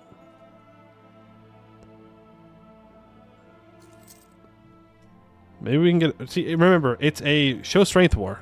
So I just need to pick a couple of good fights. And I don't need to take anything either, right? Or do I have to... Wait, where's my... Oh, you can only do the take candy thing if they're your rival. The take candy... superiority thing. So does this mean that all I have to do is take like one war score worth of stuff and all the aggressive expansion goes away with these guys? Not that's gonna matter. Everybody freaking hates me. I might as well just keep vassalizing. Okay, you get there on the 25th. I get there on the 24th. That is crazy, dude. Why does it take them so long to move into this province? I know it's scorched, but like... What in the world?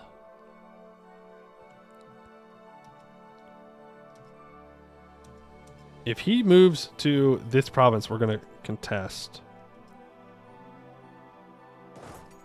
If not, I want to go fight these 10k, I think.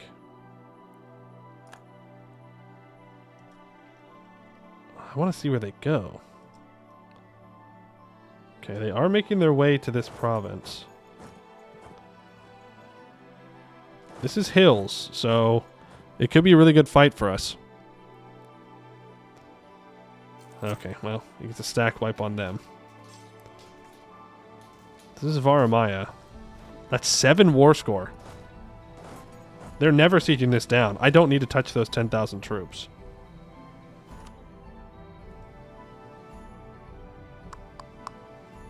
Four battles. Okay, so my vassals have lost enough battles to where they've lost me war score. Vassal moment. I mean, green guy doesn't have any troops left, so I should walk up. Ooh, wait, can I just farm these 1k stacks for war score? Here on the 12th of next month. I just kind of let them walk around. I want to get here on the 13th. 14th works too. Nope, 16th works. I don't want to fight those 8,000 troops. I guess I could have. It's farmlands, but that is 3.44 war score. I mean, is it kind of cheesy? Yeah. But, I mean, you know. So I guess the question is, do I walk back over and grab their capital? I guess so. Unless they move back onto this Hills province. If they go to the Hills provinces, then I want to fight them. Is the war goal? Nope. War goal is show superiority.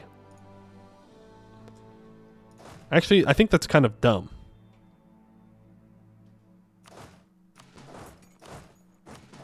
I think what I should do instead is occupy green guy.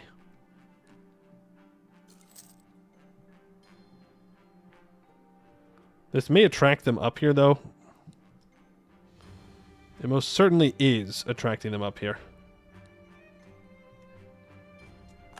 So let's abandon that plan.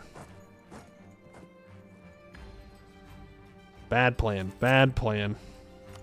Max out our relations with Lorenkar. Let's improve with Emion so they don't join any coalitions. That would be not so swell. Touch here.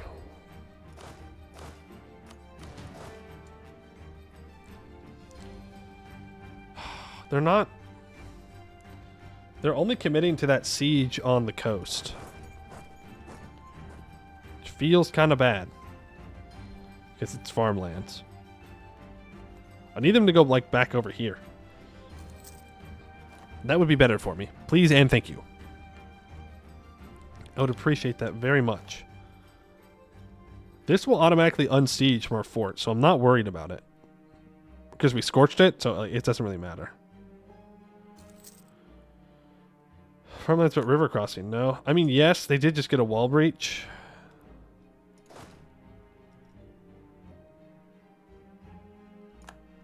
The problem is they're all kind of circling here. And so if I try and fight this, I don't think it's going to work. What I'm hoping is that this gets unsieged.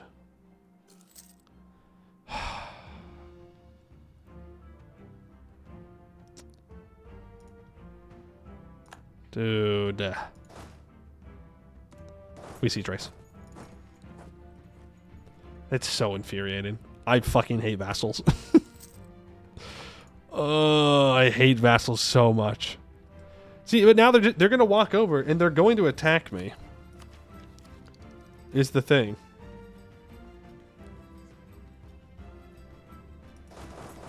We need to walk back through.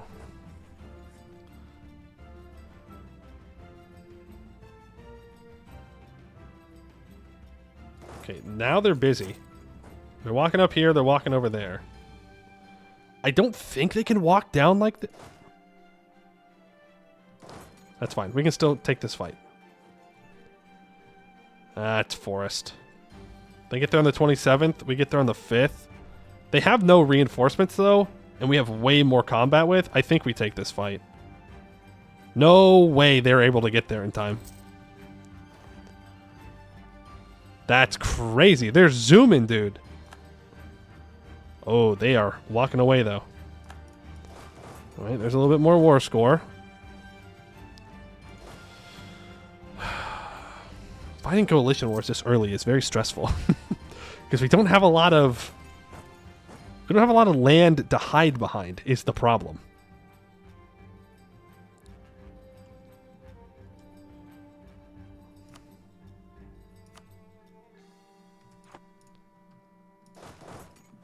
When do you all get there?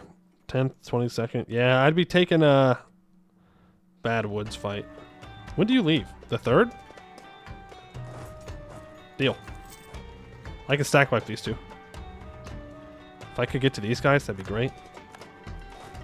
You get there on the 16th. You leave on the 26th.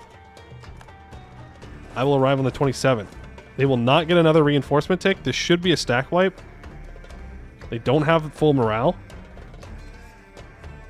And boom, they're gone. That's another 5 war score. This guy locks in on the 20th.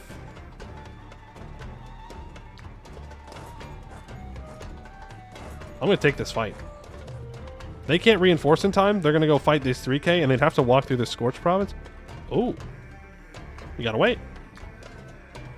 Well, that's unexpected. Ooh, he's walking onto this Hills Fort. We need to fight that. I could call in my ally. I don't think I want to. I think he's just going to lose me war score.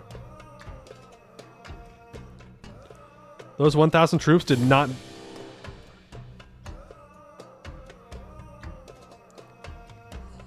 I mean... Okay. I guess we're restarting. I guess we're restarting. It don't matter.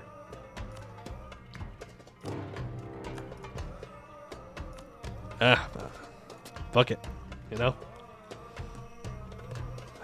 Reload save. I mean, we could just save scum it. We'll just save scum it. He just died. He just died. He's like 24 years old. He's equipped as a general, yes, but he wasn't even in a fight. He just died.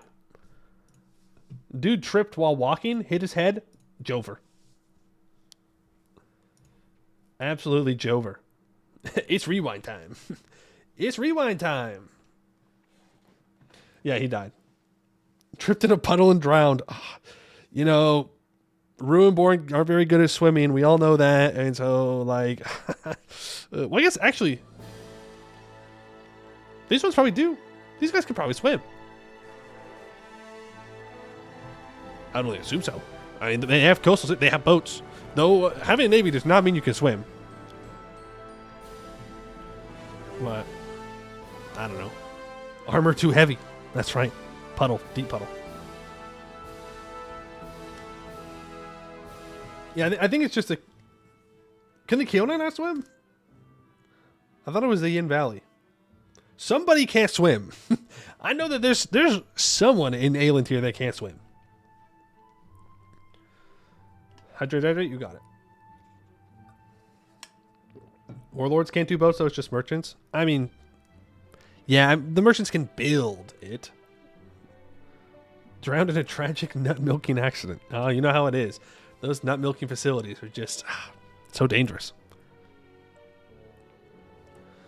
Bum bum bum bum bum bum bum bum. The killer are all on an island. I would assume they can swim. Yeah, but like, yeah, I guess. I don't know. I don't know if I'd want to go swimming if I was in Kyonai. Sounds kind of bad, actually. The FLI can't swim. There's no sacred trees in the ocean after all. True. There's no good reason to swim in that case. Yeah, I feel like the spicy water is very close to Kyonai. I don't know if I'd want to deal with that. Okay, we're back here. I'm gonna pretend like I'm walking up here. Oh, nice. We broke the coalition, guys. Huge. Well, we're actually gonna dive down and fight it. These guys have 4 cav? They're basically cheating.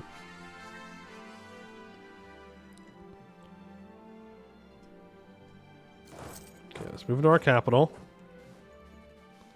Don't you dare leave. Don't you dare leave. Don't do it. Oh, you should have left. You shouldn't have stayed. That's a stack wipe. Boom. 10 war score. What's next? Who's next? If I could break through this woods fort, it'd be really nice. Would be super good.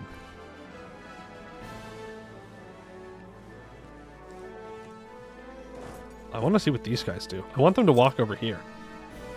Oh, they are going to walk over there.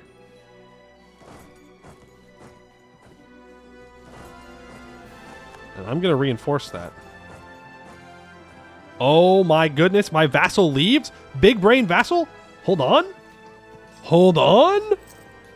Vassal with the absolute 5-head play? Baited him in? All right. Respect. Respect. Ally, again, he's just going to lose me war score. They're immediately going to just take these like 20,000 troops, turn around, and they're going to smack him in the face, and they're going to siege him down.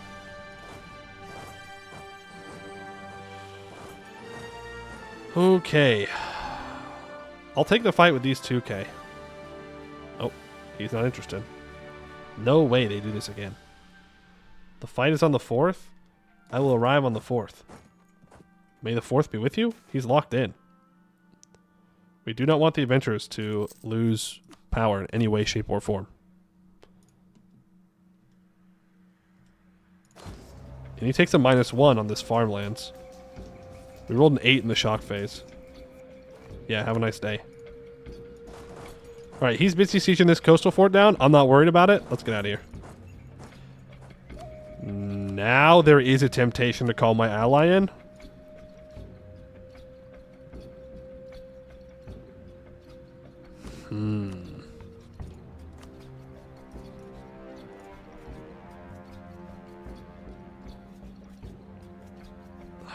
I don't want him to leave the siege.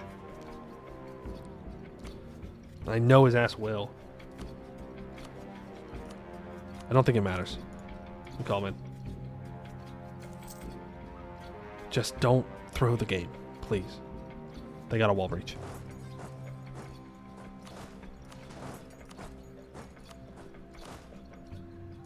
They immediately got a wall breach. We are going to be so incredibly greedy here, I think.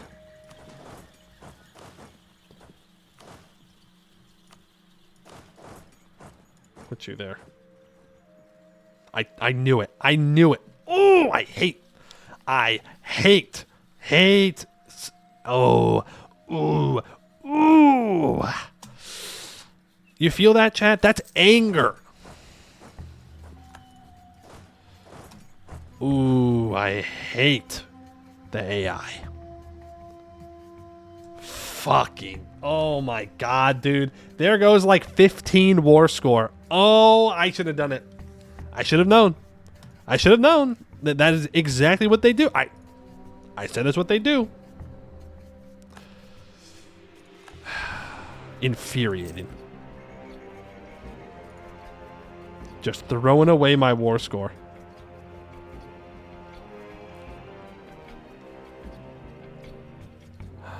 But we are getting sieges done.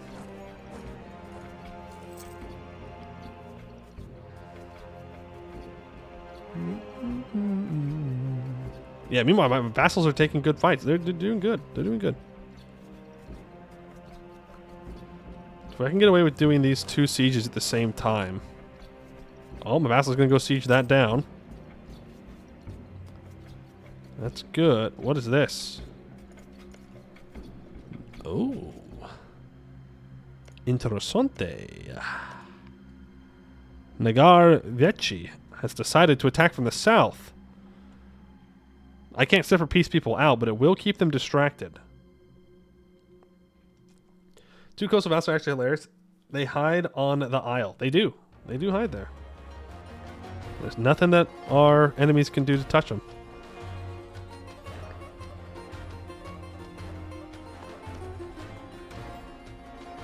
Wait, he vassalized this guy?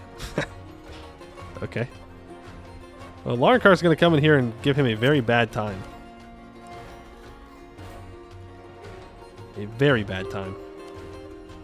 I also think we're going to annex here.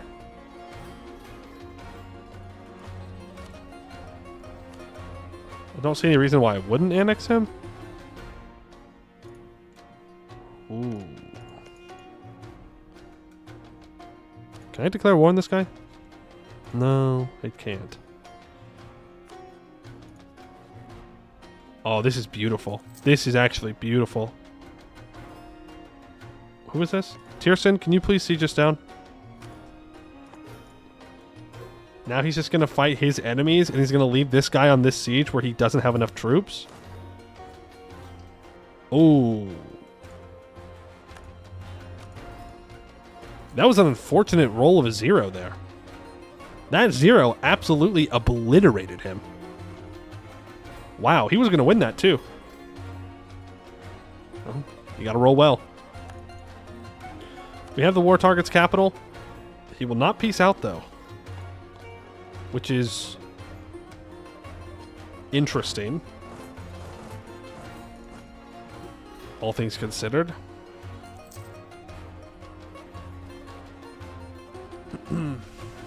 Very interesting, all things considered. Right, that has been occupied.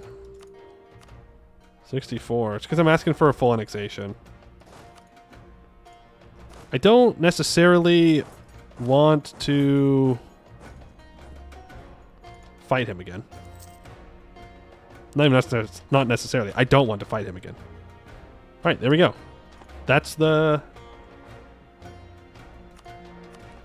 peace deal, right? I don't need to take anything from this guy. It's too much aggressive expansion. I have a CB over here, right? I do. I could take some money to increase our truce. This guy is allied to Tirsin and Varum. Ah. Don't know if that's necessarily who I want to be fighting next. I want to be fighting Gofira. I don't have a CB, and I can't separate piece him out. Definitely don't want to vassalize him. I'll take the money, because I need it. And yeah, you know what? That's fine. Just do it. So now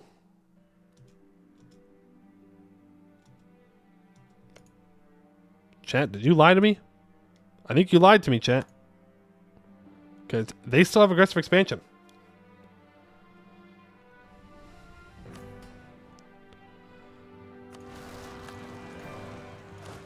They very much still actively have aggressive expansion on me. How's my glory looking? Level 3. We got him. The final agreement. That's what I was told. I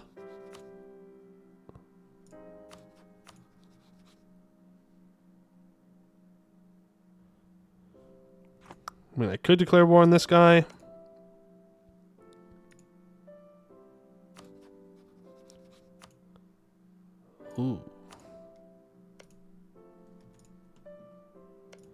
This guy's apparently independent.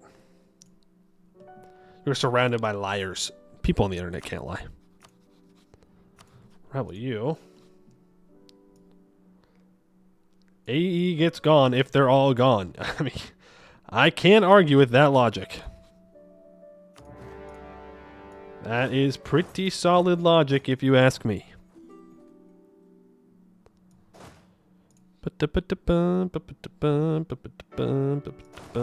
go deal with those rebels. Here comes Sibi Mara. He can do whatever he wants. He does not have enough troops to actually siege anything down. This guy has 6,000. Send him on to the siege there. And one of you I should be able to... Okay, yeah. Our leader is, in fact, where he needs to be. On the siege. Who is closest to being loyal right now? You are. If we could get him loyal, that would be great. So I can start making some money. Yeah, he's just going to go right back. He's going to win this fight. And don't... He's gone again. He's too fast. He's simply too fast. He can't siege it down, so... Not a big deal. We can... I guess we can start sieging down his capital. And our cav can siege down the independent provinces. Let's make sure we start coring. The order approaches E everyone so fast there's no AE? Yeah. Go for the guy with the city. Well, he's currently at war with Larnkar. So, Larnkar is going to be sieging this stuff down. I don't really want to mess with that. I'd rather just eat everybody first. We're going to lose our alliance with Tiersen here. And then, oh, if I can piece out of this Gofira war before these wars, we're going to be so set. Because then I can immediately deck this guy. He is... Yeah, that would actually be really nice. We'll have to get a little lucky, though. With sieges and whatnot. Because it looks like he's almost done with this war. He's at 51% war score. I feel like that's A-okay. Yep, he can't do anything. He's stuck. 21%. Please? Right.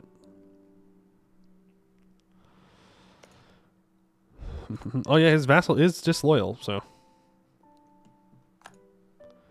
That is good. Yeah. Alright, there's Siege of Gofira.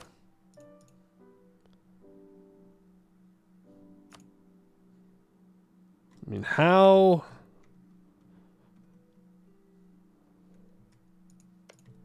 I was going to say, how greedy do I want to be? But it's not really all that greedy to just do this. I need to take his capital. Send in one person with our 4 siege general. Increase it to 7%. Oh, I didn't get there in time. Vassal, let's win more glory. Dog, I don't think I can get away with that. I'm only just now trying to get these guys to be loyal. I'm going to go ahead and stab up. For this. Besides, I need 100 development anyways.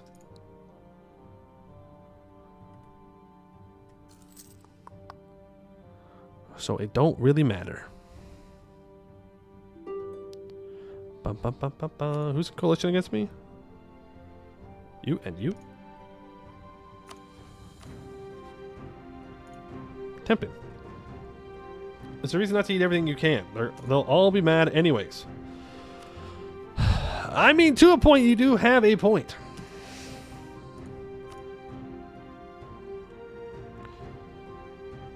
The only person that can really upset us is Amion.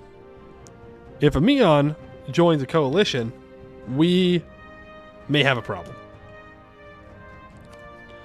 I don't feel too confident in taking on Larnkar as well as everybody else. The hope is you eat everybody, I think, and then fight Laurenkar afterwards. That would be my desire. But if I do separate piece this guy, I mean, we could just do it, take it all, and walk away. He won't care. I mean, he will care. He will care. He will care. He won't care that much, but he will eventually be like, okay, enough's enough. I'm attacking you. Just tell him Miana's destined for fate. Ooh, that's pretty good. We also have Tech 4. Laurenkar will not be far behind on Tech 4. Chat, do we just fucking wee ball? You know? I don't want to throw it. It's not about eating a Mion, it's about dealing with a Mion in a coalition. Gofira just pieced out of their war. I suppose that's fine. It's more land for me to eat.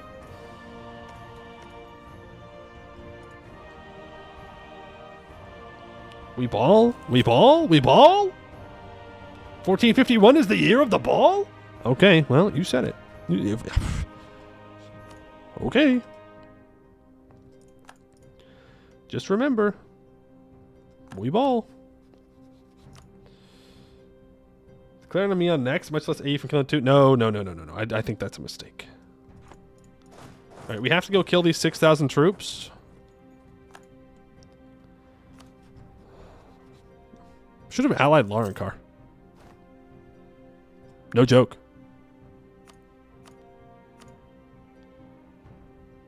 No joke, should have allied Laurenkar. Only Mion and Laurenkar don't have truce. They can't coalition you. That's true.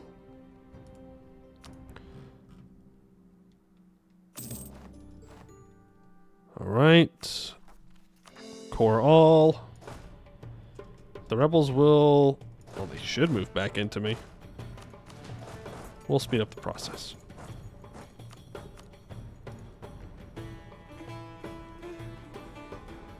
Allies will break... This doesn't bring Oh, no, this does bring Laurenkar into the coalition. No, there. They're very solidly in the coalition, but I can get a truce with them pretty easily. All right, chat, are you ready? Are you ready for this?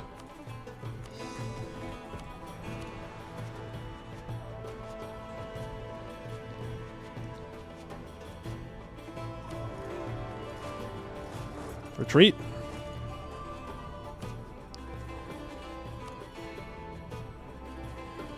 In a month, we're going to declare war on these guys.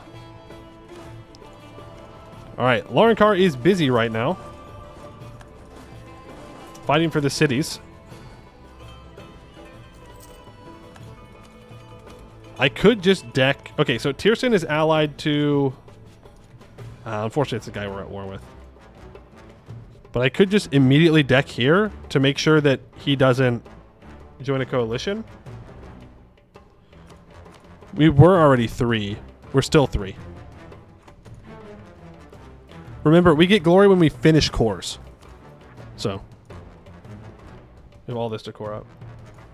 Tell your vassal church to merc stacks. Ooh, baby. They are getting to be loyal.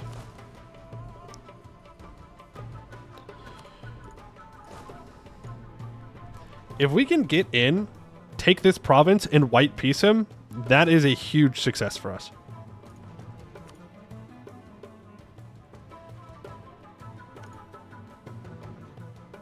I'm trying to see if there's enough people to join a coalition against us. 1. You're a subject. You're a subject. You're a subject.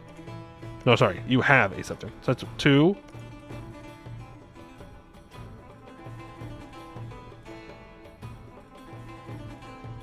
Sorry, Hadu. Oh, no, sorry. This is a subject. So we have 2, 3...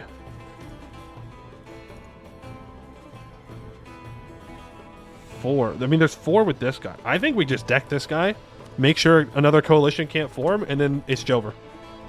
It's literally Jover form. There's nothing they can do. It's 4,000 guys that are Tech 3. We don't really have a problem with that. Let's get our 4 siege general over here. Laurenkar is still Tech 3. We have a very small window here where we have a pretty big advantage. So we need to make sure that we push that advantage.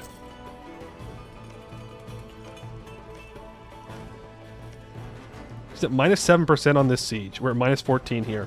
We don't want to spread out because he could just immediately move over here. We want to be able to contest it. Diplomat? I don't know what we do with our diplomat at this point. Like, we could improve with the subject. That's probably the correct play. Improve with the subject.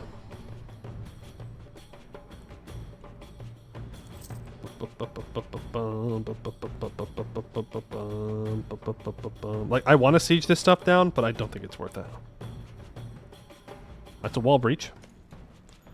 They're at 14% on this level 2 fort. They still have a level 3 fort as well. We're tech 4, right? Oh. Ah, Lauren Carr has this.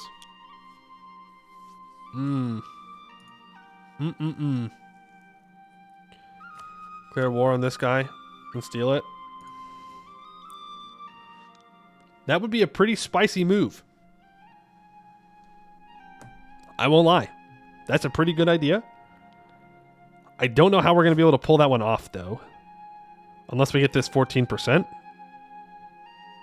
Eh? Oh. Where's the shot? If we can get over here.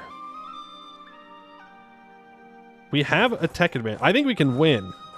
Even with just these troops.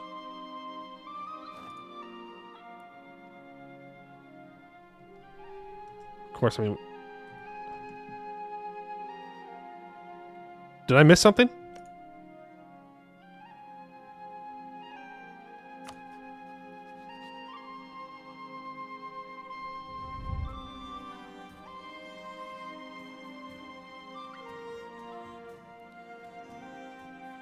Huh. No, they didn't vassalize him. They guaranteed him. Did I miss the guarantee?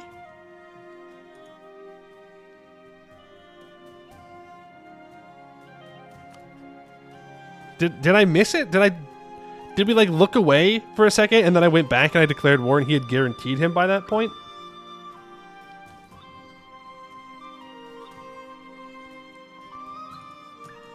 I think it was after. Well, that's not how that works.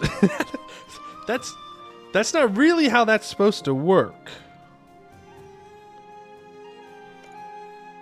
And he's Tech 4 as well. I kind of want to bird that. Because that's kind of dumb. No, he is not warning me.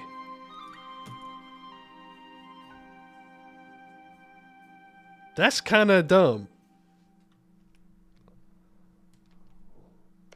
Warned a vassal? No, he hasn't warned. He hasn't warned my vassals. It wouldn't matter anyways.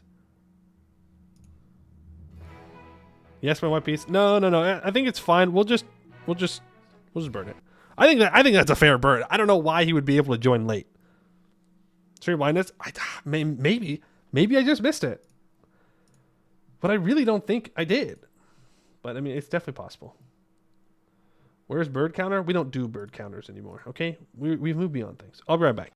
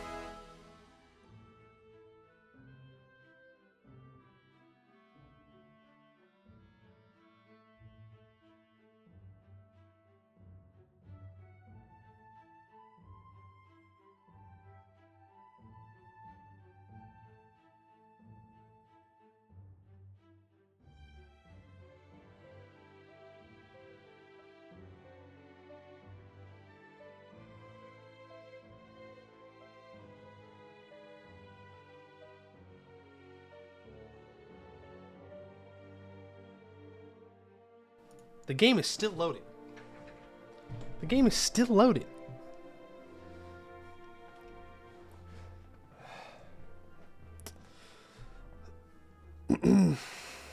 The things before never happened. They are not real. They're not real. I don't even know where we're at now. Maybe it was Enforced Peace? Yeah, if it was Enforced Peace, I would have seen... Well, you would assume I would have seen the pop-up. Okay, so we're still back in this war. Alright, we're not that far behind. Hey, are you... See, okay, he is not currently guaranteeing this tag. He definitely was not an Enforced Peace. He is most certainly not an Enforced Peace. They do not have the relations for that. So you get into position for the next... Well... I guess we need to wait for... Oh, they left the coalition. That's actually kind of bad. That's actually kind of bad.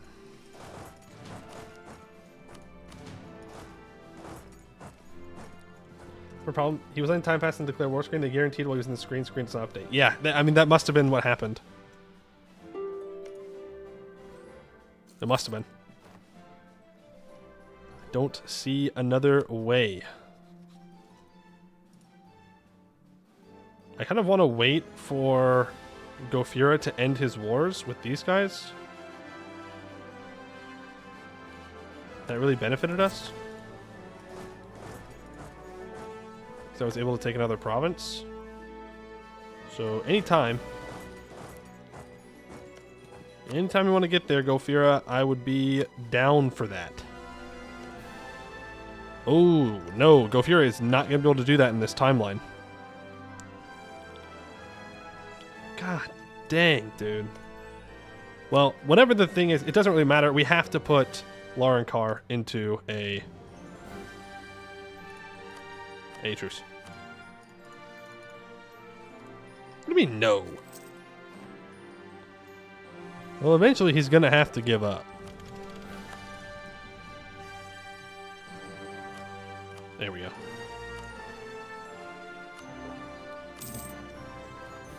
Thank you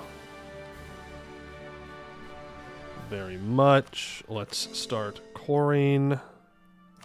Turn off levy of fleet for now. I don't really like this as much, but... Okay, Laurenkar has not stepped onto one of these sieges yet. Not sure what he's doing. Can I call you into this war? Yeah, but why? You know? There's so many things we could do.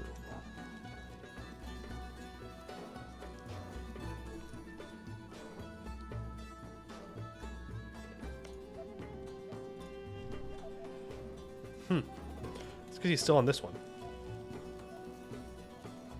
So we could declare war on Nakar Kiliak, right? And then a month later, well, it depends on if they get this siege or not. A month later, I can declare war on Parahakend, walk through Periak, and steal this siege away from Laurenkar. The other option is to let Laurenkar take this stuff, declare war on Benarutai, and annex Varam Raya and Bayasida Foria.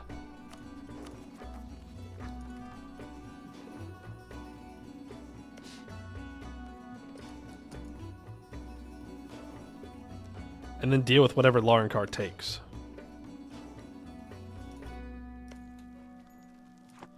'62, 82. So he can't full annex everything in this war. Laurenkar can't. Tirsen's your ally? Yeah, I don't care.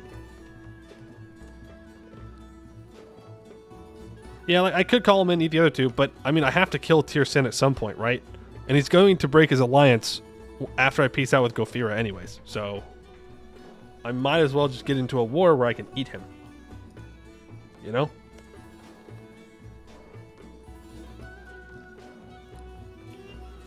I'm just thinking if I want to try and steal this fort, the siege.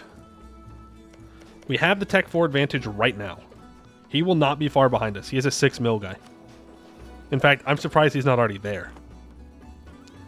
He's like months probably away from getting Tech 6 or 4.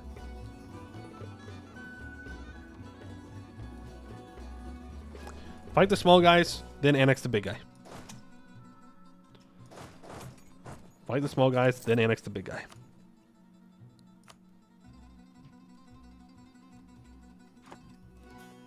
Just need Go Fury to give up.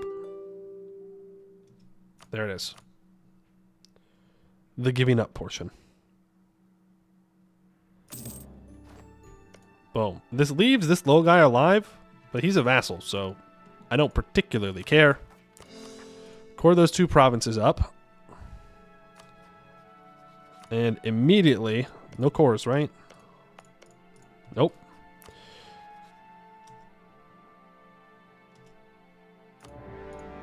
Need to declare war here. Oh, he knew. My ally did not lack critical information on that one. He knew exactly what I was doing. Okay, you're going to move in. You're going to attach. He shouldn't have gotten away there. That's my bad. Oh, he didn't get away. We should wipe both of them with the tech advantage. Also, Larnkar did get this siege, so it's a good thing we didn't go for that.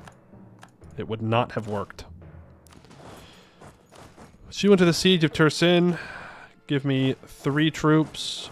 1 troop to go to our border. The other one there. You move north. You go onto the... No. You go onto the siege. Let's tell you to siege this province down. Let's switch him off of attaching real quick. So that way hopefully he goes here. Nice. We don't let them rebuild anything. Then it's just these 4,000 troops, which are going to be terrified of us.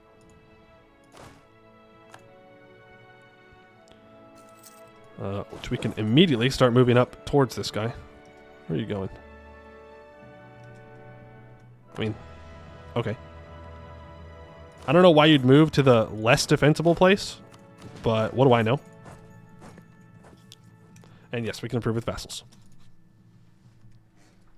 Okay, our truce with these lower guys is up in 60, so we have 9 years for that. Amion may join the coalition here after this war, so we're definitely going to war with Larnkar.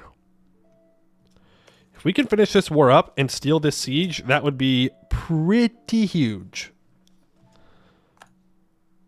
Pretty huge. I'm going to get this occupied. And just like that, there are no more enemies in this war. Okay. And the other option is to take the fight to Amion. But, man, my chair is very uncomfortable today. The only problem is they have that 6 shock general. And 5% discipline. So, I don't know how well that would go for us.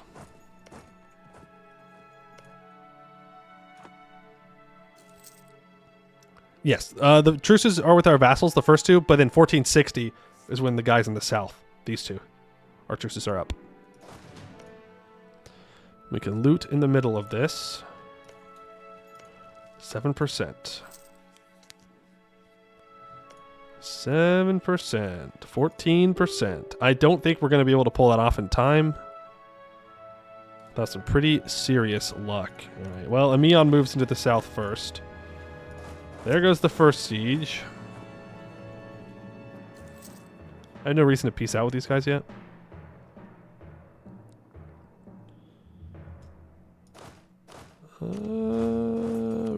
Man, it's super risky to put our guy on these sieges, but when you have a 3 siege and a 4 siege general, you might as well use them.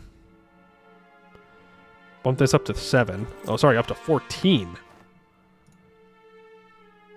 We can... see how this goes. Larnkar got the siege. I mean, it is what it is.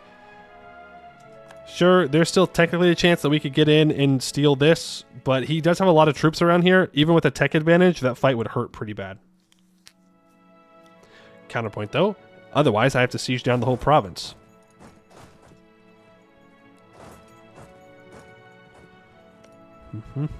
He's at 89%. He could just peace out at any time. Anytime. He could just say, nope, I'm done. We're peacing out. And again, he can't take everything. So, but if he full annexes Nakar Kilake, then he gets 2 vassals, which may not be good for him. No, his vassals are pretty damn loyal. Couldn't be me. Counterpoint. Are we sure we still have a tech advantage? We do at the moment. But counterpoint, we'll lose it. Relatively soon. I would need all my troops to fight this. So I guess, do I declare that war? But declaring war on Parahakend is essentially just 1v1ing Larankar. It's just 4,000 troops.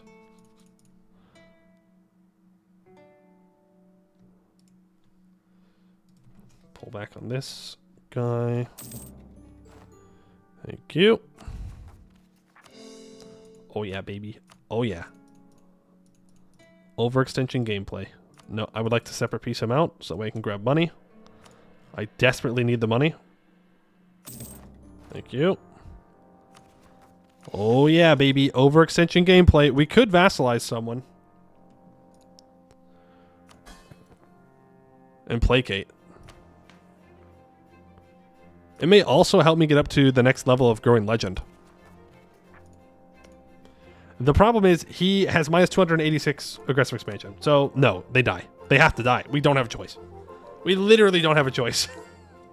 We literally don't have a choice. We can release somebody as a vassal, but he will never get annexed. Ever. Literally ever. You wanted a ball? We're balling. We'll release a vassal.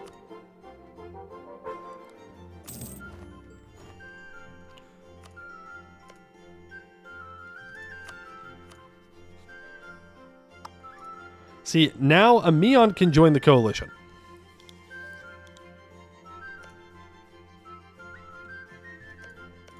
I could just try and eat Rayodana here. They see South Island too, yes.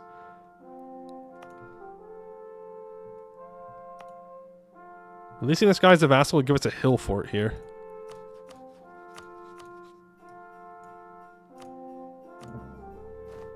There you go.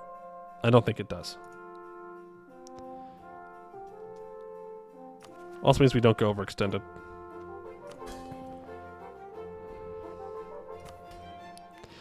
We are pushing it with what we can get away with.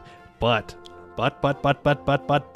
if we can get above 30% crown land, it will make them much more loyal. What other missions do we have? A natural scientist and 5 regiments present there. It gives us 50 support for feudalism in our capital. Ooh. Okay. Mercenary guilds need 50 loyalty. Yeah, we're still waiting on that one. Did they build a... No. So it'll just cost me 100 crowns.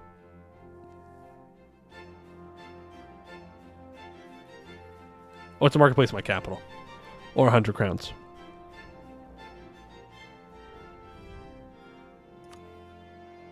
We need patronage of the arts given out. All estates loyalty is 40 or greater. Glorious Sovereign, level 5. Wow. Legitimacy of 95. We need the Tekendi Kingdom. How close are we to doing the Tekendi Kingdom? Close. I need to fight these guys. And then we can click the button. Develop for Crown Land? We could. The question is, what do I develop for? Like, what do I develop with? Diplo points? Would kind of be our only option there. I don't think there's necessarily a rush in developing.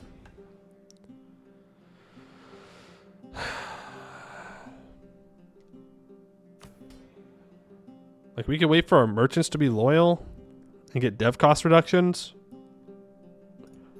We can get the feudalism early.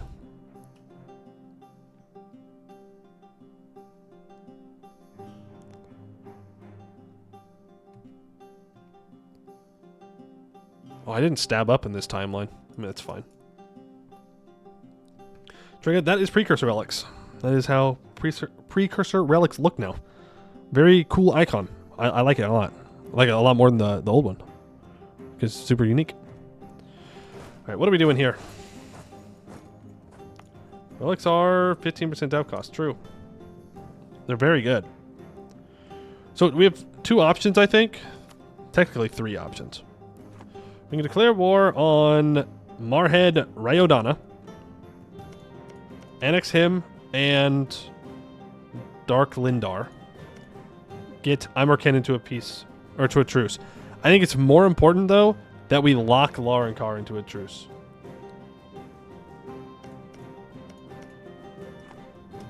Because if Laurenkar and Amion join a coalition, we're in for a bad time. Now, Amion is busy fighting these 2 in the south, so he cannot currently join a coalition. What's their percentage here? 7? We have the tech advantage. I could just declare on Laurenkar straight up.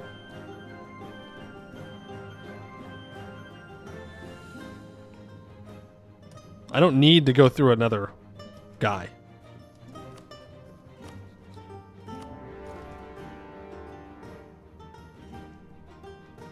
No. Everybody hates me. Everybody hates me. There's no bringing it back now. We said, frick it, we ball. We're balling. We're balling. Now we just have to find a way to, you know, not turn the ball over. It's the important part. Let's walk in here. Well, no, we need to walk to here. If they get Tech 4, though, this little plan is... that would also do it. That's unfortunate.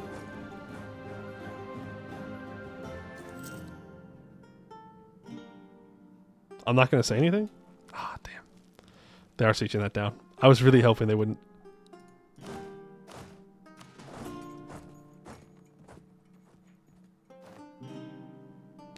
Hold, chat. Hold. Hold. We say nothing. We don't jinx it. We say nothing.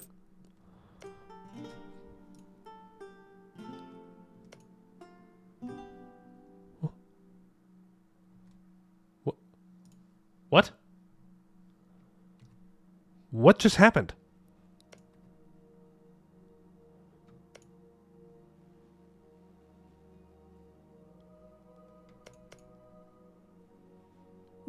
What? What did I just miss?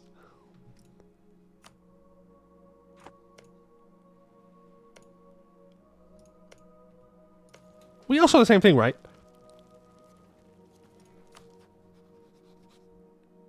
Did ruler die? I don't know. What just happened? Not only did Laurenkar not take a single province, they lost a province.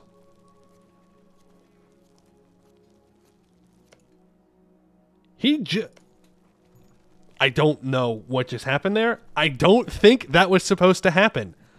That's actually really bad. That is unironically really bad. He's going to join the coalition now. And my troops are, like, kind of trapped here. I mean, okay. Sure, man. I guess. Whatever works. I don't understand what just happened. The AI just left and with essentially 100% war score. They had 99 war score and they just gave up a province. If I lose now, it's going to be super embarrassing. Super embarrassing if I lose now.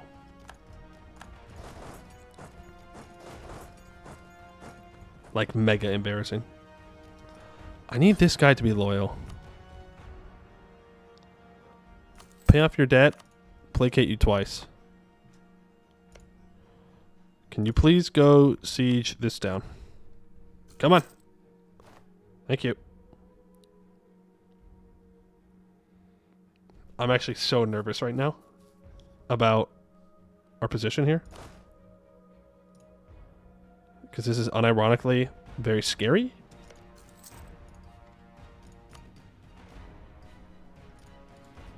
If Larnkar takes Tech 4, they form the coalition. We sit in silence, chat, okay? We don't say anything. We ask Larnkar to forget our crimes. Crimes? I never heard of any crimes. I have done nothing. I am an innocent man. I have been framed for being aggressive. I am nothing but peaceful. I don't 4D chess. Am I getting baited right now? Is this like, is Larnkar gonna pop out of the fog of war and just wipe all my troops? What in the freaking world, man? Okay, we get this province occupied. Yeah. Uh-huh. So now the issue is going to be that Amion is going to get Tech 5 before we do. So if Amion can just sit on these forts for a while, that would be super, super nice. He has 3 more forts he has to get through. He wants to take everything. Is a disease outbreak? Let's send these mercs up to this siege. I don't even know what we're going to take in this war. I was straight up not prepared for that outcome. There were many things that could have happened there. That was not something that I was accounting for. No, Larnkar gave a province to Nakar. I don't know. I'm going to be thinking about that one all day. Trying to understand what happened. So, oh, we're taking max stuff. Like, I'm taking everything. I don't think we can actually get away with taking everything.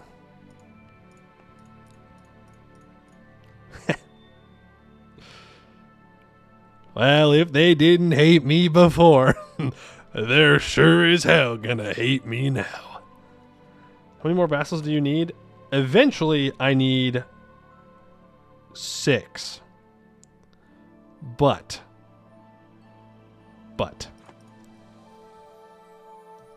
we don't need to immediately have 6. Amion's already on the invitation list. They're already there. You guys are going to walk over here, and you're going to help out.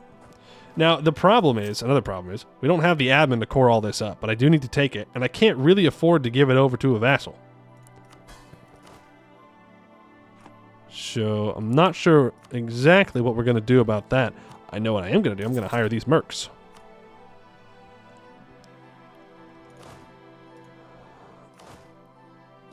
I'm going to hire the mercenary. God, elephants are so big. Fun fact, if you didn't know. Elephants, big boys. Because I can afford these mercs, it will keep people in line a little bit more. I'm telling you, if we can get over 30% crown land, we're going to be pretty set. We can always cast spells for Scrying Internal Dissidents, which gives minus 5% Liberty Desire and subjects if we need to. Lead the cav to be on. I don't know. I'm kind of fine with having him for a while here. Oh my god, he's doing another war. I guess Amion Larnkar and I just have a gentleman's agreement to deal with our own wars, and then we'll duke it out. I hate to tell Larnkar this. I have no intention of following along with that. That's fine if the family makes a move, because I'm not spending points to stop that. Ooh, it's rebel time, baby. It is rebel time. That's our favorite time. Actually, can't you feed Dark One everything but city and create a separate vassal for city? I mean, I guess the problem is still going to be though the loyalty, right? And if I need vassals that are loyal, would it not be better to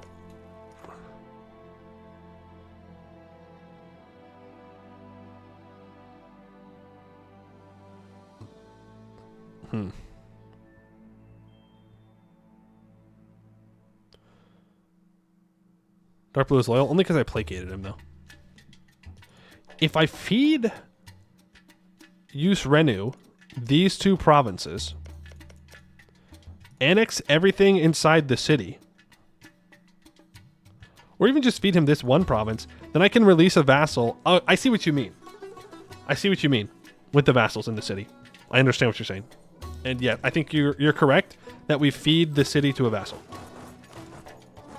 Too much admin for me to core up at the moment. I'm picking up what you're putting down. I gotcha. Overextension also takes loyalty. True. We just have to get through this siege.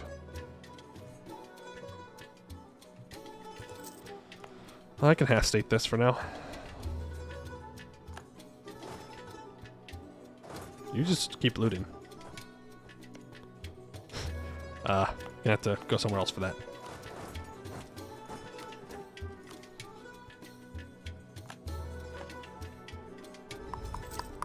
Okay. Well, we're just waiting on this siege then. All these wars, no manpower issues. Merc Gaming. That's, yep. Oh, and there is the full surrender. Take it all. Okay, so I have to do the first reform, government reform, to click the button. So we need less than 1% overextension. Here's what I think we do. We grant Use Renu this province. We release Nakar Kilake as a vassal, and then I don't have a core on him, so he only gains the city back. So Nakar Kilake, Nakar Kilake, Nakar Kilake, Nakar Kilake, this one. Whoa. Now he has the city as full cores.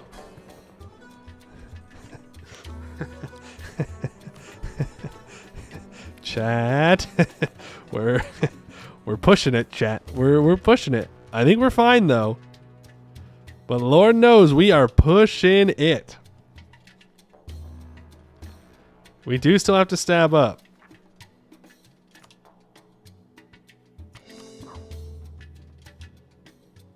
What? No way, that's a different subcontinent. What? Wait, why can't I core it then? Does not have a path to a cord unblockaded port. What? But it's on the other side of my vassal, so it shouldn't matter. Don't have the admin anyways.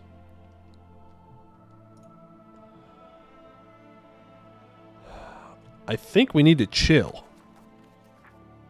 Believe it or not. Vassal's core? No, he has full course. Whoa. He changed color. He formed Nanru in the car.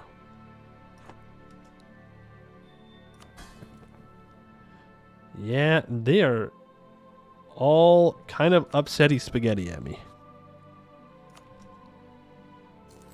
Am I throwing hard enough to where... Yes. I forgot. Guys, fun fact. We are not playing a republic. We can, in fact, royal marry people.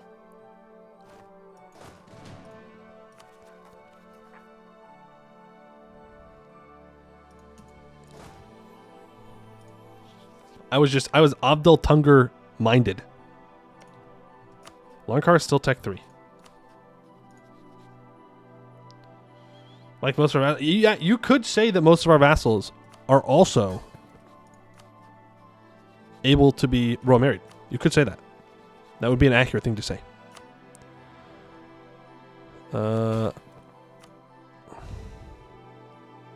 Pay off your debt and I'll placate you once. And then he will royal marry me. That'll make him more loyal.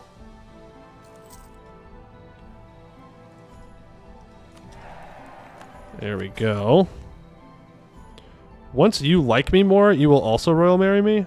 I need the smallest bit of... I'm going to expand infrastructure here.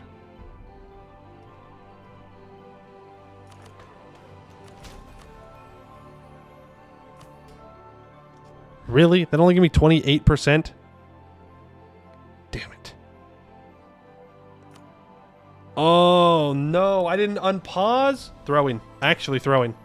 Actually huge throwing you. Throwing you. Throwing super hard.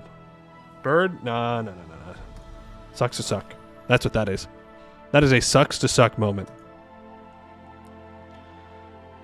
Strong duchies? We have strong duchies. People are joining the coalition, though, now.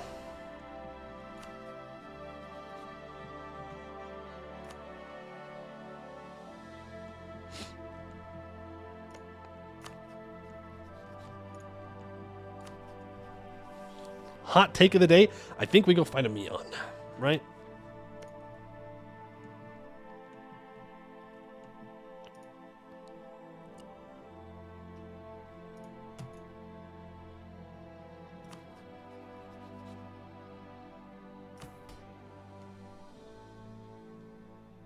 I can seize in a year.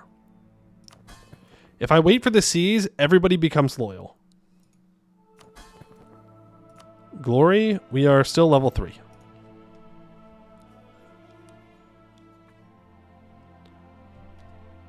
Amion has a level 2 fort. He's multiple level 2 forts.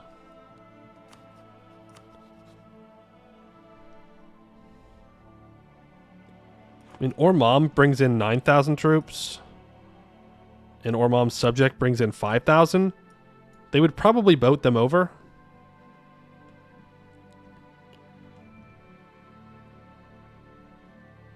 Like, Laurenkar's fighting all these guys. Amion is fighting all these guys. We have the opportunity to go after both of them. But we could also just chill. And finish coring. Like, most of our stuff's almost cored up.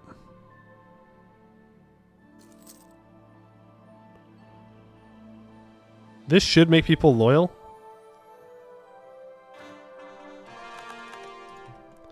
There you go. So now we can royal marry everybody. And they will be all friendly. Royal marry. You still need to be less mad at me. Royal marry. Royal marry. Oh, yeah. Okay, so they're all loyal. We do need to stab up if we want to do our government reform.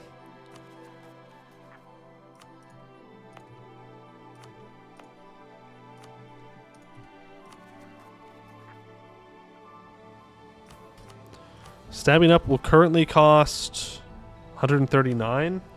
We are on Ayland tier today, yes. I think we should probably wait.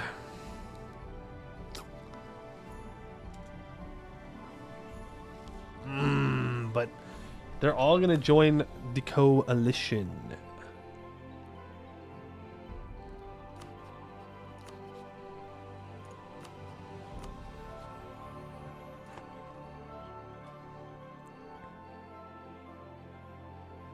Do I have to be at peace for this? Yeah. Beating coalition. Okay, but you have to. They have to attack you. And I really don't want to fight a coalition war with Laurenkar and Amion on the same side.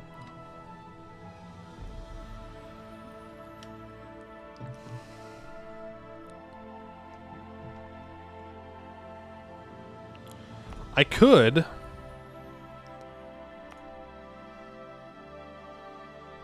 Release this tag as a vassal. I need 6 vassals in total, right?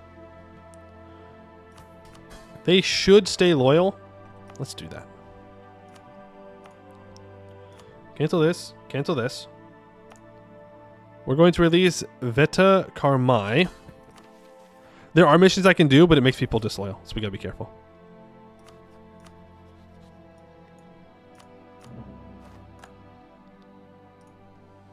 No. I think it's fine. Oh. Oops. 1 over our Diplo relation limit. I mean, it is what it is. I mean, it definitely puts people closer to the whole disloyalty thing again. I have married them all. That's the thing. I'm telling you, though, if we can get up above 30, no disloyalty problems whatsoever. And now all I need to do is stab up. And we can complete this reform. And we're making money? Oh my goodness. Let's get our leader. That's not our leader. No, most certainly is. Let's take him off so he's not at risk of dying. We have half states. That's good enough for now. And yes, I do need to marry pink guy. Thank you. We can improve with you. We'll marry Usenru next month because they need to be not mad at us. They have minus 159 opinion. Oh, goodness. Oh, goodness. Smugglers are running rampant. That's fine. I will take that hydrate or dihydrate. Just joined. Hey, Jaime, we are in South Aelantir. We're playing in Taken. We are trying to unite Taken as fast. Well, not as fast as we can, but we're doing pretty good. I need to stab up and do a reform. He should flip off of being disloyal. How do you enjoy the Thunderdome? I mean, we're getting there. We're doing all right for now. Black from you. We'll marry you. I cannot afford for the merchants to be that disloyal. And increasing their loyalty is actually wonderful. Because that means that we can complete Blue Swords, Blue Sea. It is going to cost me 100 ducats, but is what it is. The city of Orincame dominates the mouth of the Calavend, growing rich off its control of the trade flowing down from the river. If we are to expand our own power, the city presents an obvious target, especially considering the needs of Nimkorai, Royakottar's premier trading company, who have considerable interests in our eastern neighbor. Vindar Kalavna awoke to the sounds of seabirds and lapping waves, then to the feel of binds around his wrists, ankles, and stomach. He ached everywhere. His muscles burned when he tried to struggle against the ropes that bound him to a chair. He looked around. They were atop the sea-facing walls of Qatar Orinkaraim, the ocean far below them. No use struggling, Mr. Kalavna. The deal is done. Vindar looked to the source of the familiar voice. It came from an elf counting and inspecting stacks of golden coins arrayed on the wall. Twin sabers hung on his back. Suranpan Nimkarai. Vindar's eyes widened with rage. A few days ago, he had refused an offer of acquisition from the Nimkarai family. Clearly, their patriarch had rejected the refusal. My family will have your head for this. If you think this will accomplish anything, you're wrong, Vindar shouted with a hoarse voice. My children, your firstborns, swimming with the fishes, Mr. Kalavna, Saranpan said in a deadpan voice, still counting his coins. And soon you will be too. Vindar's heart dropped.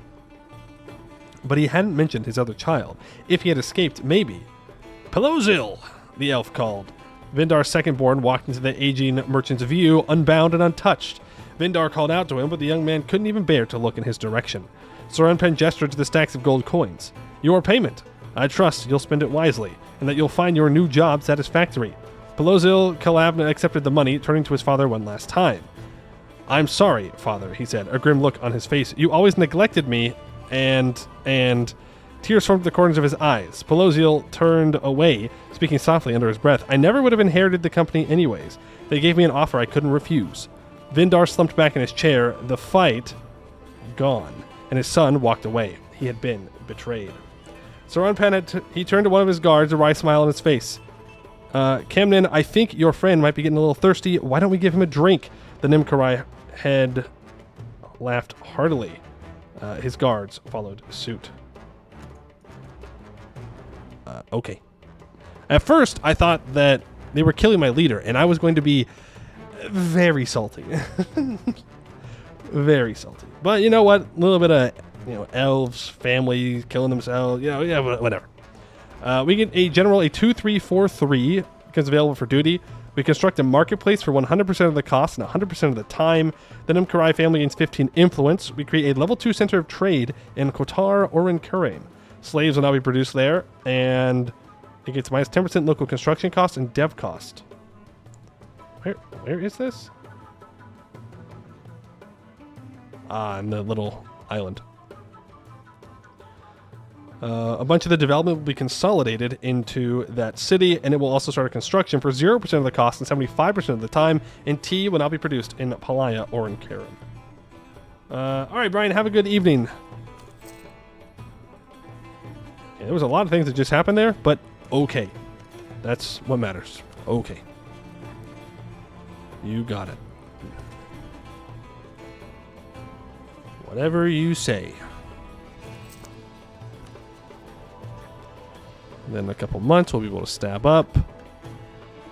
If I move 5 regiments to Ketel Parai and hire a natural scientist, then I can get 50% support for feudalism in my capital, which almost gets me to where I need to go to start embracing it. So let's do that. Do I have a natural scientist? No, but I do have a court mage. Push it on the money, but a couple loans isn't the end of the world. Needs 5 units. Am I going to lose these 5 units?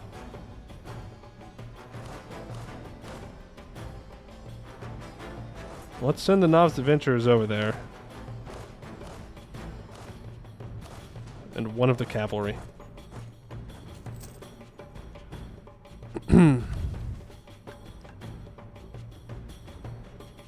Or spend 50 admin. Well, it's have another admin advisor and spend 50 admin. That's the other option. All right, we stab up. We can do the first religious reform, replace traditional rulers. The local lords of Taken dominate the land with an iron fist, resisting our rule at every opportunity. If we wish to truly tame this land, then the power of these aristocrats must be destroyed. We will replace them with local collaborators that will better serve our interests. Minus 10% stab cost modifier. And we lose that stab. The replacement of the local lords with loyalists has not gone perfectly, but in the end, they all submitted. Our loyalists now rule on the ground, and we can safely say we have control of our own territory now. Still, the reorganization and redistribution of land ownership in our kingdom has caused some instability, but we will recover. Oh, come on, man. Oh, wait, no. We're good. We gain Crown Land. They lost it. Huge. Now they should all become pretty loyal next month. Right? I mean, not the best, but it's fine. I will hire the powerful mage. And we can complete Scholar's Mate. Ketel Parai is a city of exiles and scholars. Unimaginable amounts of strange and esoteric knowledge is hidden within its walls. No wonder it has attracted the attention of our own scholarly family, the Vustarin, always hungering for new knowledge. They have set their eyes on the archives and hidden laboratories of the city and will no doubt ransack the tiered city for every scrap they can find once we take it. If Ketel Parai is owned by a subject, they get 5 Liberty Desire. They gain 50 influence, and there's 10 devastation in the province. We gain 50 support for feudalism in our capital. There we go. Which means we are very close to feudalism. Send you guys back over. And we can embrace our place in history.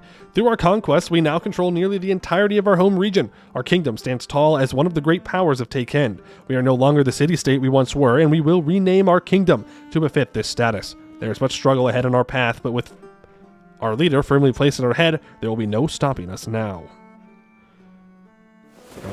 Ooh, they all lose 25% Liberty Desire as well? That is sick. And Morton, thank you for the 10 gifted subs. Appreciate that. Congrats to everybody that got them. And look at that. It doesn't do like a bunch of sounds anymore. It just does the one sound. It's so good. We did it. Boom. All right. Did that as well. 900 development. Yeah, I'm not sure that's even going to be happening in one lifetime. That's a lot. I was in after local power outage took out our internet infrastructure. Dang. Rippy dippy. Glad to see you here, though. Reform. Check our dev cost. Taekindi King is minus 40%. Encourage development gives minus 10%. Woods gives plus 15. So we're off with encouraged development. We offset the penalty from being primitive, which, hey, that's pretty good. And everybody's loyal. I need to go take some more land. Yep. I need to take some more land. So who are we going after is the question. I think Laurenkar. Are we Glory 4 now? We are. Divine Monarch. Minus 1 national unrest, minus 15% liberty desire, minus 12.5% governing capacity. Yes, we're kind of alien to Nahuatl. Bum, bum, bum, bum, bum, bum, bum, bum, bum, bum. Still Tech 3.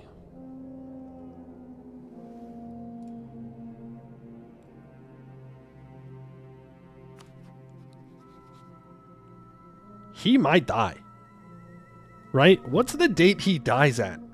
I know at some point he dies. And if he doesn't do what he needs to do, things go bad. Right? Very admin point intensive. You know how it is.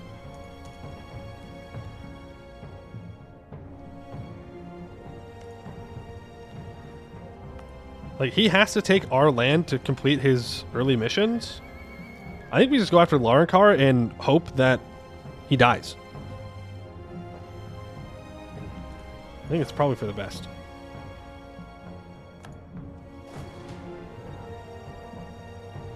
Let's start moving up towards the place, and I think we just immediately declare war for Taekindi Glory on our buddy here. Our really good buddy. Who's sieging this down? Amion is sieging this down? Okay. What is it to get feudalism? To embrace feudalism, it is currently 234 ducats. We do not want to sell titles. We could go indebted to the merchants, I suppose.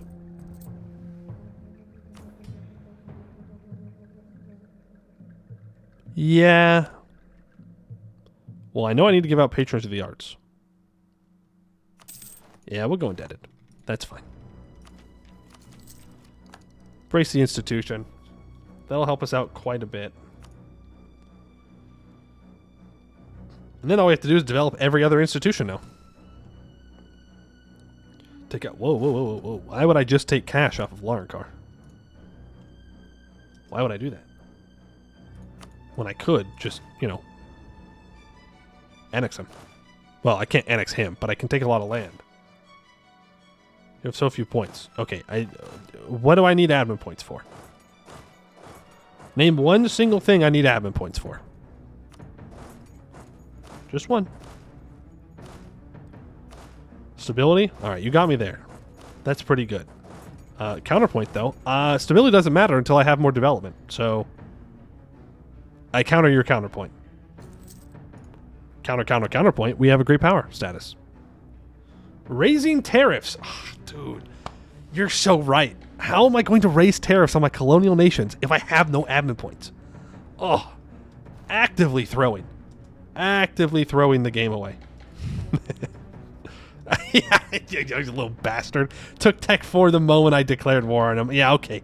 Alright, fair enough. I can't really complain about that. I would have done the same thing. I need 15 troops in the big city to get a bunch of development to your capital. Oh, I need... Oh, shoot. You're right. That gives me 25 glory as well. Can I make that happen right now?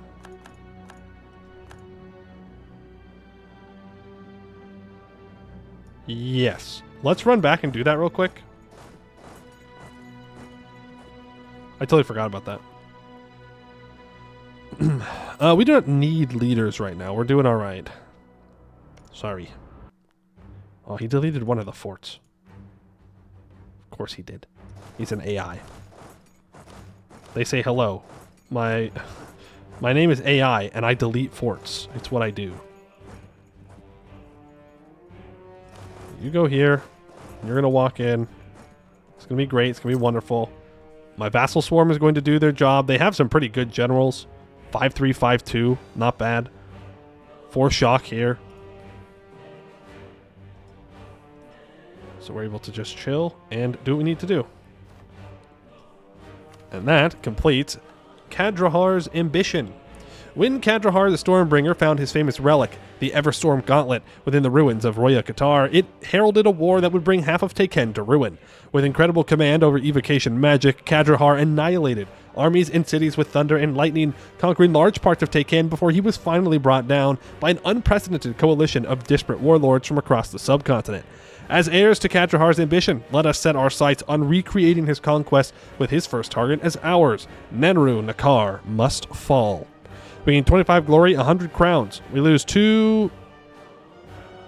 Oh, there's 2 base tax production manpower lost in the area, 15 devastation, and the vassal gets 15 liberty desire. 10. Whatever. They get more liberty desire. We need a temple? Clerical Advisory Council? What the? Clerical Advisory Council. If the Kativa family is in power and has greater than 40 influence, the following modifier lasts twice as long. Really? That would be nice. But, yeah, I don't see us taking this administrative development or administrative tech anytime soon. Is Doomfist? No. Please, no. No, anyone but Doomfist. You know, Overwatch 2 Doomfist, fine, whatever.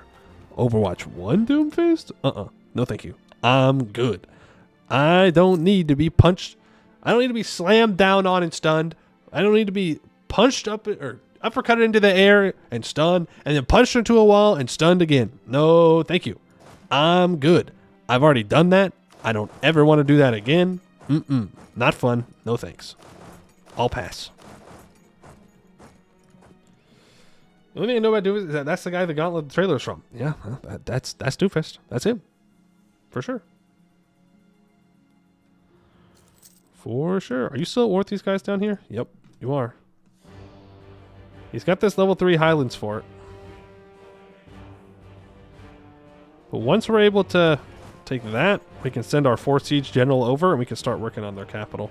And then once their capital falls, I mean, they're kind of screwed, you know? Can you snake to the gold mine? You read my mind. You bet your ass I'm going to snake to that gold mine. It's their capital. I am taking that gold mine. Now, we're going to need to declare war on Parahekend here so that I can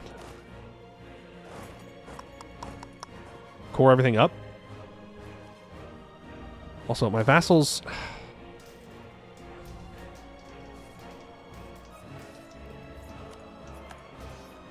Oh, nice. Go ahead and score chat. Vassals are struggling a bit here. Let's set them to attaching to this merc stack. That way they stop running forward. Like, I appreciate what they're doing. There's no way you're going to throw this hard.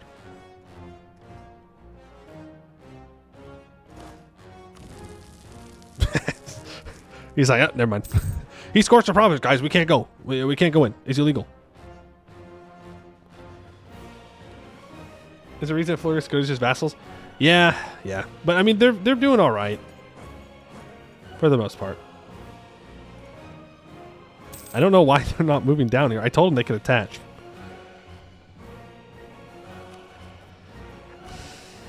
Yeah, I mean, there you go. I mean, proof's in the pudding. They're really not doing much to help us here. I'm going to pay off my loans. Make 2 ducats a month? Huge. I'm going to get this gold, and it's going to be even more. Do what you're going to do with those rebels. Luckily, it's on a fort, though, so we've got time. I mean, in all honesty, if Lorenkar just keeps wasting their time chasing down these 2K stacks and not contesting their capital, I'm fine with that. Like, yes, it is losing us war score, without a doubt. We're going to get negative ticking war score here soon. But it won't matter if I can full occupy him. Much of that is looting, though? All of it, actually. Good point. I forgot about that whole looting thing. You make money from looting. Yeah, we're not actually making any money. So we might have to take another loan now. Oops. Alright, there's the capital. Let's transfer that over to this guy so I don't have to pay for it. I could go deal with the rebels. I could keep fighting Lorenkar. I could go back, declare war on this guy. Oh, he's in the coalition. Interesting, interesting. Yeah, I don't really care about those vassals. I'm going to be so totally real with you.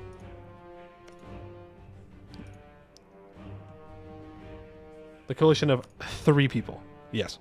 It would mean that Amion can't join the coalition immediately after, though.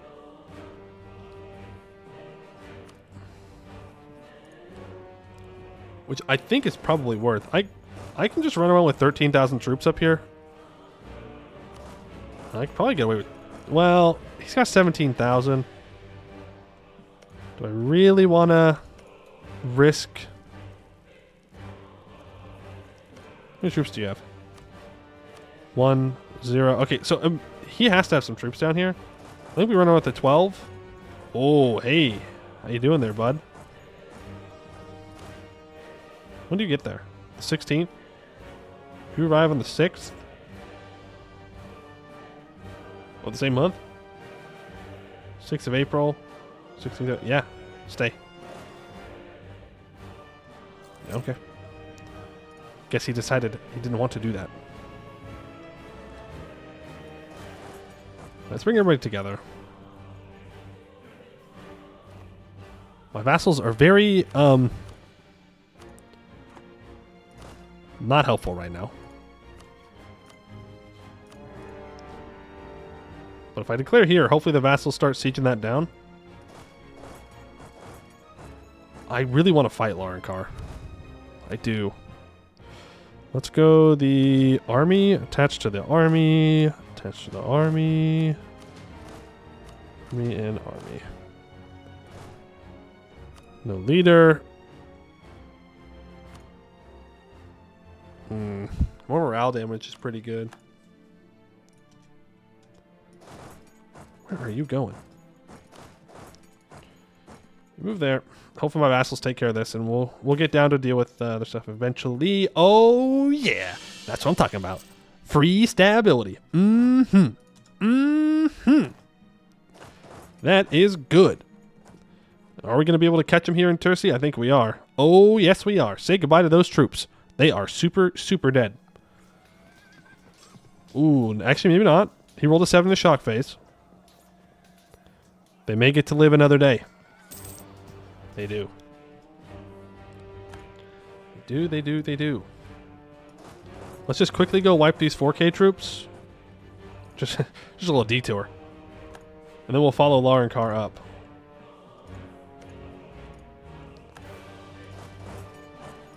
Alright, follow him. No. I'm not fighting your rebels for you. No way. You gotta pay me for that. Oh, Lorenkar has 7,000 troops down here, though. Is he going to retreat into the fog of war? Because that would suck. Yeah, I do need to siege this down. They did not retreat into the fog of war. They're sitting here in these mountains. We're going to lose this siege. Throw a defensive edict on it. Please and thank you.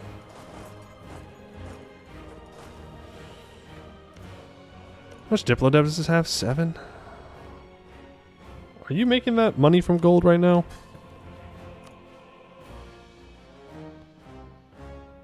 Yeah.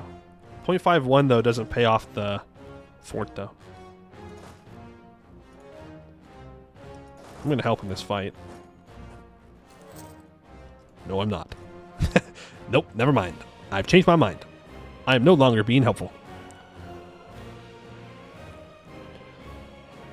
Oh, come on. Boo. Boo.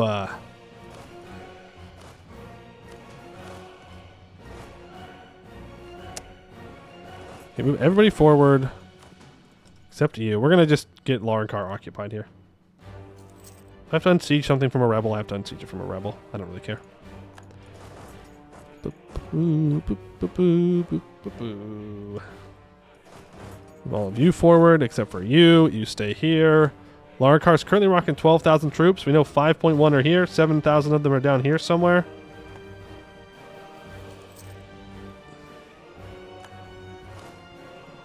Send you forward. These aren't colonies, so that's not something we need to worry about.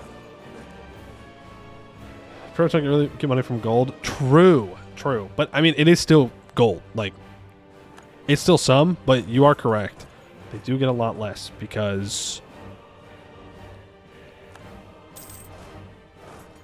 the reasons. No, I know the reasons. The reasons are as follows. They did not want to have the Aztecs have money when the Spain shows up to colonize Mexico. That's it. That's why. Bad mechanic. Bad. I get it. But bad band-aid for the problem. Oh, air has goods produced? Okay. Turn off the development edict. I still have the all-power cost guy hired. I think that's fine. And once I take this province, then I gain 100 of each monarch point. Well. And if I upgrade my capital to a level 2 center of trade, I can get some more stuff done. Okay, well. Well, I mean, you know, who needs temples? You know, like, temple. Temples, man. Temples. Ugh. We're at 94% war score. I'm piecing out. Bum ba ba dum bum bum ba ba ba ba ba bum. Oh, before I do that,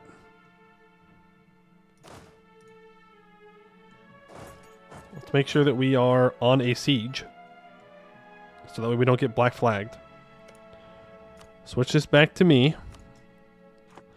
And what do we want to do? We don't need vassals. Fun fact. Actually, I probably shouldn't peace out with Laurenkar until after I peace out with Parahakend.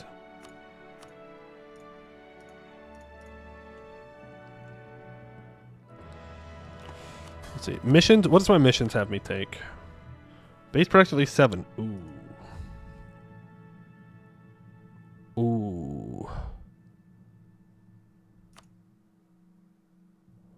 I need Parakendrem and Ethenin. And one province from Amiens. And then I need Laurenkar to not exist. We can do that. Not in this war. But I can grab what I need. Part of me wants to annex his vassal. But the smarter part of me wants to cut him off from Amiens.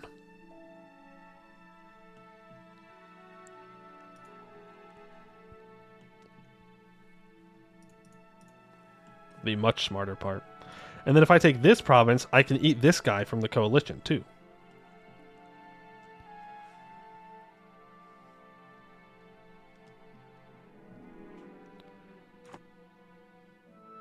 But I don't want to do that until after I can peace out, because I want to hand some of this land over. No, I'm gonna feed this state over to Bandarutai, and I'm gonna feed whatever I take from this state. These two provinces. You know, I could honestly just not take this capital and take like this instead and feed it over to the pink tag. And then, I mean, I'll still have a decent amount of core, but it's not too bad. Not too bad. Look, it's called, you know, it's the Thunderdome. Okay, I'm taking it away.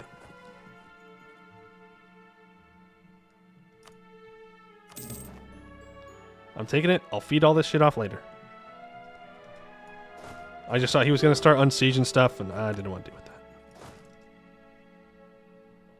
that. Okay, you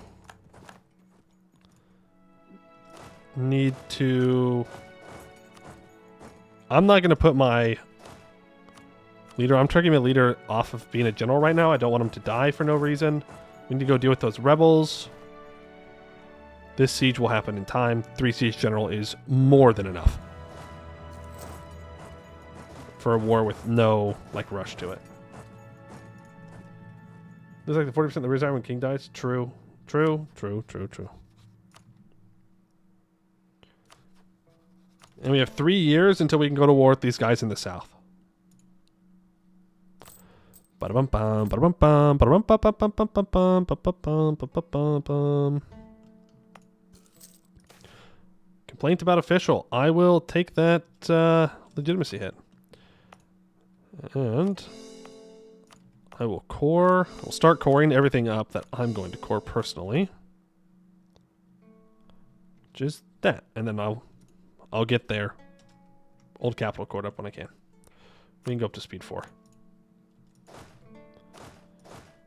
Ooh, I hope we can stop this. It's going to be very sad if they take it. You don't want to make me sad, do you, game? Well, there's your answer.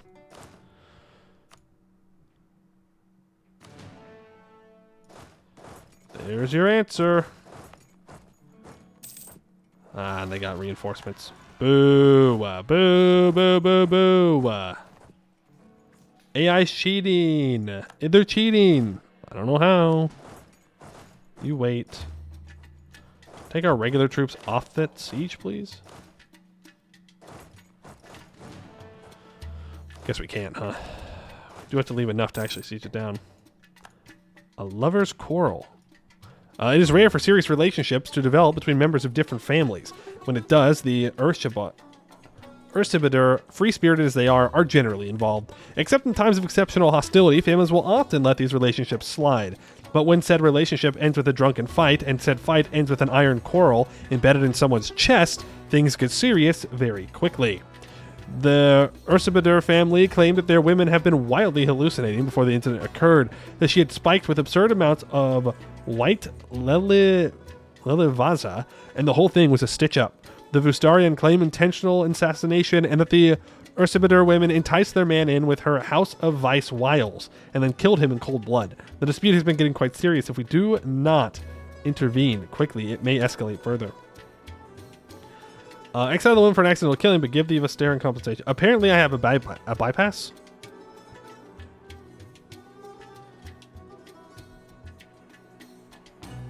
It costs glory. Oh.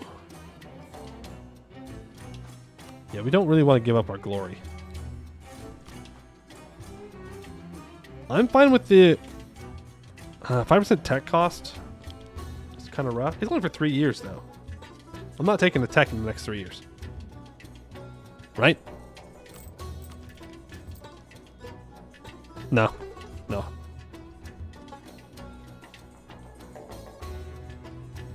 There we go. It's fine.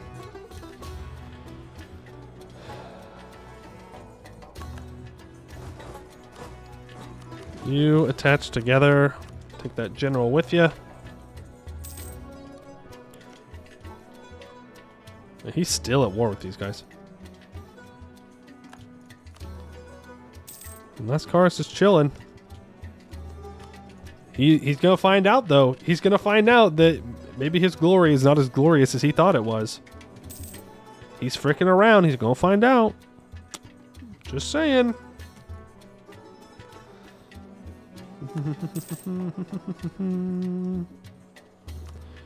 Recall, I do have a decision. It's grant generalship, which we don't need to use. Do need to keep improving relations with my subjects, though. If I had more money, I could hire some dudes. Oh, I forgot about this little OPM down here. Frick. He's at -7. He's gonna have to surrender soon. He's gonna have to surrender soon. Send both of you guys up to deal with rebels. 5 versus 30 points something. Yeah, and again, we're not gonna take a tech in that period of time, so I'm not worried about it.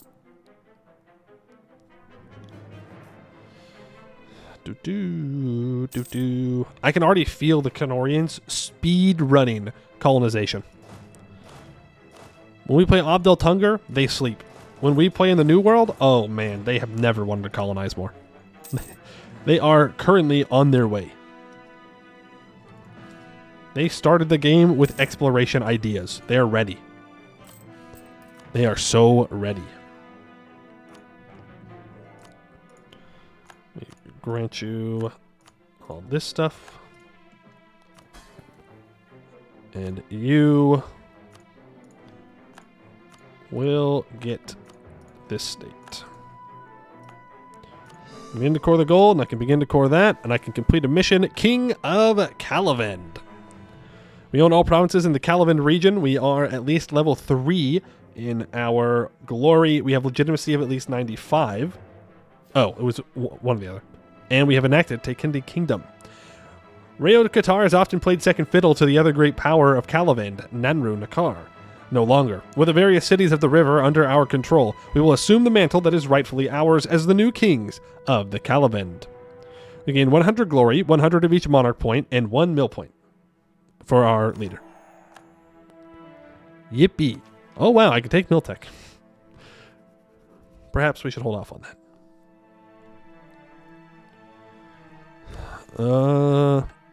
Now I need a temple. Army tradition of at least 45. Yeah. Clerical Advisory Council. Man, they love to make my stability more expensive. I don't know if I want to click that yet. I do know that I want to take a loan and upgrade this center of trade. That way I can complete Ursibadr Vice. The Ursibadr family thrives off the travelers and traders who come to Royakottar, having a stranglehold on every vice and pleasure that a weary elf might desire. Bars and brothels, casinos and theaters, the Ursibadr control it all, and it is therefore no wonder that the prosperity of the city is of paramount importance to them. And who knows, should we fulfill their wishes, we may even receive a personal invitation to the heart of their empire, the House of Vice. Calaziel Bronzewing grimaced as he walked through the House of Vice, embarrassed despite his station. He could see every trade the Ursibadr, I don't know if I'm saying that right, Ursibadrs dabbled in as he passed through the halls filled with scantily clad elven dancers and courtesans, packed gambling tables, drunken patrons stumbling from bar to bar. When he finally reached the office of Ivindash-Ursidabar, the family patriarch, he found the man reclined on a gilded chair, boots up on a desk of Ephelai wood, crumpling its golden threaded covered cloth. He smiled warmly as he gestured for the Ariakan to sit. "How do you find the house, Royakottar?" he asked. "I instructed my family to offer you anything you desired. I trust you. I wasn't interested." Calaziel Bronzewing coldly responded. He had indeed been offered many gifts, spirits and white Lelivaza, a private show, a few companions for his pleasure. Not my idea of fun. Evan Dash chuckled, offering a nonchalant shrug in response. "Well, I suppose it was a fool's game anyways." He poured Calaziel Bronzewing a cup of wine. The Arakan accepted this at least. "If you were so willing to partake, I wouldn't need to invite you. Do you know why I did?" Calazil Bronzewing shook his head as he brought the wine up to take a sip. The Ursibitor laughed it heartily. I suppose I wonder if you undervalue my family's contribution to the city. I had hoped to show you at least a part of our value, he said, gesturing with a free hand as he took a swig of his own wine. But the Mercenary King stands above, I suppose, so I may as well give you a few words and send you on your way. Tell me, what do you think drives elves to fight, conquer, betray? Ambition, Calazil Bronzewing replied instantly, from cultural instinct. Glory in life, and after, apotheosis, a place in the heavens. Yes, desire. Calazil Bronzewing was about to protest the twisting of his words, but Evindesh Ursidabar cut him off. What you have just described is desire, a bodily need, nothing holy or sacred. Your lust for glory and your thirst for divinity, just as you'd lust for your partner or lust for a good drink. The warlord sat back in his chair with a sullen look crossing his arms. Soul and body are of the same system, Royakottar. Just as you cater to your people's desire for death and glory, I cater to their desire for a good time. For a second, Calazil Bronzewing remained solemn, but as he looked at the Ursibitor's earnest smile, the passion written clearly on his face, he couldn't help but let it affect him. He raised his cup to the patriarch. Then I trust you'll continue to do so, Evandash, for my people's sake. Our capital gets minus 10% local dev cost, plus 6 yearly tax income, and plus 15% local tax modifier. We get a skill 2 diff load up advisor that's 50% off, and the family gains 20 influence. Leandre, thank you for the follow. Appreciate it. The smallest Anbennar event. True. But that is going to be pretty nice. Little bit of income that we're going to get from that. There's just a tiniest bit of income, but we'll take it. The Ursibitor family's in charge for minus 10% aggressive expansion. Yeah, good news. There's not that many people that have aggressive expansion. So that's good. That's why you have to at the start. It's a warm-up. Bring you back together. Looking pretty conquerable right now. I'm just gonna say that. Looking pretty conquerable right now. What do you need for the next reform? I need no rebels and no overextension. And then we have to go to war again.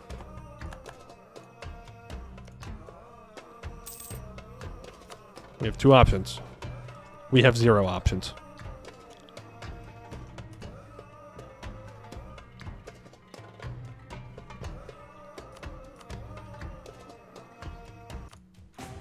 Wrong kind of elf, but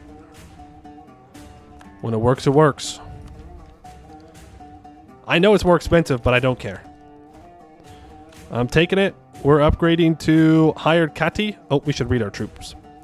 Hired Kati, translated to common as swords, are mercenaries hired by the rulers of the Tekendi kingdoms to assist in the seemingly never-ending conflicts that plague the region. Having distinguished themselves in battle for their local Yodhan, the Hired Kati are drawn from the more skilled ranks of the more undisciplined levies. Having proven they could survive and thrive in the chaotic lands of Tekend, the Kati now enjoy the patronage of rulers to train and supplement the levies and supply a more loyal and stable core to the often fickle and fleeting levies of the Yodhan. The Ascendant fell. Now it's time for the Chosen One. That's right. We know his troops are right here. He's going to sprint over to try and fight us when we have no morale. But we're going to get our morale back. And there's the siege done. Oh, I didn't declare war yet.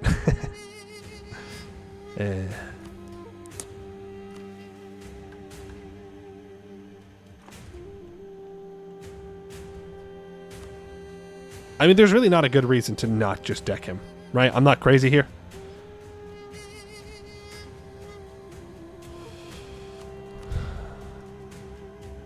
Are you at Glory 5? Yes, we are. Minus 2 national unrest, minus 25% liberty desire and subjects. And that's it.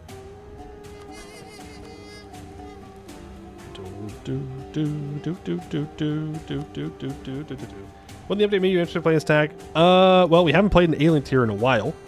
And Taken has been pretty much totally overhauled since the last time I played this area with, like, Amion. I believe in our Amion campaign, it was still where Larankar started off with basically everybody as vassals. But it had a total rework, and so I thought we'd come check it out. Reform first? No. No. The cores are going to take too long. They're going to take too long, and then Ormom is going to want to join, and then the war is going to take forever to do. So I think we just deck it. And if you disagree, well, that's fair, but I already declared the war. That's fair, but like, already declared, you know. You know how it is. I don't necessarily want to pick a bad fight with him. But I do want to get started on this siege.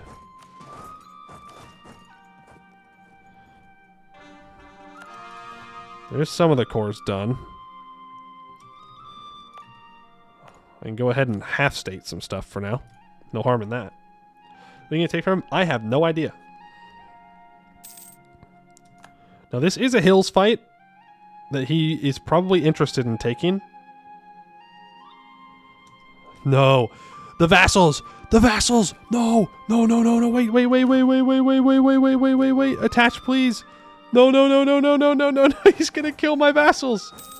Wait. You don't need to do that. Hey, your fight's with me, man. Your fight's with me, not with them. Ah, man. Okay, they're running. Good. Please, vassals, please, don't throw. He wants to fight this. We're Tech 5. Oh, he took Tech 5. He has not had time to upgrade his troops yet. We're going to lock that Discipline Advisor in here. That's going to offset his discipline that he gets from his national ideas. We're going to have more troops. We're going to have reinforcements coming in. They're not the greatest troops, our reinforcements, but hopefully it isn't. Oh, yeah. Oh, he's so cooked. He's so unbelievably cooked. It is so Jover for him. Okay, let's see. We're going to send our regular troops off. And that Merc stack can leave. This Merc stack can leave. Our Mercs do have 17.5 discipline. That's true. They are kind of cracked. Did he already? Oh, he just retreated here. He didn't retreat very far. Attacking it again. Do it. You won't. You won't. You should have.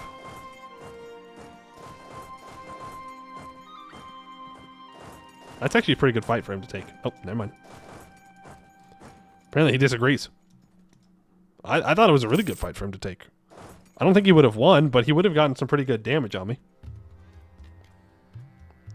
Hey, Lascaris, I'm trying to say this as politely as possible. Can you, like, leave? Like, go back to this weird place called Chaos? I don't think you need to be here anymore. Like it was like hee hee ha ha funny, you know. The first time you're like, I'm coming over to conquer everybody. It's like, yeah, okay, but I think your time has passed. I think it's time for you to go bye bye.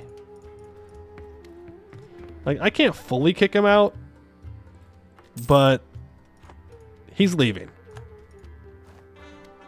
He's leaving.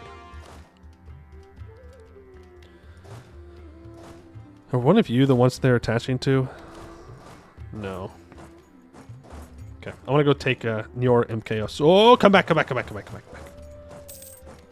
Okay, maybe I was a little too...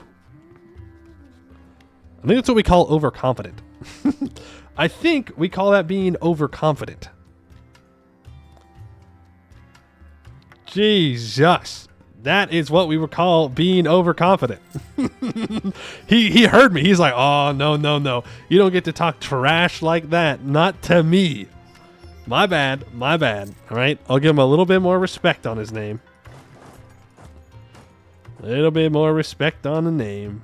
Can I take the islands? I mean, I could. But do you know what that's going to do? That's going to spawn rebels on the islands. You know, I could do the funny.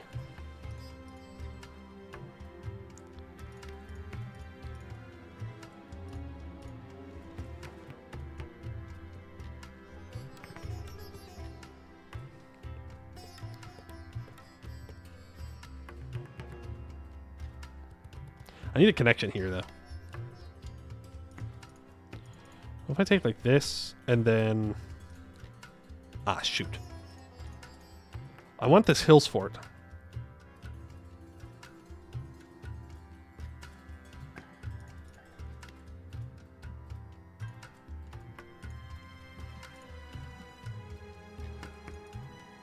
How am I going to do this?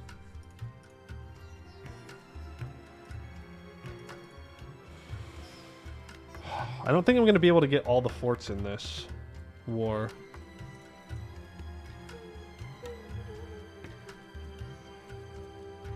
Yeah, I'm going to have to leave this fort. It's a farmlands fort, though, so it's not a huge deal. I can do that.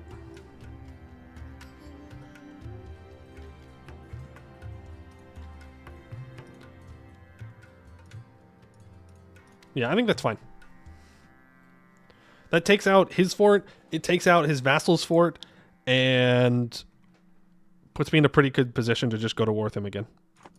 That's what we'll do. Maybe we take less land, take some money, you know. Yeah, it takes out his vassal, which means I don't have to deal with another fort down here. I still think I have the increased tech cost from the Vistaran. Yeah. So we'll wait for next year to take Diplotech. It's not like we're going to lose much. Now, navally... I guess navally we're not superior. No, we're not. Might be worth it to get some galleys for myself.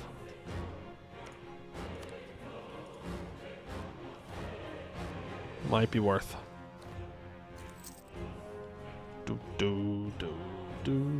Nice gerrymander you got there. Thank you.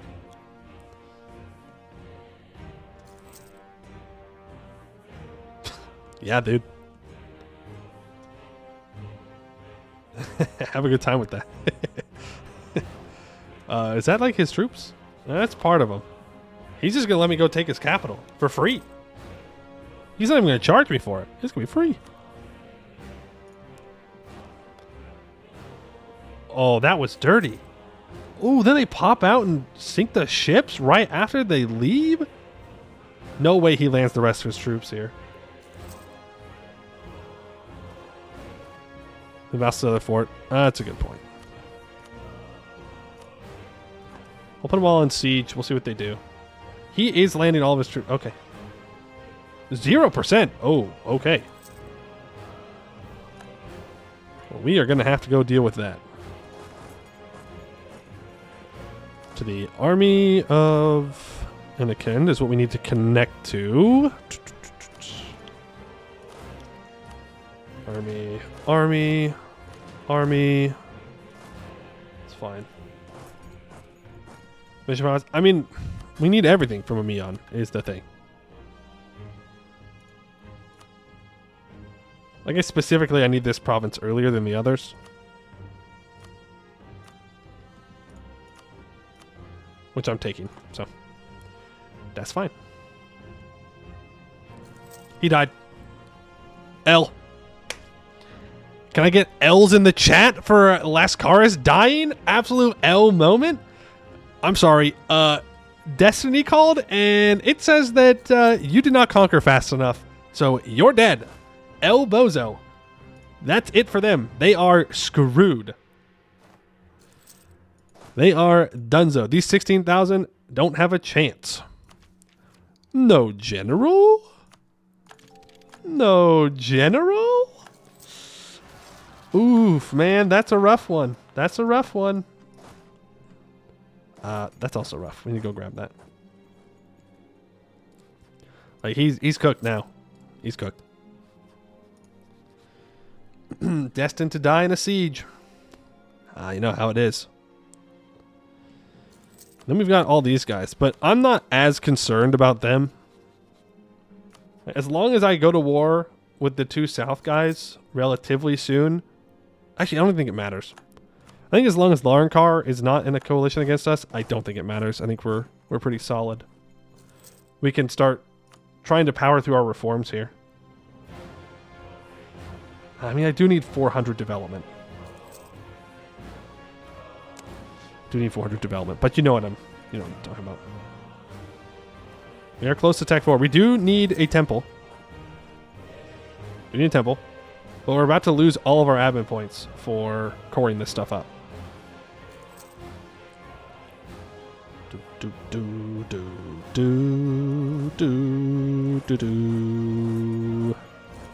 He's rebuilding, though. We can take this siege. I think we're going to be good to peace out.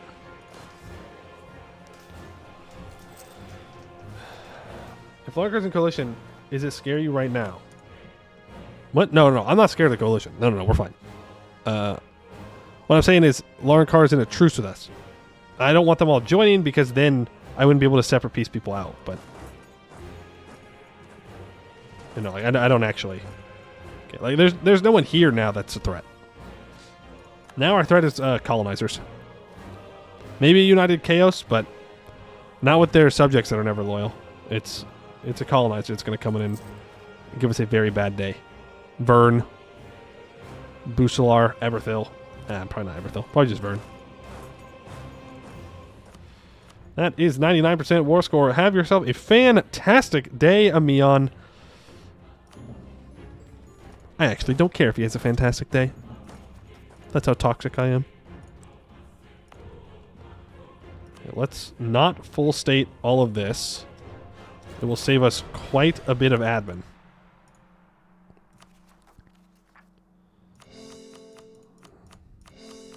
By quite a bit, I mean a little bit. But, look at that, we have just enough. Now, I think we're good to speed 5 and chill out. We will core all this up. We will do our next reform. Then we will stab up, and we will do the reform after that. We do have to start full stating things, though.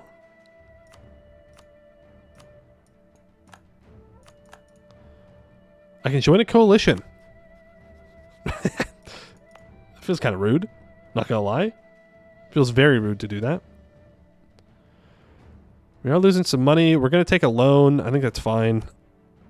I'll probably exploit dev somewhere. Just be improving with our own subjects. That's all I really care about. I could seize Crown Land to get back up above 30. Do I need loyalty with anyone? Yes. Adventurous loyalty is 40 or greater. Influence is 35 or greater. All estates' influence is 15 or greater, but their influence is 50 or lower. That's just not true, but okay.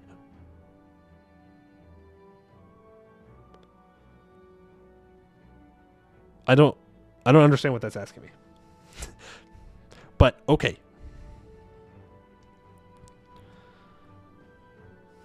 Maybe average? Maybe. But I'm seizing land. And I am exploiting tax dev, not in my capital. I'm losing 2 ducats a month. I will fire the military advisor. My heir dies. I mean, that's sad. He was a good heir.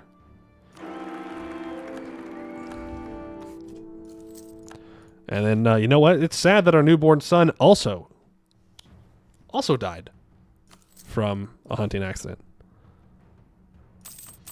Truly, just, so sad. I do want to full state this gold mine. Be nice, and we're gonna be losing money here for a bit. There's not too much that we can do about that because we have mercenaries. 2 hunting accidents in a row. Yeah. Oh man, only the good die young, you know. So sad, so sad. Connect the army of Indochan, Indochan, Indochan, Indochan. We could fire some of these smaller merc companies, by the way, and hire a larger one, like the Adventuring Company.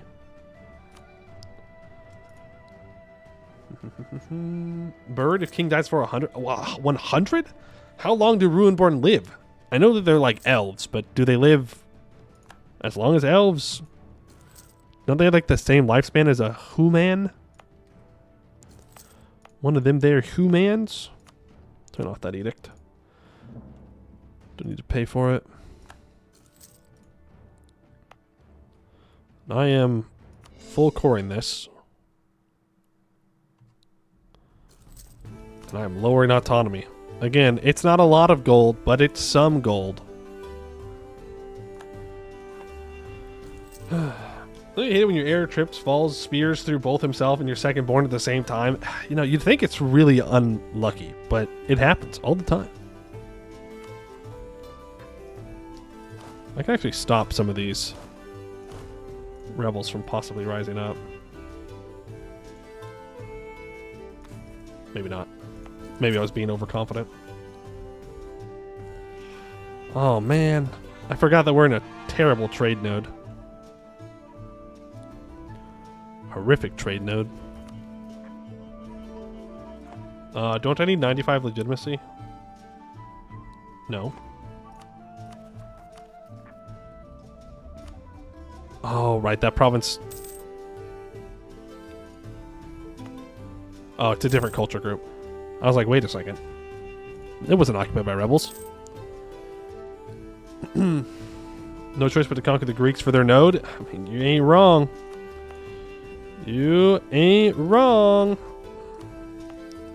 We do need to have autonomy average of lower. I know, very specific. Eventually it has to be 50. So we do need to start full stating things. It would also help our income quite a bit if I full stated everything. Yep, I will accept the knowledge sharing to my subjects. Be careful with what you full state. I don't like the way you said that. Lose lots of gov cap and rule that. Oh, okay. I thought that I had to prepare for some like disaster that was gonna obliterate my country. Okay, that's fine. We do need to develop Renaissance at some point. I can gain Inno for Tech 6. Also, a couple months I can switch over to admin focus. We definitely don't need mill focus. Do we even take this Inno? I don't think we do. I think it would be better to develop.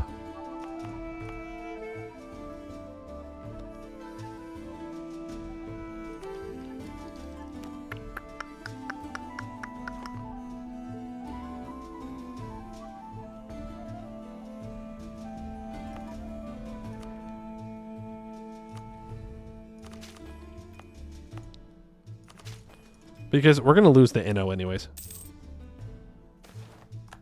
So what is the point?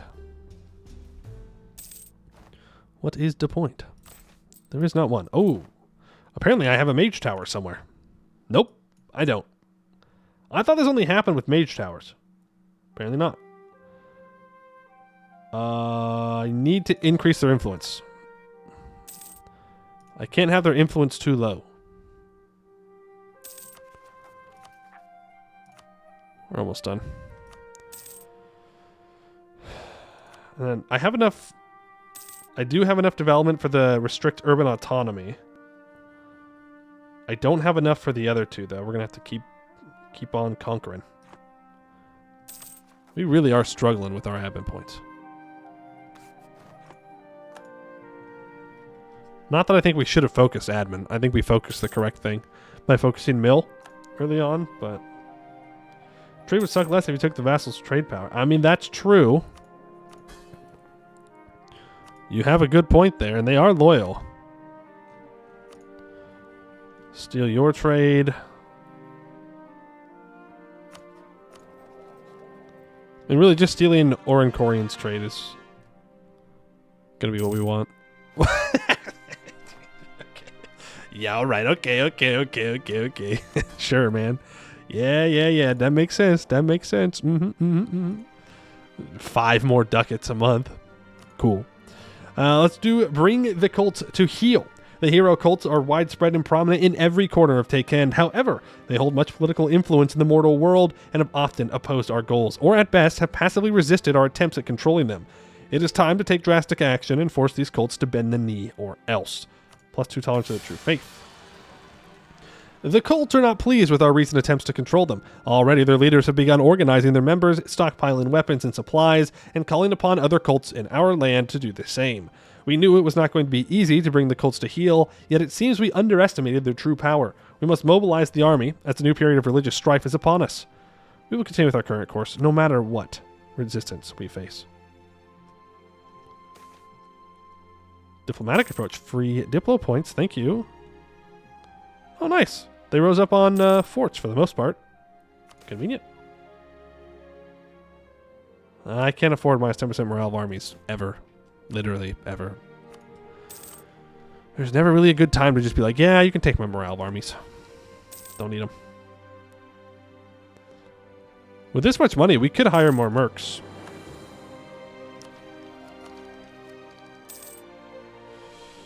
Don't know if we want to do that, though. Well, I do eventually want to do that. Hey, can you not? Oh, did I? Oopsies. My bad. My bad, AI. You didn't deserve to get yelled at, all right? I didn't put you to cover the spot. You know what I can do, though? I can hire some friggin' advisors. Give me some monarch points. Wartime now? No. 054? I'll take it. A newborn prince, hear me and rejoice! The first son of our Arakan Kalazil Bronzewing has come into the world. Cheer for our new Avilirikan. While the criers are announcing the birth to the population, the whole court is busy with the preparations for the birth rituals for the newborn. Already the babe was bathed and named Adradar by the proud parents. Now the time for the ceremony to propitiate the child future has come. The court will move to a famous battlefield where our most renowned warrior will bury a shield with the Royakottar insignia together with the connection between the mother and the child. He will become a great warrior and leader. I guarantee you that's true. First one now. Yeah, he's the firstborn son. What do you mean? You're crazy. You're talking like I had other kids. I don't remember those. Sorry. Intrigues in the realm. I will probably take the legitimacy hit, honestly.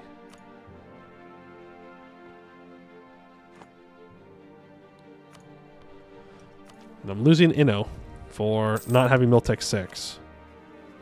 But I don't care because no one else around me has Miltech 6. So it doesn't matter. Hunting accidents are rare and never happen. True. True.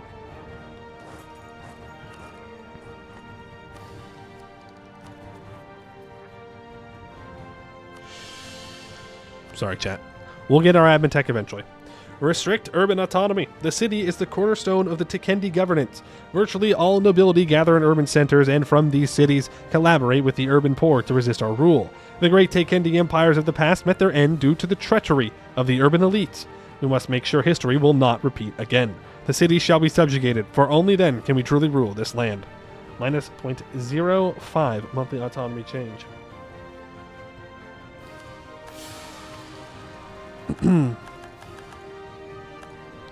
Tikendi reform. The decision to destroy the autonomy of the cities has caused widespread anger and outrage. Both the urban elites and the urban poor have banded together, our governors and loyal officials having been defenestrated. Don't go near a window. The city militias have closed the gates to our armies and now proclaim full independence from our rule. This is a true test of our strength. We must not falter, lest we fall like the empires that came before us. And we gain more crown land. Nice. We're up to 40 crown land. Sale of title. Thank you, game. Thank you for the free stability. I appreciate that. You're looking mighty consumable right now. I'm just saying. No way. I can't. Oh, I can't full annex everybody in this war. Against these guys. It's alright. It's just too easy. It's just too easy.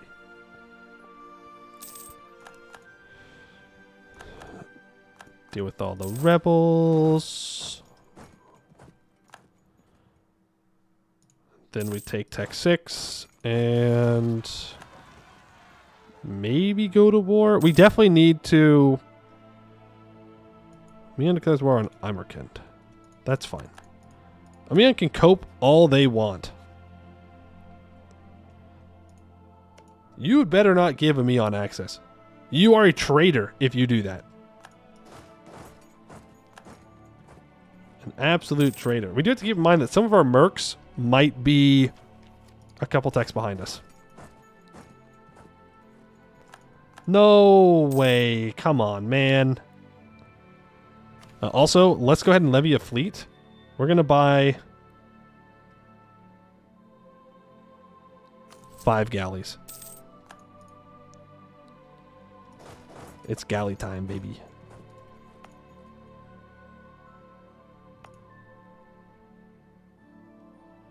This is a Durasier Corps. This is not, so they should mess with this troop.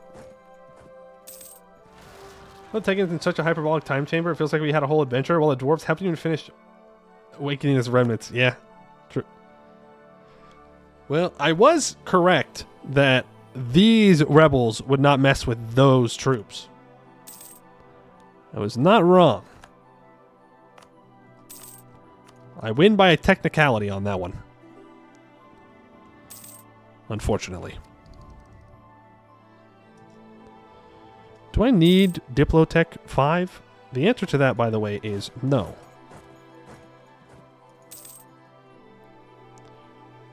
Admintech soon. That's right. We're so close to Admintech. There it is! There it is! Whoa, we can build a temple now! Yo! Temple! Costs 89 ducats. We gotta wait a few months. Yeah, I know. I do need a 7 dip in a bunch of provinces. All states' influence is 15 or greater. I chose the wrong option, dude.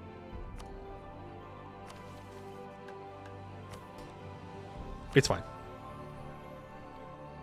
I can give them patronage of the magical arts. That gets them 5%, and then if I summon the diet, I can get them up higher. We're good. We're fine.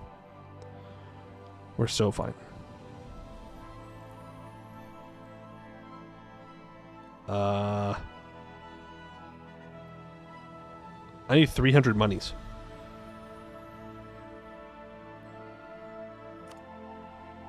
Okay, but this needs 7 Diplodev in all these provinces. We need to full state the states first, though. I mean, this one doesn't matter. I just click the button twice. But the rest of them are going to need it. Which means we need more admin points. What's new?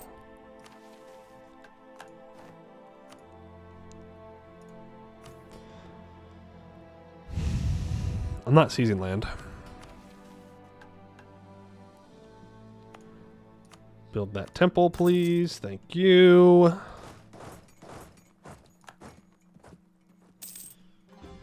I need more money. I'm just saying.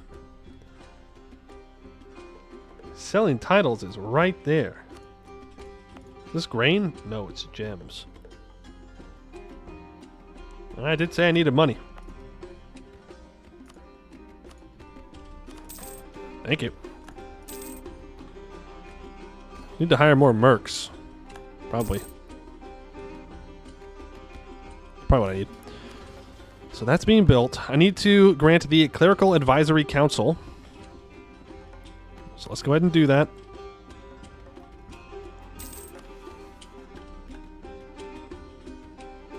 I do need at least 20 mercenaries.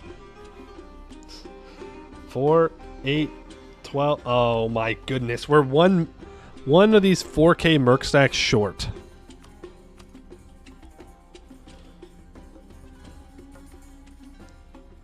I think we grab... Shoot. We might just grab the Adventuring Company and then delete some of these smaller stacks. Save to pay back burger loans. Hey, great news.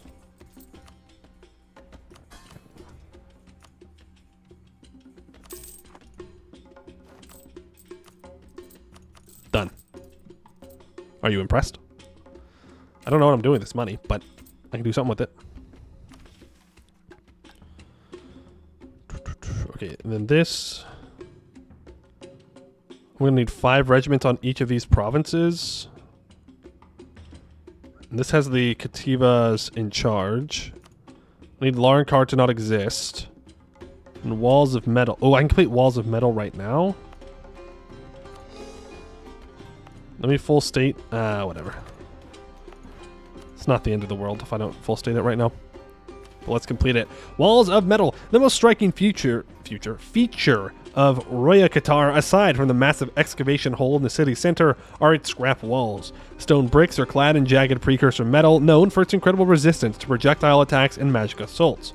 However, recent innovations in siege technology are beginning to threaten the walls of Royakottar. We must look to Vustarin and Kativa families in order to renovate them or face potential disaster. Until the end of the game, we get +1 attrition for enemies, 20% defensiveness, and 25% local garrison size. If either the Kativa or Vustarin families are in power and have greater than 40 influence, the other family gets 10 influence. We lose 300 crowns, 50 military power, and Kativa and Vustarin gain 20 influence each.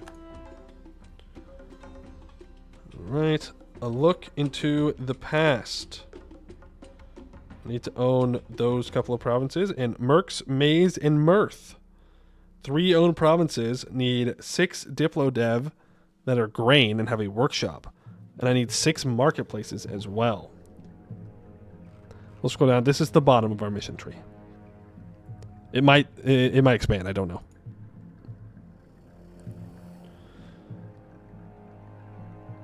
So we should get our troops into position to deal with this. Send 4 there. 4 there. 4. 4. And 7. The Kativa family is now back in power, which is fine. All states' loyalty is greater than 15. Yes.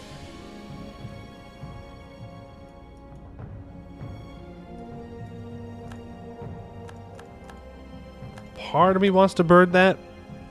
Part of me just kind of wants to accept it. What do we think in chat? Like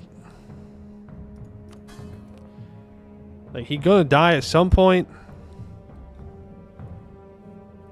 He's only 51. Well, this isn't him. This isn't him. Bird until he rolls the immortal trait. All right, we'll do one more. We'll give him one more shot. Unlike Lascaris, we do not have to follow the power of fate. We control fate. But if he dies again, he's a goner. He's done so. No redemption for him. Runeborn have 125 lifespan? That really? If he has a 125-year lifespan, I'm pissed that he died, actually. I'm actually mad. What's he doing dying? It's too early. He needs to lock in so he can unite all of Take End. Runeborn should be normal. Oh, okay. Well, he still needs to lock in. He's not going to unite Take End, but he needs to lock in. You know, it'd be nice if we had an heir that was an adult. That was like a, I don't know, like a 3-5-4. Maybe if they were industrious, that'd be kind of cool.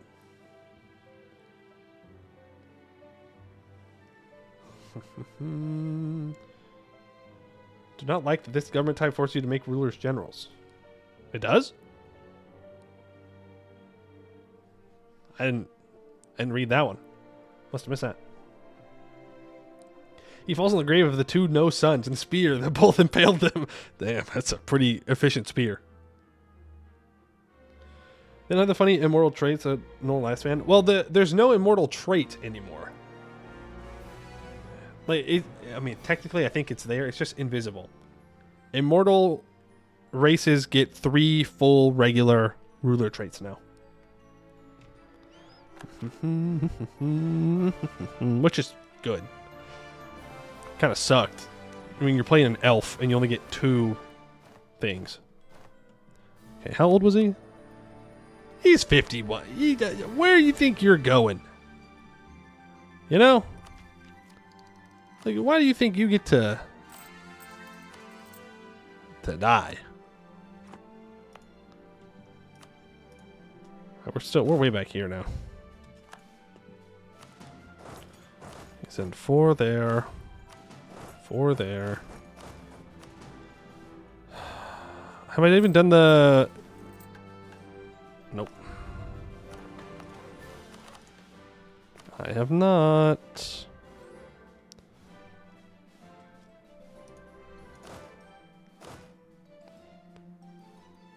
Well then, wait, do I need troops on this one? No. Nope, nope, nope. So send you here. This is the worst part about mercs, actually. Moving stacks everywhere they need to go. You're gonna unsiege this. Our boats are building. No one wants to work anymore. I need to pay off this loan. Pay off the 1% loan. Go to the merchants. Go indebted to the merchants. Then I need to go back and repay the 4% loan. Click the event. Build the temple. Finish walls of metal. Boom. And everybody's moving back. I think we're good. These times you miss old mercs? Fair. Fair enough. Yeah, I mean, you can claim whatever you want.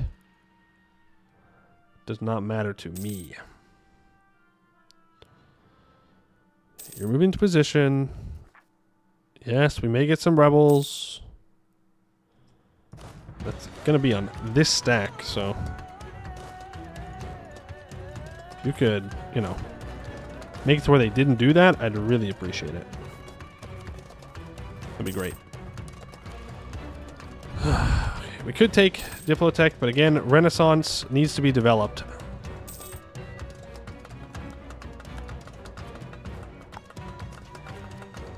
Is there any other missions that require... Okay, so Grain needs 6 Diplo Dev.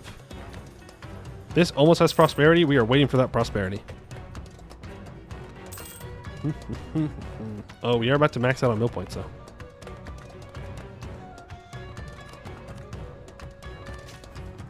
Do a little bit of mill dev. 10 legitimacy. That's fine. This is also almost where it needs to be. Lascaris wants military access? How about no? What if I simply did not give you military access? There's the temple. What am I missing? Ah, Clerical Advisory Council. Cult of the Stormbringer. Tens of thousands of hero cults litter Taken. Each town, village, or city has their own storied past of famous figures and glorious ancestors. In Royakottar, Kadradar's takes preeminence, and its focus on military dominance and subjugation may prove very useful to us. By sponsoring and expanding the influence of the cult of the Stormbringer, we may be able to inspire our own people to emulate our most famous hero. Clergy gains 5 loyalty. If the Kativa family is in power, which they are, and has greater than 40 influence, which they do,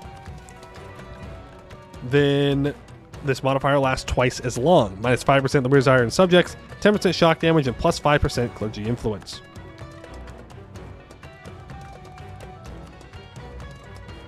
Ooh, I cannot complete this mission yet because I don't own Ithanen. I should have taken Ithanen instead of this province.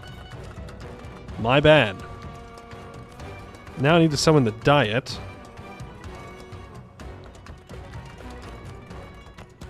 Diplo Dev? Yeah, give me more money. Well, what other missions can I do then? Looks like it's more expansion. That's what's asking.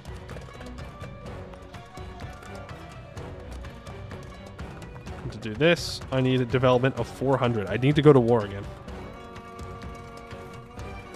So let's go ahead and hire a merc stack.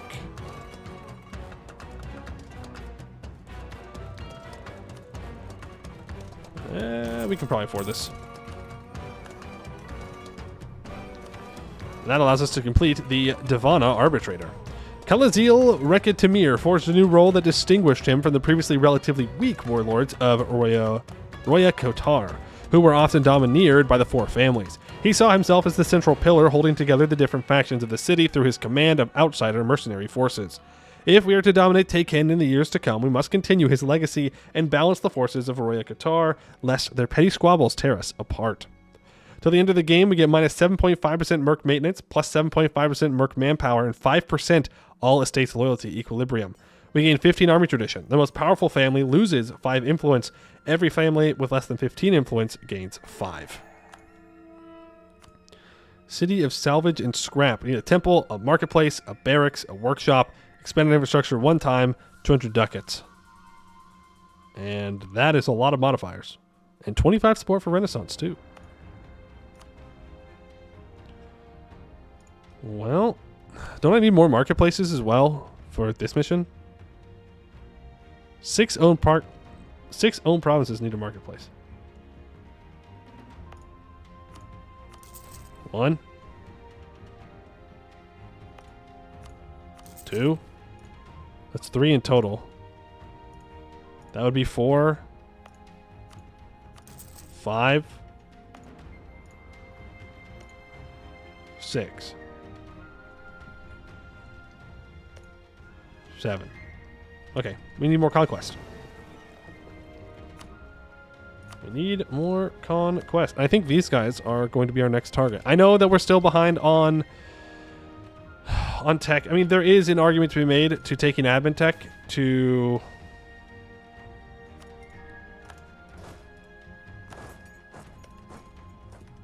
what am I trying to say? To take an idea group. We work ideas. But then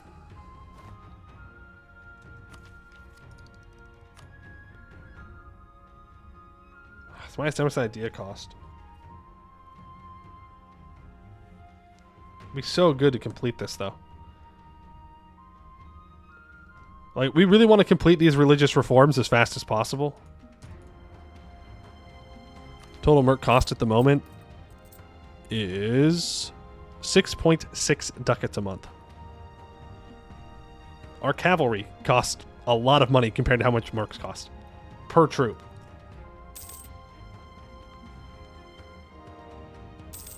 Per troop. 99. Come on. Give me that prosperity, baby. There we go. You need to go to 6. 6. A little bit of Mildev in there. 1, 2, 3, 4. Courage development. 5, 6. So that's the Diplo dev that we need on grain provinces. Now we just need to have it with workshops. Oh, it's only 3 provinces. I did more than I needed to. Oh well. And I need Imerkend and Dark Lindar. When's my truce up with the Meon? 76. As long as nobody gives him Eon access, Imerken's going to be able to take all of this from him, hopefully. Which should be pretty huge. Won't lie. Let's declare war for Takendi Glory. You guys are co-belligerized. We're not going to be able to full annex here, by the way.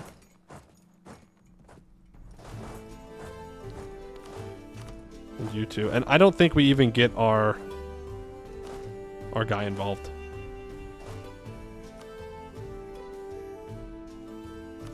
I don't think it's worth him dying. Does this have a fort? It does not have a fort. Damn, look at that general. We don't even need our guy. Don't walk in there and die. Please. You, though, can walk in there. You can reinforce. No, no, no, no, no, no, no, no. You're not getting away. Actually, if he wants to walk into this grassland, I'll let him do that. Nope. You die. Sorry. Then I don't feed anything over to vassals. We definitely don't want a full state stuff. Let's send you up to Dark Lindar, because we can annex him relatively easily. Choose a new Diplo advisor. Let's go for the trade efficiency guy. Make a little bit more money. We make a lot of money through looting.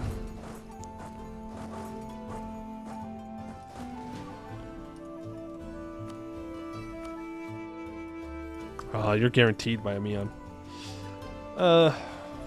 We don't need to reset our truce that badly.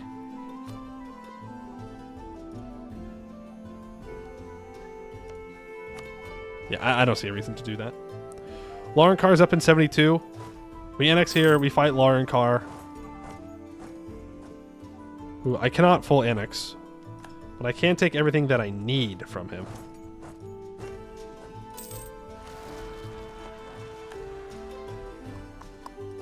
Send the mercs to deal with the Pretender Rebels, please.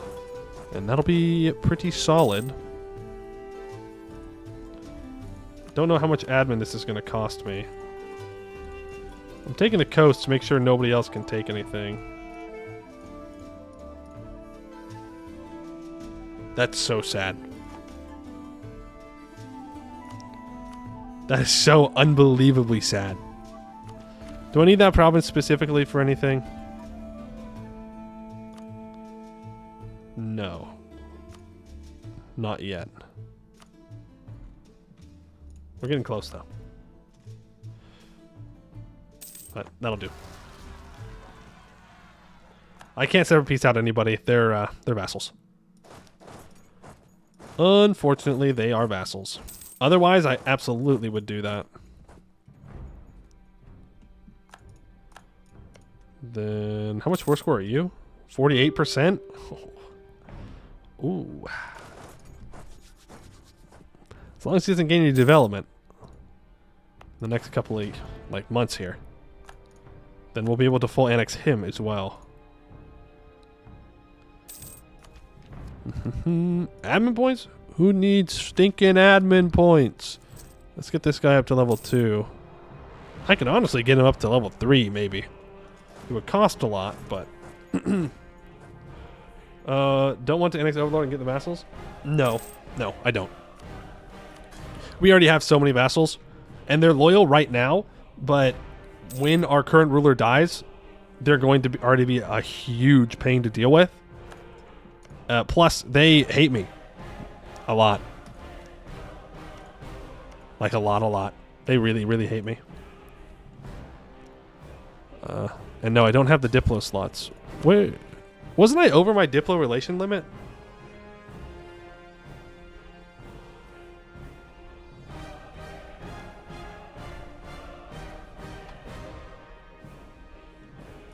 Kingdom? Did that give me an extra one? Yeah, I guess it does. There you go. Sacre bleu. That's a lot of admin. Oh. Yeah, okay. Unstate this. That is a much more reasonable amount of admin.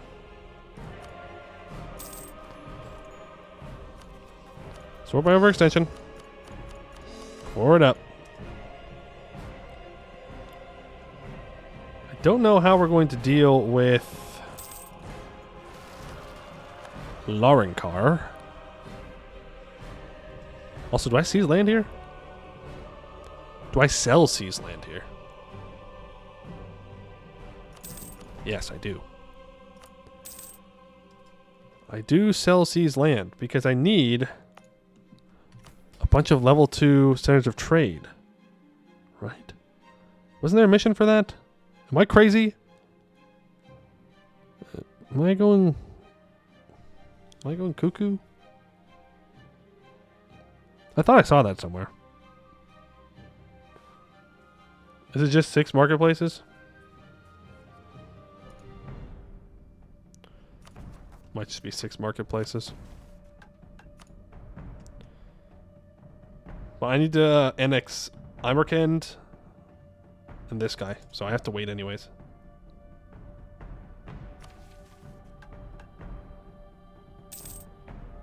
I need workshops. Man, I wonder how you get workshops. Surely it's not. It's not. Tech. We can upgrade our horses.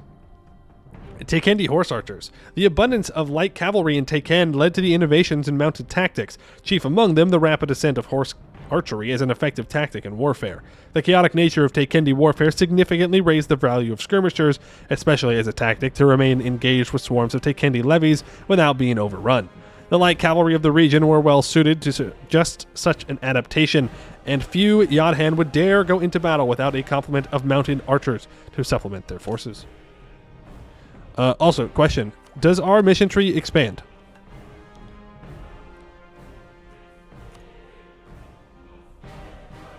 Oh, I can complete this right now. It does not? Okay. Turn around.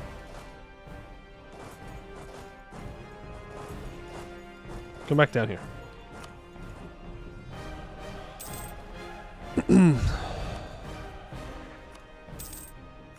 So my overextension's gone. Oh, I need my average autonomy to be lower than 40. We're gonna have to start full stating things.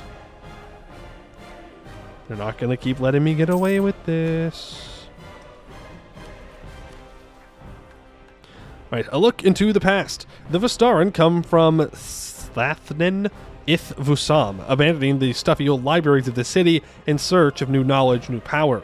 Now, alongside our mercenary armies, they return with the interest of repossessing the books and artifacts they should have taken with them when they left. By storming the various centers of knowledge in southern Taikend, the Blue House of Nagar Vichai, the hilltop ruins of Uyarbade, and Sathanan's Violet Library, the Ustaran may be better able to look into Taikend's storied past. The narrow corridors of Dumran Vustarvak glowed with a violet hue as Kalaziel Bronzewing navigated his way through them. There were so many books here from both before and after the Great Collapse. Most useless, he was told, that he could barely comprehend it. After an hour of searching, he finally found his target. Arakana Vustarin, the matriarch of her family, who stood staring at the space between 2 bookshelves. The matriarch sensed his presence. "What do you know, Kalaziel Bronzewing, of the time before the fall of the slaver nobles?" she asked, still staring up at whatever she was looking at, engrossed in its detail. Not much, the Arakan admitted, as he got close enough to see the object of her attention. A tapestry hanging on the wall, protected by a ward. It looked impossibly old. A flying city decorated the aged parchment. Tassini, it was called.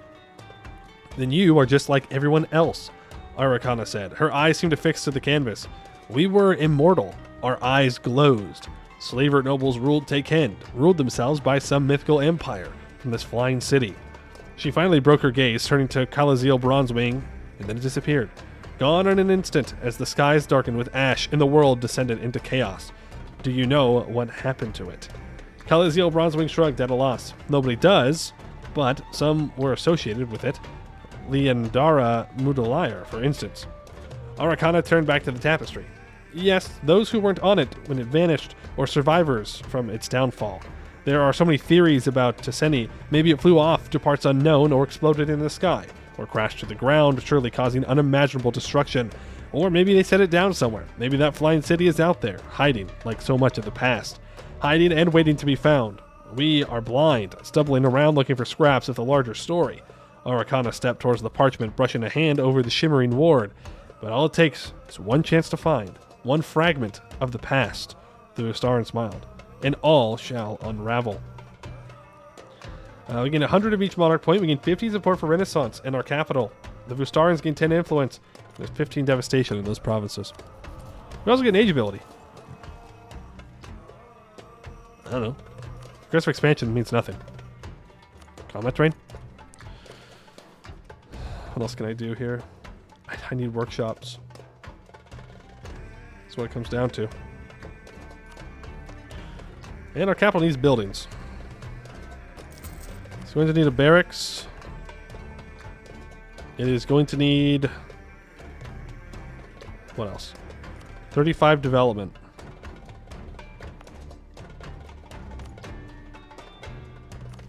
Done. Temple, marketplace, a barracks. Ooh, I'm seeing that word again, that W word. The workshop word. Can't say I'm the biggest fan of that one.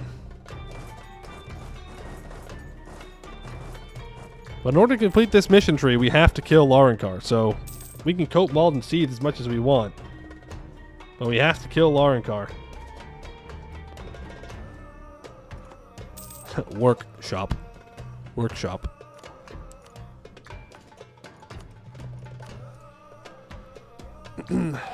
Workshop would mean free Renaissance. Yeah, I mean... would be good, but I need to have a truce with Laurenkar here. And he's got 13,000 troops. Oh, they're attacking this guy? How'd you get away with that one? Oh, Amiens didn't join. Amiens only joins because they hate me. Well, I suppose that's fair enough. I hate them too. It's a hate-hate relationship. See, I don't want to co-belligerize you. So let's try not to. Let's go after their capital. Capital. Move up. He's Tech 5. He has 13,000 troops. You attach to the local adventurers. I need to attach you to the army. You to the army. They're dealing with this siege. We will make our way forward. I want the stab cost guy. Stab cost reduction guy, I should say. And we're going to give him to level 3. I mean, we know that we need it, so. Not a big deal. And I just need those 2 provinces. We don't even need to fight Amiens again, necessarily. Well... yeah, no, we don't.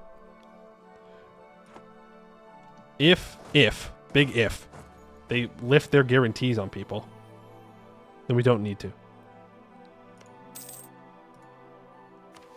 The Shop of Works. Yeah, that's right, the Shop of Works. We do need those 2 provinces that were highlighted right now. Ah, no, we do have to fight Amiens again. I'm a liar.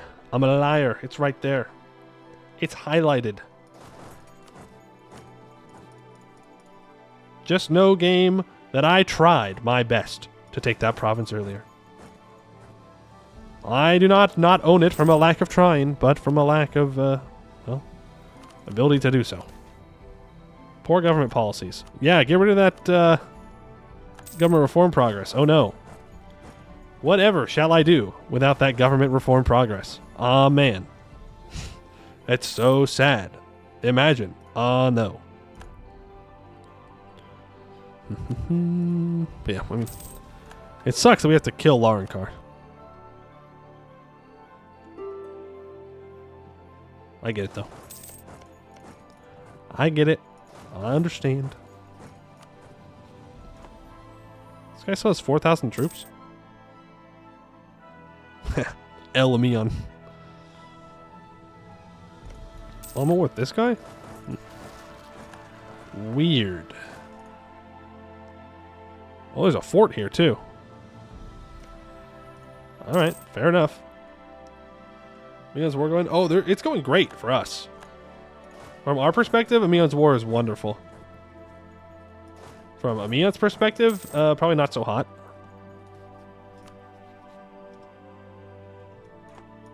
Not the greatest moment of their lives. Did they get access? Nope. It's a 37 war score. One day he's going to peace out. He's going to take land. I wonder if I could threaten war on a Meon. Probably not.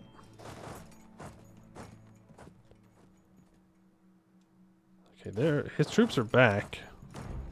That's good. If I can go wipe his troops, he'll peace out. Emmy Elons. Nice. Got him. Nice. Wasn't ready for that one.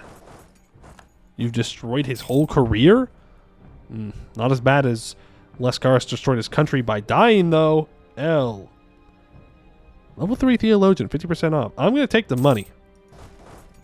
Because eventually, one day, I'm going to have admin tech. And I need to build workshops. Believe it or not. Do have to do that at some point or another. My heir falls ill. That is crazy. At this point, I just have to believe they're being assassinated. There's no other option. Like, it has to be assassinations. It cannot be an accident. Every heir I have is kicking the bucket. How am I not allowed to piece you out yet, man? Come on. Give up. Give me your land. Gimme, gimme, gimme. Gimme, gimme, gimme. Maybe my blood is weak. Okay, well, first of all, I'm not dead. My kids are dead. So it's on them, not on me. Second of all, rude.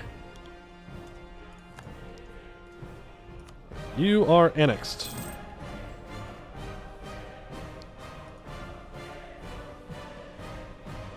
Runeborn and elves should not get that event. Well, I hate to tell you this.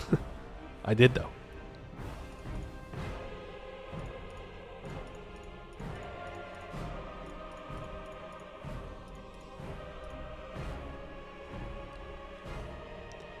When I tell you that I am so very sad, I mean that. Oh, wait. This guy has 2,000 troops left.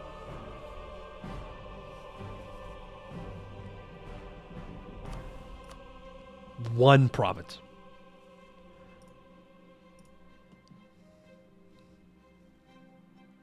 Two provinces. I need to take the fort.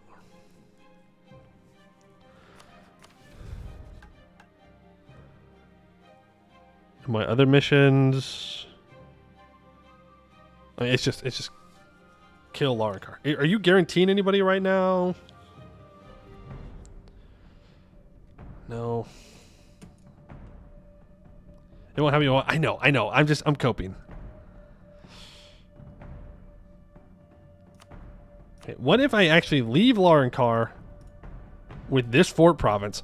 Maybe they vassalize Rakabutai, and then I can declare war on Rakabutai? No, that won't work. I still have a truce. I'm just coping. I'm maximum coping right now.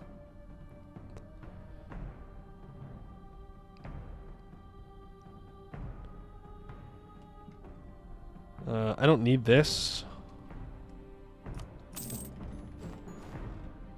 I can't believe it. Just like a couple provinces. And we are at 100.8 overextension. Let's just go ahead and hand this off. No reason to be overextended. I don't have to be. Our truce with the Meon's up in 2 years. Yep. So let's make sure that we are ready for that one.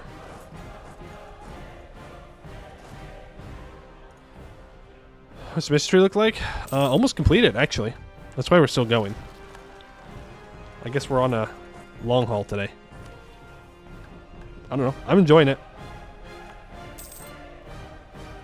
You know what I'm not enjoying? My admin tech. Oopsies. To be fair, though, I think we've played this pretty well. If I do say so myself. And I, in fact, do say so myself. We installed at 55%. Don't think I need Diplo Dev anywhere else. I do need Marketplace.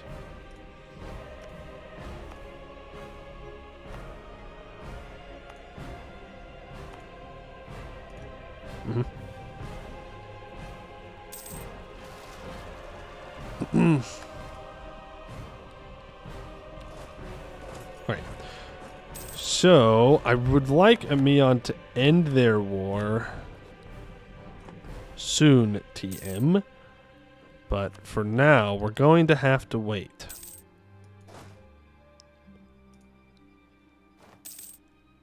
I don't want to pay off my loans because I want to be able to build buildings. I care about that more than the interest from the loans. We need 2 admin techs. And we need to corp a couple more provinces. We have enough development to get through all of our missions here. Nowhere near enough for United to Kend. I need so much more development for Take End. It's kind of crazy how much development I need to do. Oh, the OPM through, dude. Oh, he got access. Rip. Rippy dippy. That's alright. So let me tell you what, he's going to get stuck in here.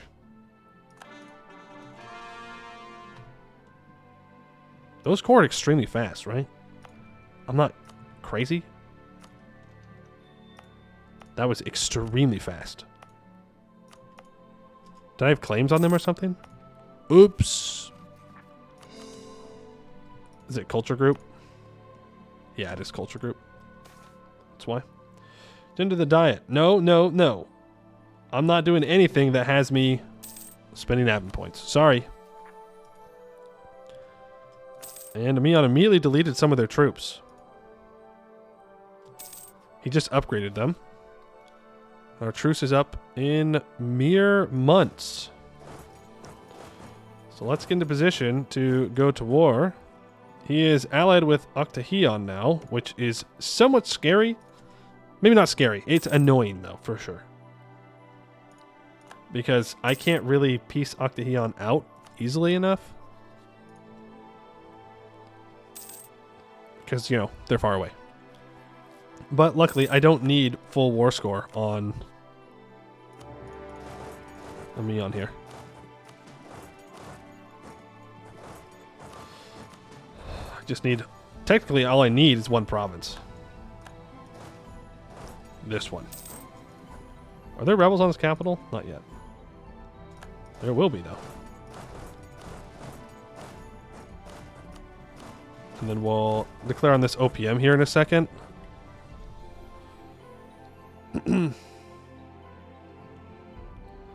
The annex OPM, you need OPM?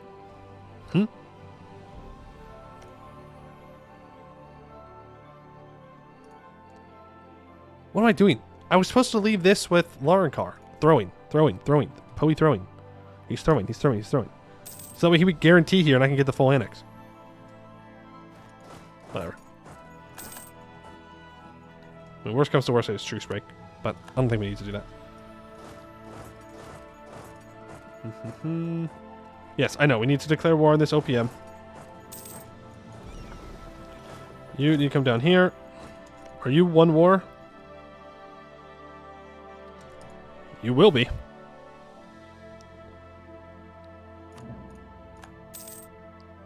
That sounded very threatening. That was not... I don't know why it sounded something like, you will be. Like, you know, he is. If I just co-belligerize him, he'll be one war. Like, nothing crazy. There. You go for the capital. Take End. I think we can officially say Take End is ours, right? I don't think there's anybody left that can really contest that claim with any kind of legitimacy. They go, no. It's like, well, we do, though.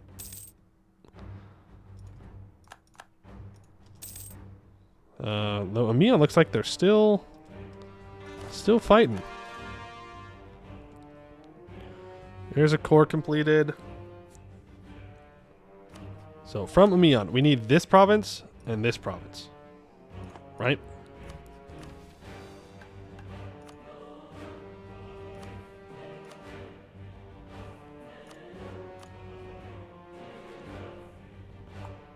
Yep.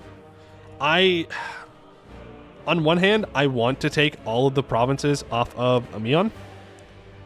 On the other hand, I kind of just want to take what we need.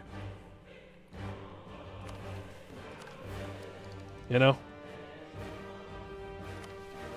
Like, if this is the end of our mission tree, that's the end of the run, then I don't really care about taking all... I mean, it'd be nice for borders, but... Eh. I'd rather not be stuck in this war forever. Plus, we need lots of admin points. Like, lots of them. Like a whole bunch. You are full annexed. What? I was gonna say. You ain't saying no. You're getting annexed. So I mean, it's not really a speed run. It's just, I don't know, is what it is. Core all. Like, I mean, look, when you leave an area so conquerable, you have to conquer it.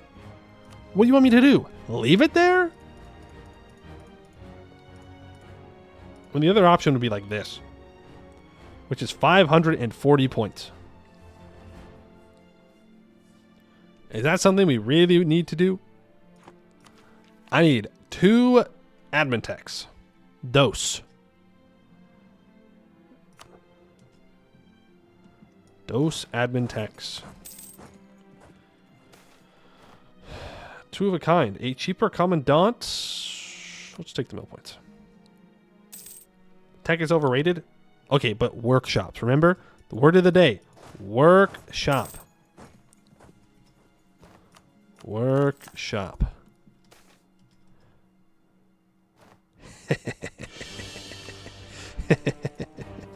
That's so good, actually. That's so good, actually. We're going to be able to complete our religious reforms pretty soon. We'll have to work on that average autonomy. What is my average autonomy? Where do I look again? Right here. Right now, average autonomy is 47. We just full state a couple of states and we're good. I'm just saying, the borders would look better if we kicked Amiens out completely. Oh yeah, we are focusing admin. Oh yes, sir. Yes, sir. We are focused on that admin points. Mm-hmm. Never been focused on anything else.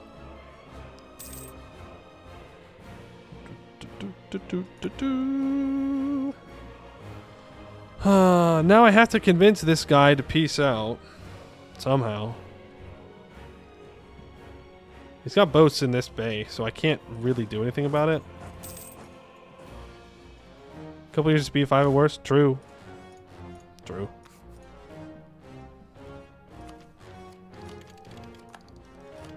Let's go and take Diplotech and Miltech.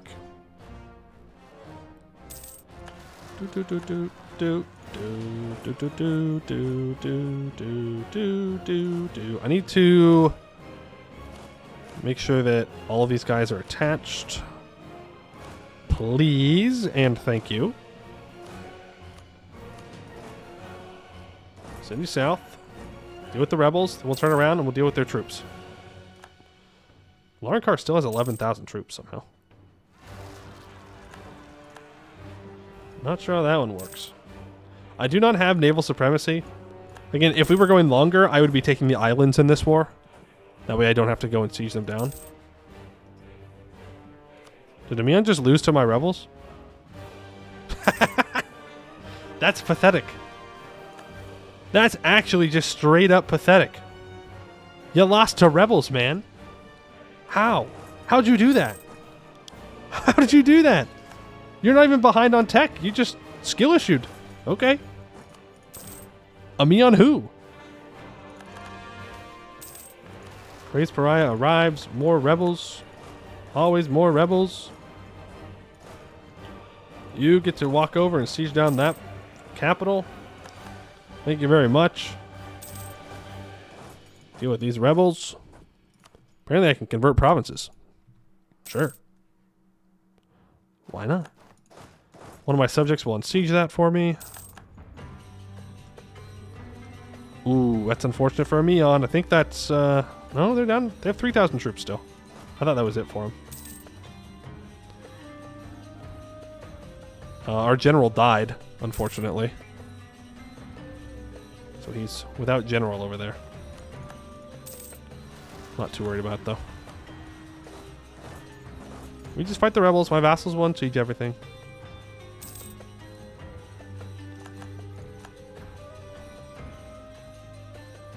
I want to cross this so badly. I can make it. I can make it.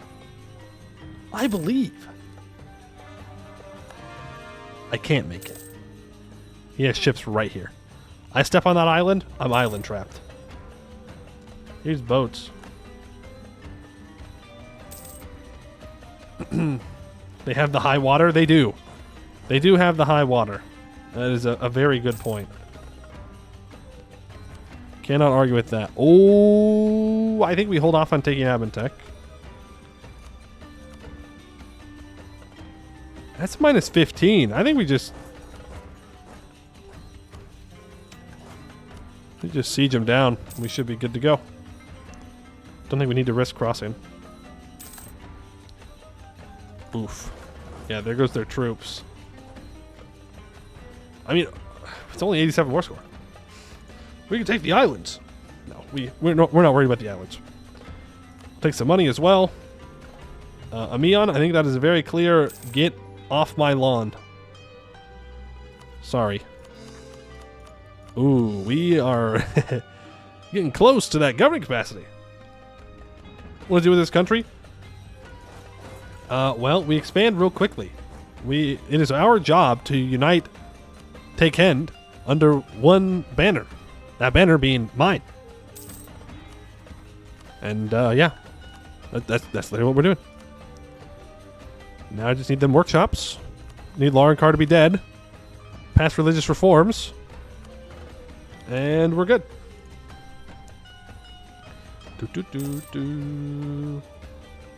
Japan should take the islands. Well, we're not Japan.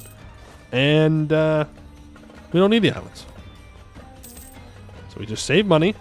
And we will build them workshops immediately.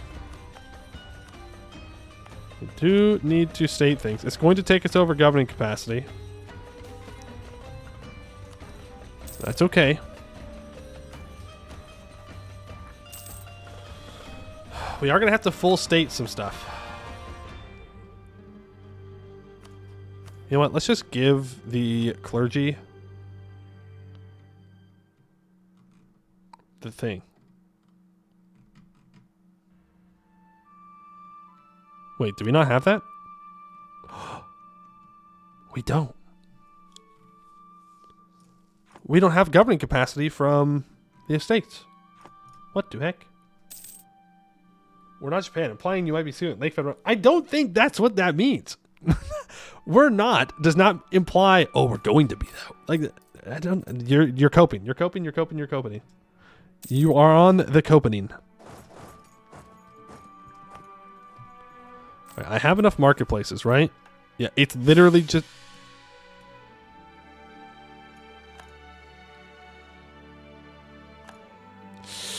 We're so close, though. We're so close, though. He wins these. Okay, I know we said the last one was the last one, but this is the actual last one. All right?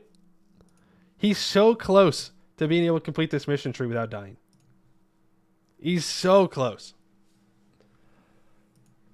We just need him to live, I think, probably like 7 years. The last thing we'll do is build workshops. Because once we're not overextended anymore, then we're good. We can do the 4th and 5th religious reforms immediately. We need 2 stab for the last mission, I think. He has 1 last breath for every heir that has perished. There you go. I think that's fair. A life for a life. He's just doing necromancy we don't understand. You said you late for when they got content? Yeah, I didn't say I'd do it immediately, though. Ooh, you know? You assume that means immediately. That's not really what I meant. It's a misinterpretation on your part, not my part. You know it is. Oh,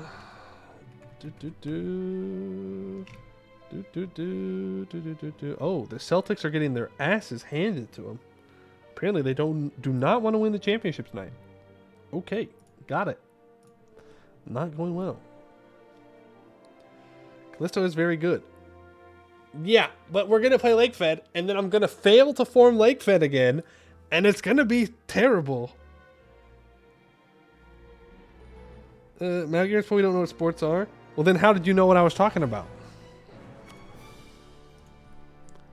How do you... You must have understood what I was saying, because all I said, Celtics didn't want to win. Lucky guess? Yeah, okay, lucky guess.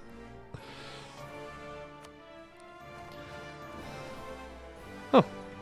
Hey, look at that. We're pieced out with... I mean, it's literally just speed 5 that we missed. Hey, not bad. He's not a general, right? Nope, he's not currently a general. He's 64. When can I go into like the learning focus so I can give myself more health, like in CK3? That's what we need right now. We do have to state things up though. State.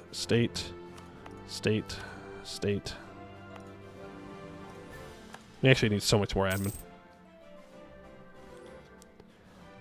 When's our truce with Laurencar up? 89? 8 years? He wins these. Not gonna lie, I expected him to die as soon as I said that. Okay. We have the monies. We can take tech in 83. I should really take the institution. We lose its stability for this mission. And we need even more admin than I thought we did.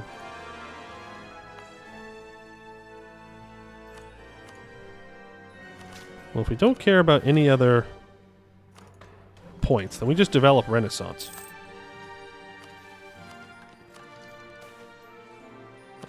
Growth of the port grows. Why are we getting the growth of the port when we have a capital in Ayland tier? That seems a little weird. Hermes shouldn't be able to take the minus government form option. Oh no, we most certainly should not be able to do that. That is not intended. Not one bit. Okay, Larkar owns that. Weird. Adventurers get it, so you do too? Ah, well, there you go. The adventurers back at it again. How are we doing on that autonomy? 41%.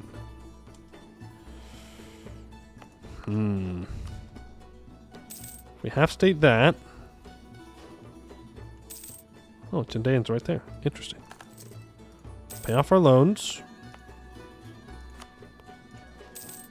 We full state one province. I think we're good. Which one should it be? Probably this state. Full state it. I know it costs us admin points, but it needs to be done. There we go. Now we're at 39.9. That's technically less than 40. Half state it all. And let's do our religious reform. So, standardized Tekendi scripts. The Tekendi script is disorganized, with every city seemingly having their own variant. A scribe traveling from one city to the next will have to contend with unfamiliar characters, and it is said a scribe from Royakottar will be illiterate in Orimvand. This cannot do for our goal of a Tekend under our rule. We will standardize the Tekendi script, primarily based on our variant, of course. We lose 2 stability? You sons of guns. You took all my stability. Ooh, I thought I was in the clear. The people of the provinces are not taking the standardization of the Tekendi writing system laying down. Loyalist governors have now started advocating greater autonomy from our rule, and in every sense, they've turned their backs on our kingdom. It seems as though the homogenizing of the Tekendi spirit was the final straw for many of our policies of centralization. Our agents report the formation of militias and armies across the countryside, many organized by our own governors, clearly being used as a sword at our throat. It seems this is the final test. If we can outlast this crisis, Tekend will be ours for the taking. And you bet your ass it will be. Kill them all. Execute each and every one of them. No survivors. No survivors. Put on that advancement effort. I will be embracing the institution as soon as I can. Well, now I have to stab back up, right? Have every other Tekendi hero cult follower nation as a subject. Ooh! I forgot about that teeny tiny little detail. Well, good news. It's just Lorenkar. And this guy. 86? Yeah, okay. Actually, that's not that bad. Allows us time to catch up on admin tech. So we kill Lorenkar, we kill this guy, annex these, and we win. More time to workshop, exactly. More time to workshop. We need to buy down that corruption, please. So that's increasing our autonomy, which we can't be having. How much war score are you? 44? It's fine.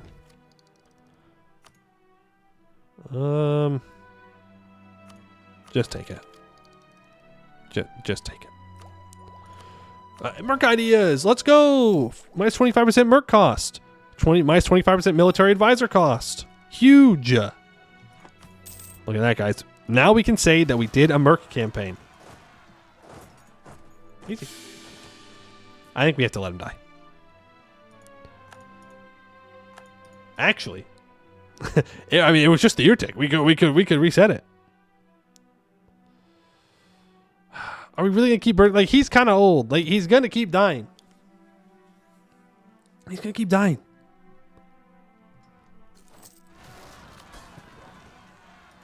I mean, people stay loyal.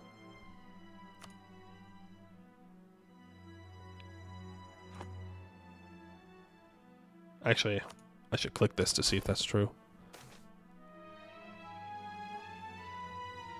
What the f...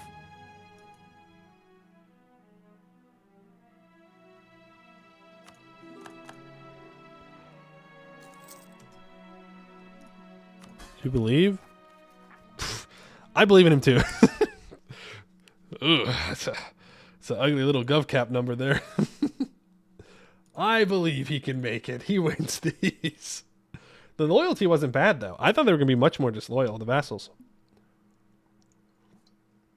But at this point, we do have a lot of development. Our military is pretty good. Well, larger. He wins these. He is the hero that we need. I need him to live like 7 more years. Oh, he's going to keep dying. But imagine how glorious it will be when he survives to the end. He saw you pick merc ideas and figured it was no longer worth it. That's not true. He's a merc captain. He would think it's great. One more air for the pyre. That's right. Keep throwing them on the pyre. Keep the fire burning. Sound like gnolls now. There's a lot of pyres.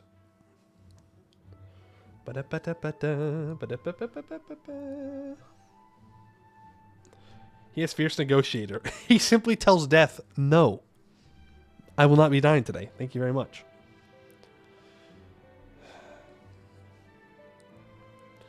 He saw merc cost go below 100 and died. He's like, yeah, you know what? They don't need me anymore. It's okay. I hope EU5 loads faster. It probably won't. It'll probably load slower. Right? Maybe like preloads all the stuff early on in the loading screen. And there's going to be more provinces. Who knows? All right, fire it up. Let's see what we got. It was only like a month in. He's a CK character who actually wins the chess game against death. There you go. We got the rebels. Taking the merc ideas. Our mercs currently cost 7.44. Our merc cost reduction is probably super high. Mercenary minus 48.8. We have a lot of inflation, which we are not going to be buying down for obvious reasons.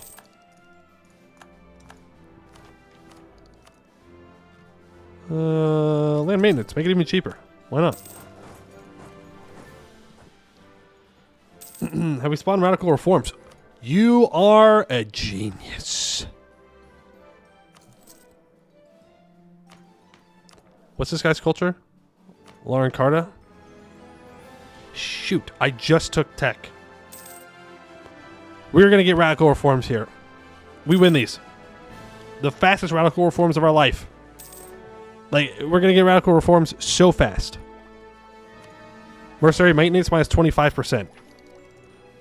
We have finished our national ideas. Oh, we got to read all these. Well, time to speed 5 and read. The Steel Scorched Citadel. The Steel Scorched Citadel was a secondary tribute collection complex for Nanru Nakar, on top of being a hub for Ndiosi steel production. After the Day of Ash and Skies, many Imperial precursors fled here, or there. Oh, God. Oh, no. Oh, no. Oh, hold on. This was a process that only accelerated with the arrival of Imperial refugees from Nanru Nakar following the city seizure by Ebennath Starshear, the first emperor. When Ebennath finally arrived at the Citadel, those inside believed they would be safe within its metal walls. Only a small group who truly understood the power of Ebennath's relic decided to flee, taking the secrets of Imperial martial arts with them. Those who remained were burned or buried alive as Ebennath called down the fire of the stars on the Citadel, collapsing the steel fortress in on itself and burying the relics under thousands of tons of metal and rock. The excavation of these ruins is Royakottar's greatest source of power. Intrigues, legitimacy, and we have made first contact with elves. Elves. I don't know who we met. But we met someone. First time we have an orbital laser? I mean, that's what it kind of sounds like. Cities. Oh, yeah, we can accept you. Upgrade this guy to level 3. And we'll go over ideas. City of Scrap and Salvage. 300 years after the Citadel's destruction during the apex of the Mudaliar Empire, scavengers rediscovered the site, then an overgrown hill. A makeshift shantytown quickly arose, crowding around the rim of the excavation site. As the true scale of the ruins was discovered, however, the town grew even further, rising to become the second largest city in Calavan from the riches of the Citadel ruins. Be it the Catavia compound and its scrap-crowned gate, the Ursibidur's House of Vice, the Halls of Trade, or the underground forge temple of the Vustarin, the city has long boasted incredible and architectural wonders. The Royakottar have become the masters of mixing steel and metal with brick and adobe. The walls themselves are a prime example of this, with their thick stone spans plated in metal scrap, either sourced from the mines of Taken or salvaged from the Citadel ruins. Minus 10% construction cost.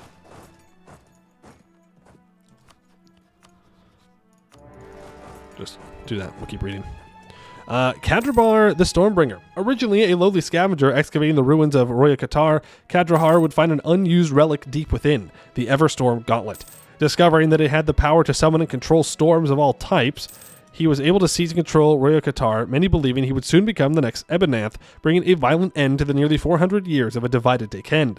However, after a long, brutal series of wars where millions perished from conflict and famine, a coalition of Takendi states were able to slay Kadradar and destroy his relic, sacking Royakottar and nearly razing it to the ground. Despite his eventual defeat, Kadradar's legacy continues on. While the Everstorm Gauntlet was destroyed and no relic of comparable power has been found since, its discovery led to those within Royakottar to fully understand the potential within the ruins of the heart of the city. The Royakotari, the Vustarin chief among them, have developed an incredible knack for turning every precursor trinket they find into a weapon of war, plus 10% land fire damage. And our trader has died. Get a new one. The four families. With the city in ruins following both the fall of Kadradar and the Chendayan invasions. Wait, what? Laurenkar's going to go to war with someone? Oh, okay, I don't care. Oh, I can peace out. Hold on. So many things I have to do. Full annexation. Cord up. Move up here. Move down here. With the responsibility for the rebuilding efforts naturally fell to the most experienced in the sort of business, the Scavengers.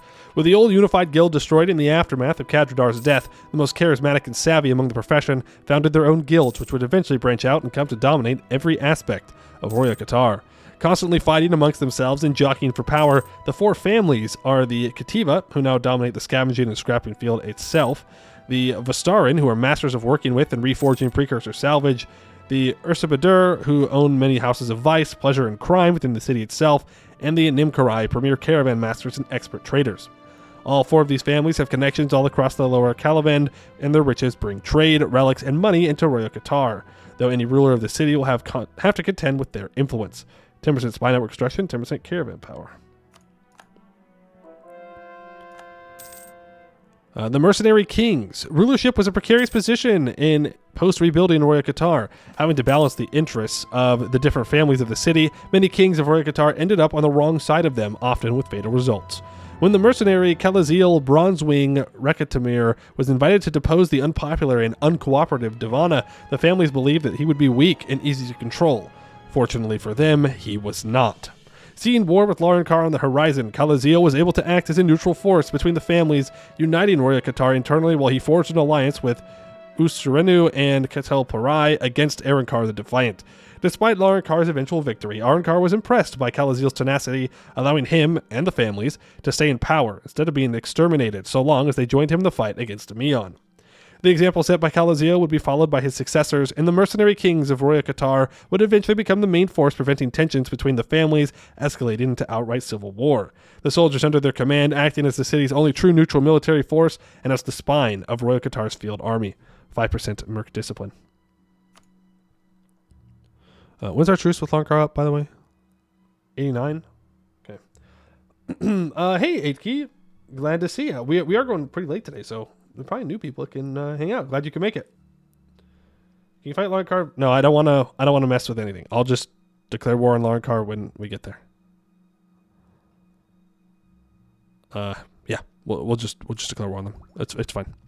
Heart of Tikendi Artificery. As the Citadel ruins were finally cleared of any remaining salvage and relics in the early 1700s, the Nimkarai and Ursibadur were indifferent, having shed their connections to the scavenging industry long ago. The Kativa and Nimkorai, however, were forced to adapt. While the Kativa used their vanguard soldiers to scour ruins even further afield, the Vistaran shed their scavenging operations entirely, instead buying relics from the Kativa and the guilds of Nanunakar for use in a new and exciting field, artificery. With Vistaran investment, Royakottar would soon become the beating heart of Tikendi artificery of all kinds, with the family also setting aside large sums for the darker sides of the art. Plus 25% inno gain, minus 5% Miltech cost. Our master of mint has died. I'm trying so hard to get this thing to fire to give me the admin points. We are so close to being able to do this. Last idea. Archprovost of Andios. At first, the rebellions were unwelcome in Royakottar, as they were in much of Taken. However, as the Vustaran began to delve deeper into artificery, they eventually decided to form a cooperative partnership with the Rebellion Church, with the head of the family, Kalandash Vustaran, converting to the new faith in 1731. Taking the Rebellion Church under their protection, the Vustaran family quickly became very influential among the Endiosi rebellions, even brokering a deal in 1758 in which, in return for Royakottar becoming the home of the Archprovost of Andios, the Divana himself would convert to the faith. As the other three families also saw the potential in controlling the rebellions, the Archprovost quickly became one of the most corrupted positions within the church. The four families worked to influence their activities, controlling the canonization of saints, an essential process when there were so many gods to canonize, and loosening the Archprovost's morals, pressuring him into letting the vice and amoral artificery within the city slide. Though rebellions outside Royakottar generally despise their nominal leader, there is little they can do. The ways of the Takendi seem to always win out over Kenorian sensibilities. +1 missionaries, and an additional 2% missionary strength when you complete it. We'll get cheaper Miltech cost. That is Laurenkar, ready to be fought. And we can take Admin Tech. Thank goodness. Let's build a workshop in our capital.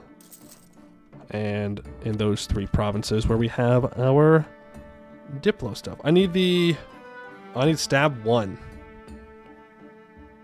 Unless I have the Ursidabar family in charge. We'll just have to take the stab head, I think. I need the Nimkorai faction in charge. Or I need Chindian to be an accepted culture. And we can work on all of those things. I need a stab of 2. Alright, Larkar, you die.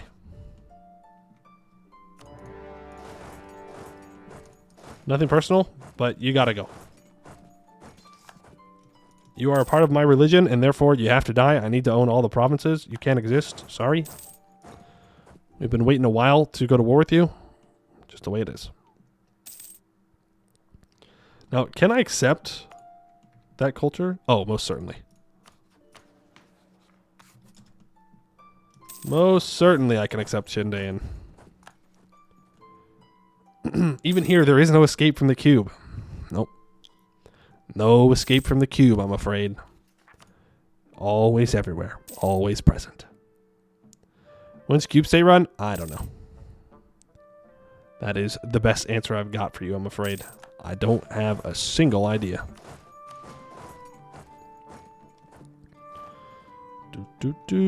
And that is a mission complete. City of Scrap and Salvage. From the ruins of the steel-scorched citadel, buzzing with scavengers and miners, to the recently reinforced walls of the city, to the warm glow of the House of Vice, the power of Royakottar is always visible. With our city's influence expanding further by the day, there is no doubt that we are the most important city beneath the Vai Sikara, well deserving of our title as the City of Scrap and Salvage. We get a bunch of modifiers, like a whole bunch of them, that are really good. Most of them just for the city itself. There we go. The siege is completed. And I have to full annex Laurenkar here. I don't have a choice. So probably just... Oh, I can't take everything, though. I don't need to. I'll leave this little guy out there. He'll be my subject, but... No, actually.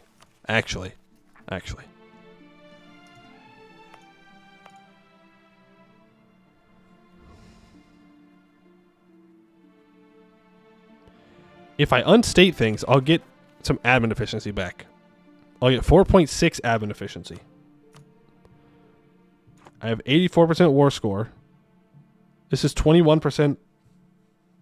Oh, that's 21%. I don't think it's going to drop it enough. We'll just get them as a vassal. Only so much you can do.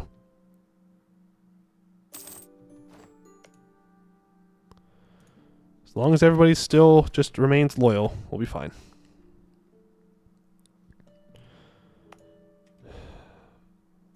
Go and unstate this. That way it's cheaper to core up. And then I guess we just do the same thing here. We need more admin points. What's new? How much money am I making? 13 ducats a month? Get you to level 3. If we can get another free stability from a high-level advisor, that would be so great for us. That would be wonderful.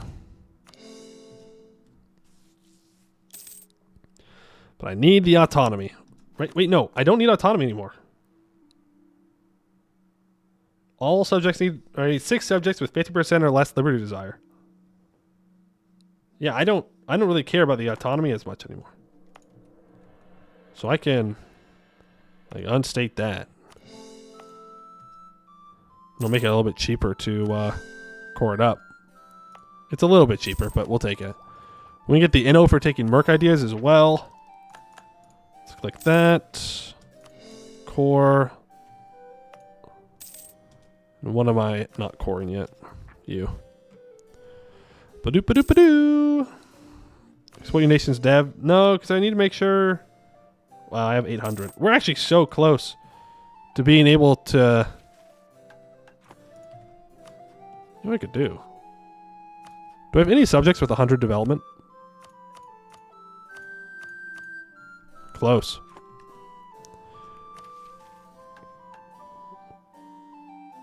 We're very close to being able to click this button. I don't think we're going to, but we're very close. I need to integrate my vassals as well. All kinds of stuff.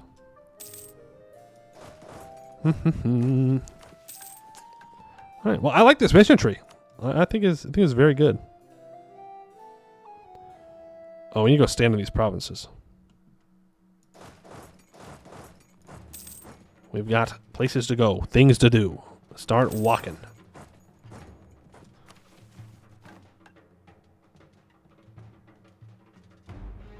I'm one off from where I need to be. But I can complete Defiance Denied. Led by Arnkar the Defiant, a leader of caliber of Taken has not seen for ages, the golden city of Irvand has, in recent years, threatened to emulate the past unifiers of Taken, sweeping down from the Arnkar highlands on horseback and conquering all before them. But it is Royakottar, not Irvand, that will become the greatest city of Taken. It is time to cut these northerners back down to size. Gain 100 glory, 400 crowns, lose 3 development there, and 20 devastation. Practical research flawed. Okay. Now I need a natural scientist or a court mage. The Kitava family were relic scavengers through and through, traveling across Calavand in search of new ruins to excavate, picking apart rock and metal for their own use or to send the Vustaran to forge into new forms. However, they are also devotees of the Stormbringer and are dedicated to using the gifts of the past to win a glorious future in battle. Already, they go into battle wielding scraps of the past, shields of ruin protecting them from harm. By developing this vanguard infantry, we can have at our disposal a formidable force indeed. Uratan Kativa sighed, shaking his head. This was supposed to be a simple acquisition, and now the warlord and the patriarch met between their two armies, with their soldiers lining up behind them. I know, Uratan began, crossing his arms, that you are very possessive of your territory, but the Arakan has given me the rights to this land. You won't be rebelling against him, would you? The petty warlord grinned. If whatever is under my city is valuable enough to attract the attention of the Kativa, maybe I am. The Kativa had half a mind to tell him that he was rather sure it was only a half-collapsed slave warren, but he decided against it. In his heart, he wanted a battle. The Kativa was founded in emulation of their god hero, Kadradar the Stormbringer. They scoured Taken in the hopes that one day they too would uncover a relic as powerful as his, using it to embark on a glorious conquest. But with the Royakottar's borders advancing further by the day, that conquest increasingly looked more like a palace coup. Uratan sighed, placing a hand on his sword and ready to pull his shield out. Your mother wishes you dead, he said, deadpan and unprompted, as the warlord's face twisted with anger. Your troops are ill-disciplined, your loins are barren, and your city is more like a... Finally, the warlord snapped. Though to Uratan's surprise, he didn't reach for the saber on his back, but instead raised his hands to cast a spell, ready to incinerate his enemy with a fireball at point-blank range. Luckily, the Kativa Patriarch was prepared. Instead of turning him to ash, the firebolt slammed into his ruined shield. The Patriarch didn't even feel the heat as the precursor steel dispersed the magic entirely. Uratan smiled as he charged forward, knocking the petty warlord off the full force with a hunk of metal before finishing him off with a slash. Uratan assumed a defensive posture in the no man's land as the enemy army charged towards him. His own army, his vanguard infantry, reached their leader just before the enemy did. Their line held firm as the late warlord's levies crashed against their shields. Shields of the past, conquering the present, just as Kadradar intended. We unlock the Kativa Elite Vanguard Recruit. We gain a bunch of devastation. If the Kativa family is not in power and has less than 40 influence, they gain 20, lose 50 Diplo Mill points. And we have a forced renegotiation. Chendayan warriors, fierce cat riders, are some of the most sought-after mercenaries in all of Taken. Their ferocity, maneuverability, and large numbers turn any army they are a part of into a formidable force. The city of Ormvan to the far east has a stranglehold on a large part of the Chendaean mercenaries for centuries, with their own mercenary armies largely staffed by them. But with Royakottar's influence encroaching on the steppes, many feel that it may be time to convince the Chendaeans to renegotiate their contracts, especially the feared protectors of Ormvan itself, the Haibizai tribe. 100 diplo points for 25 years. We lose 24 yearly tax income, +1 tolerance of heathens, +5 merc discipline, 10% adventure unity or influence, and we unlock a special cab group. And now I need 1 stab, military power, or the Ursurdabar families have more influence, which is not going to happen. To put it simply, the Dursabars are not going to take over, so we need to stab up a whole bunch. So do I have a stab cost reduction person? Because that's what I'm looking for. Thank you. To level 3. Okay. Numeric's interesting. Let's hire him and find out. At least look at him. The Kativa Elite Vanguard. 20 infantry, 4 cav. 5% less movement speed. 15% reinforced cost. Minus 15% shock damage received. Pretty good. And the Guard Cavalry, 20 cav, with 20% cav combat ability, 10% movement speed, and plus 100% cavalry to infantry ratio. Each of them has lots of manpower. So, yes. The answer is yes. They are quite good. Quite good for what you need. Can you boost the faction? Yes, but remember, boosting now only gives influence. Like, I can do it, but it just gives them an additional 0.3 influence a month. That's 1 command's worth of manpower per stack.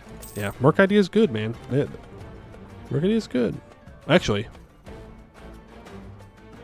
Yeah, we haven't even unlocked mercenary manpower yet. We're not even there yet. It's crazy to think about. Mercs, Maze, and Mirth.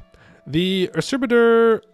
I said this different every time, I think. Will go to war, but the one thing they crave is peace. Peace puts gold in their pockets, grain in their stores and distilleries, and more people in their brothel beds and their casino tables. No wonder, then, that they would ask so much of us for that purpose. By expanding our mercenary army, investing in our fields, and improving the trade routes that connect our empire, the Usurpator will surely reward us greatly indeed. Adventurer organization will be changed. We will gain a stab back, though. And then we lose a stab. Gain a stab, lose a stab. Gain mill points, lose mill points. Every grain province gets the following effect for 25 years. Minus 10% dev cost, 25% goods produced. Every province with a marketplace gets minus 5 local unrest, minus 0.05 monthly autonomy change. No, okay, so we just lost a stab.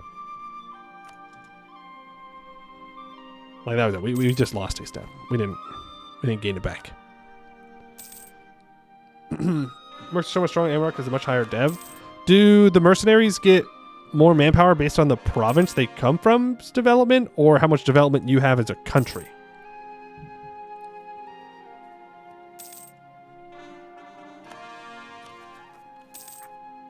We're almost done being overextended. Is that what you have as a country? Gotcha. Well, now it's going to do with these stupid rebels.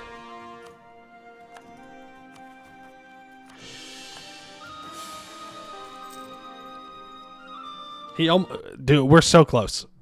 You have to live like 2 years, man. Literally 2 years. 2 years. And then you can rest peacefully. You can rest. But you have to make it 2 more years.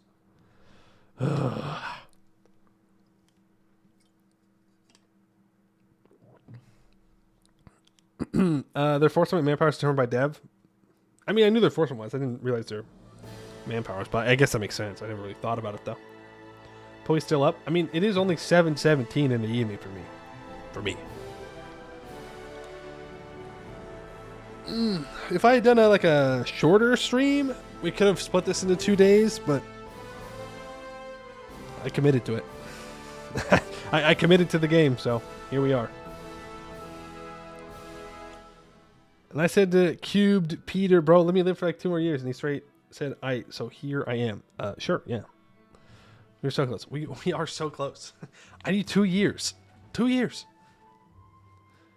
We stab up. We do the last reform. We need 2 stab. Bada bing, bada boom. We're good. We're done. We win. We just need to survive. And wait for the game to load. Also important. See what the one post meant by the awful meta being Mercs and Anbennar MP. The 12% Merc discipline, 15% Merc cost, 20% Merc manpower from Adventurer Estate. Yeah, and then you take Merc ideas and you stack all that. Do halflings still get bonuses to their mercenaries? Do they still get Merc discipline in their ideas? Or in their racial military? Not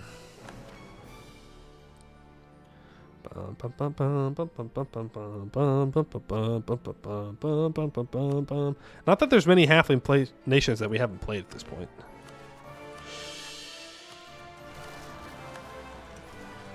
Nope, need those rebels to go away. Then we can reform. Or at least we can do our next reform. Alright, consolidate, take end.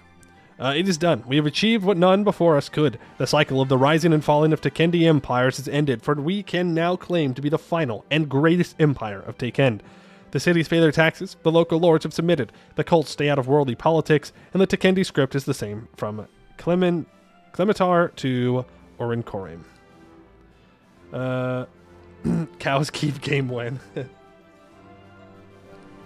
25% reform progress growth. There we go. Ooh, we gain a stability, you say?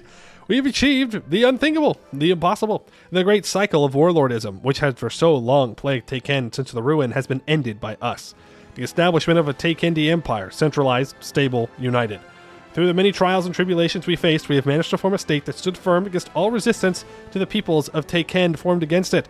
Our empire is the empire of Tekend, and God's willing, the final empire of Tekend. We will continue with our current course, no matter the resistance we face. Tekendi hero worship becomes the new state religion. We gain 1 stability. Oh yeah, baby. Oh yeah, we unlock new stuff. And we get government reforms. Sheesh. One of the 4 families is in power and has 45 influence. We have 20 regiments in Royakottar. Alright, get them troops back to the capital. And we'll be good. Get rid of them rebels. Please and thank you. Education for the poor. What do the poor need education for? We go through this every game. Alright, and the final mission. 4 becomes 1. It is over. Tekend stands united under Royakottar's banner. Our armies sweep our enemies like Anbennar and Olakar before us. But the game is not over yet. The final act approaches, and the time will tell whether the families of Royakottar will unite under the Mercenary King, or whether one group will rise to absolute prominence. But no matter what happens, one thing is clear. 4 will become one way or another. Royakottar burned. The Kativa family originally had a much more sophisticated plan, which involved enough moving parts it made Elandra Kativa's head spin when his subordinate tried to explain it to him. So when their best-laid plan immediately went awry, Elrander's disappointment was minimal. This was far more glorious anyways. He called out again, and the mages at his side launched another fireball volley against the royal palace. Stone and brick broke and gave way as his men surged towards the gaps in the palace walls. The Erikin's men sallied out to meet them, but they were no match for his vanguard. Sabers met ruined shields and shattered under their power, just as Kadradar intended. Well, not entirely as intended. He had embarked on a conquest fueled by the unparalleled power of his relic, not a palace coup like this. Though, considering their success, the Kativa Patriarch wondered if it really mattered. The Vustarin didn't give much of a fight after their laboratories were smashed and attendants killed.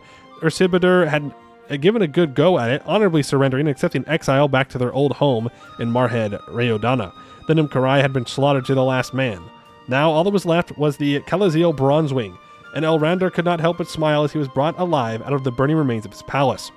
The Kativa's men dropped Kalaziel Bronzewing in front of the Patriarch. The deposed warlord glared at the Patriarch with pure rage. "You conniving, treacherous fool," he spat through bloody lips. "After all we've done, and you think you can just take it all in the end."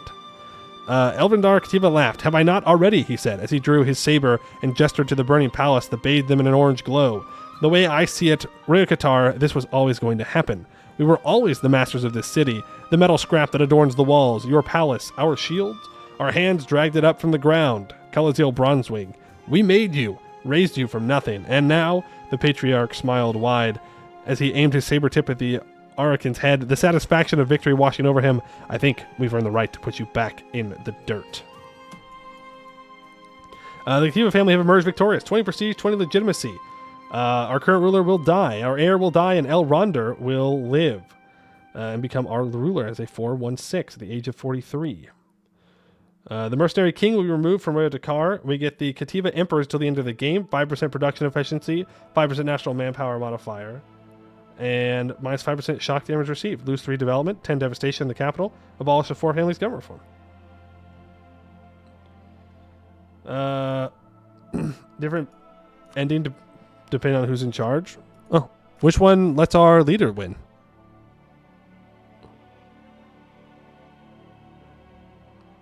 Yeah, how do we make it to where our leader wins? Is it based on influence? If none are strong. Ah, so if all of them have less than 20? Or less than 45? Ah, fair enough. Well, I guess you'll have to play through it yourself and see what it says to figure it out. But yeah, no, these guys just have way too much power. A newborn prince? I don't know. That one. It's alright. No, they won't make it. They won't make it. Not without the Mercenary King, baby. No way. Alright, but that is that. Royakottar's mission tree, new content, new Anbennar today was good. Thank you for hanging out. Appreciate it. Hope you all enjoyed it. Not sure what we're doing tomorrow. Didn't think I was going to have to plan for a new run so soon, but here we are. I do have to do that now. Let's see if there's anyone out there playing Anbennar we can raid. My throat is messed up. Usual stream schedule? Usually I start at 12 p.m. Pacific Standard Time. Most days. And go to around, I don't know, 4, 5, 6, somewhere there. Depending on the day, the run, how I'm feeling. Today was just an extra long day. Extra long. Very much extra long. Ooh, yo. Is that an Anbennar I see right there? That is in fact an Anbennar that I see. Is that a Grombar I see? Yo. Grombar Gaming? Let's do that. Let's do that raid. So I'll be back tomorrow. Probably. I assume. Times like that friendly, so fingers crossed I watch again sometime. Well, thank you for hanging out. Appreciate it. Who knows? Might do later streams at some point. I don't know. You never know. You never know what I'm up to. Exploration Weight VODs. If you want to go check out the VODs, this VOD will be up sometime. It's going to take a while for this one to upload. 7 hours. It's going to be a while. And yeah, I'll be back tomorrow. Exploration Weight Discord as well, if you want to stay up to date, in case I change anything. Cannot forget about that one. Because sometimes I remember to send messages in there when I change schedules. Sometimes I don't. But most of the time, I do. Alright, and that's going to be it for today. I would like to thank you all for watching, and I hope to see you in the next one.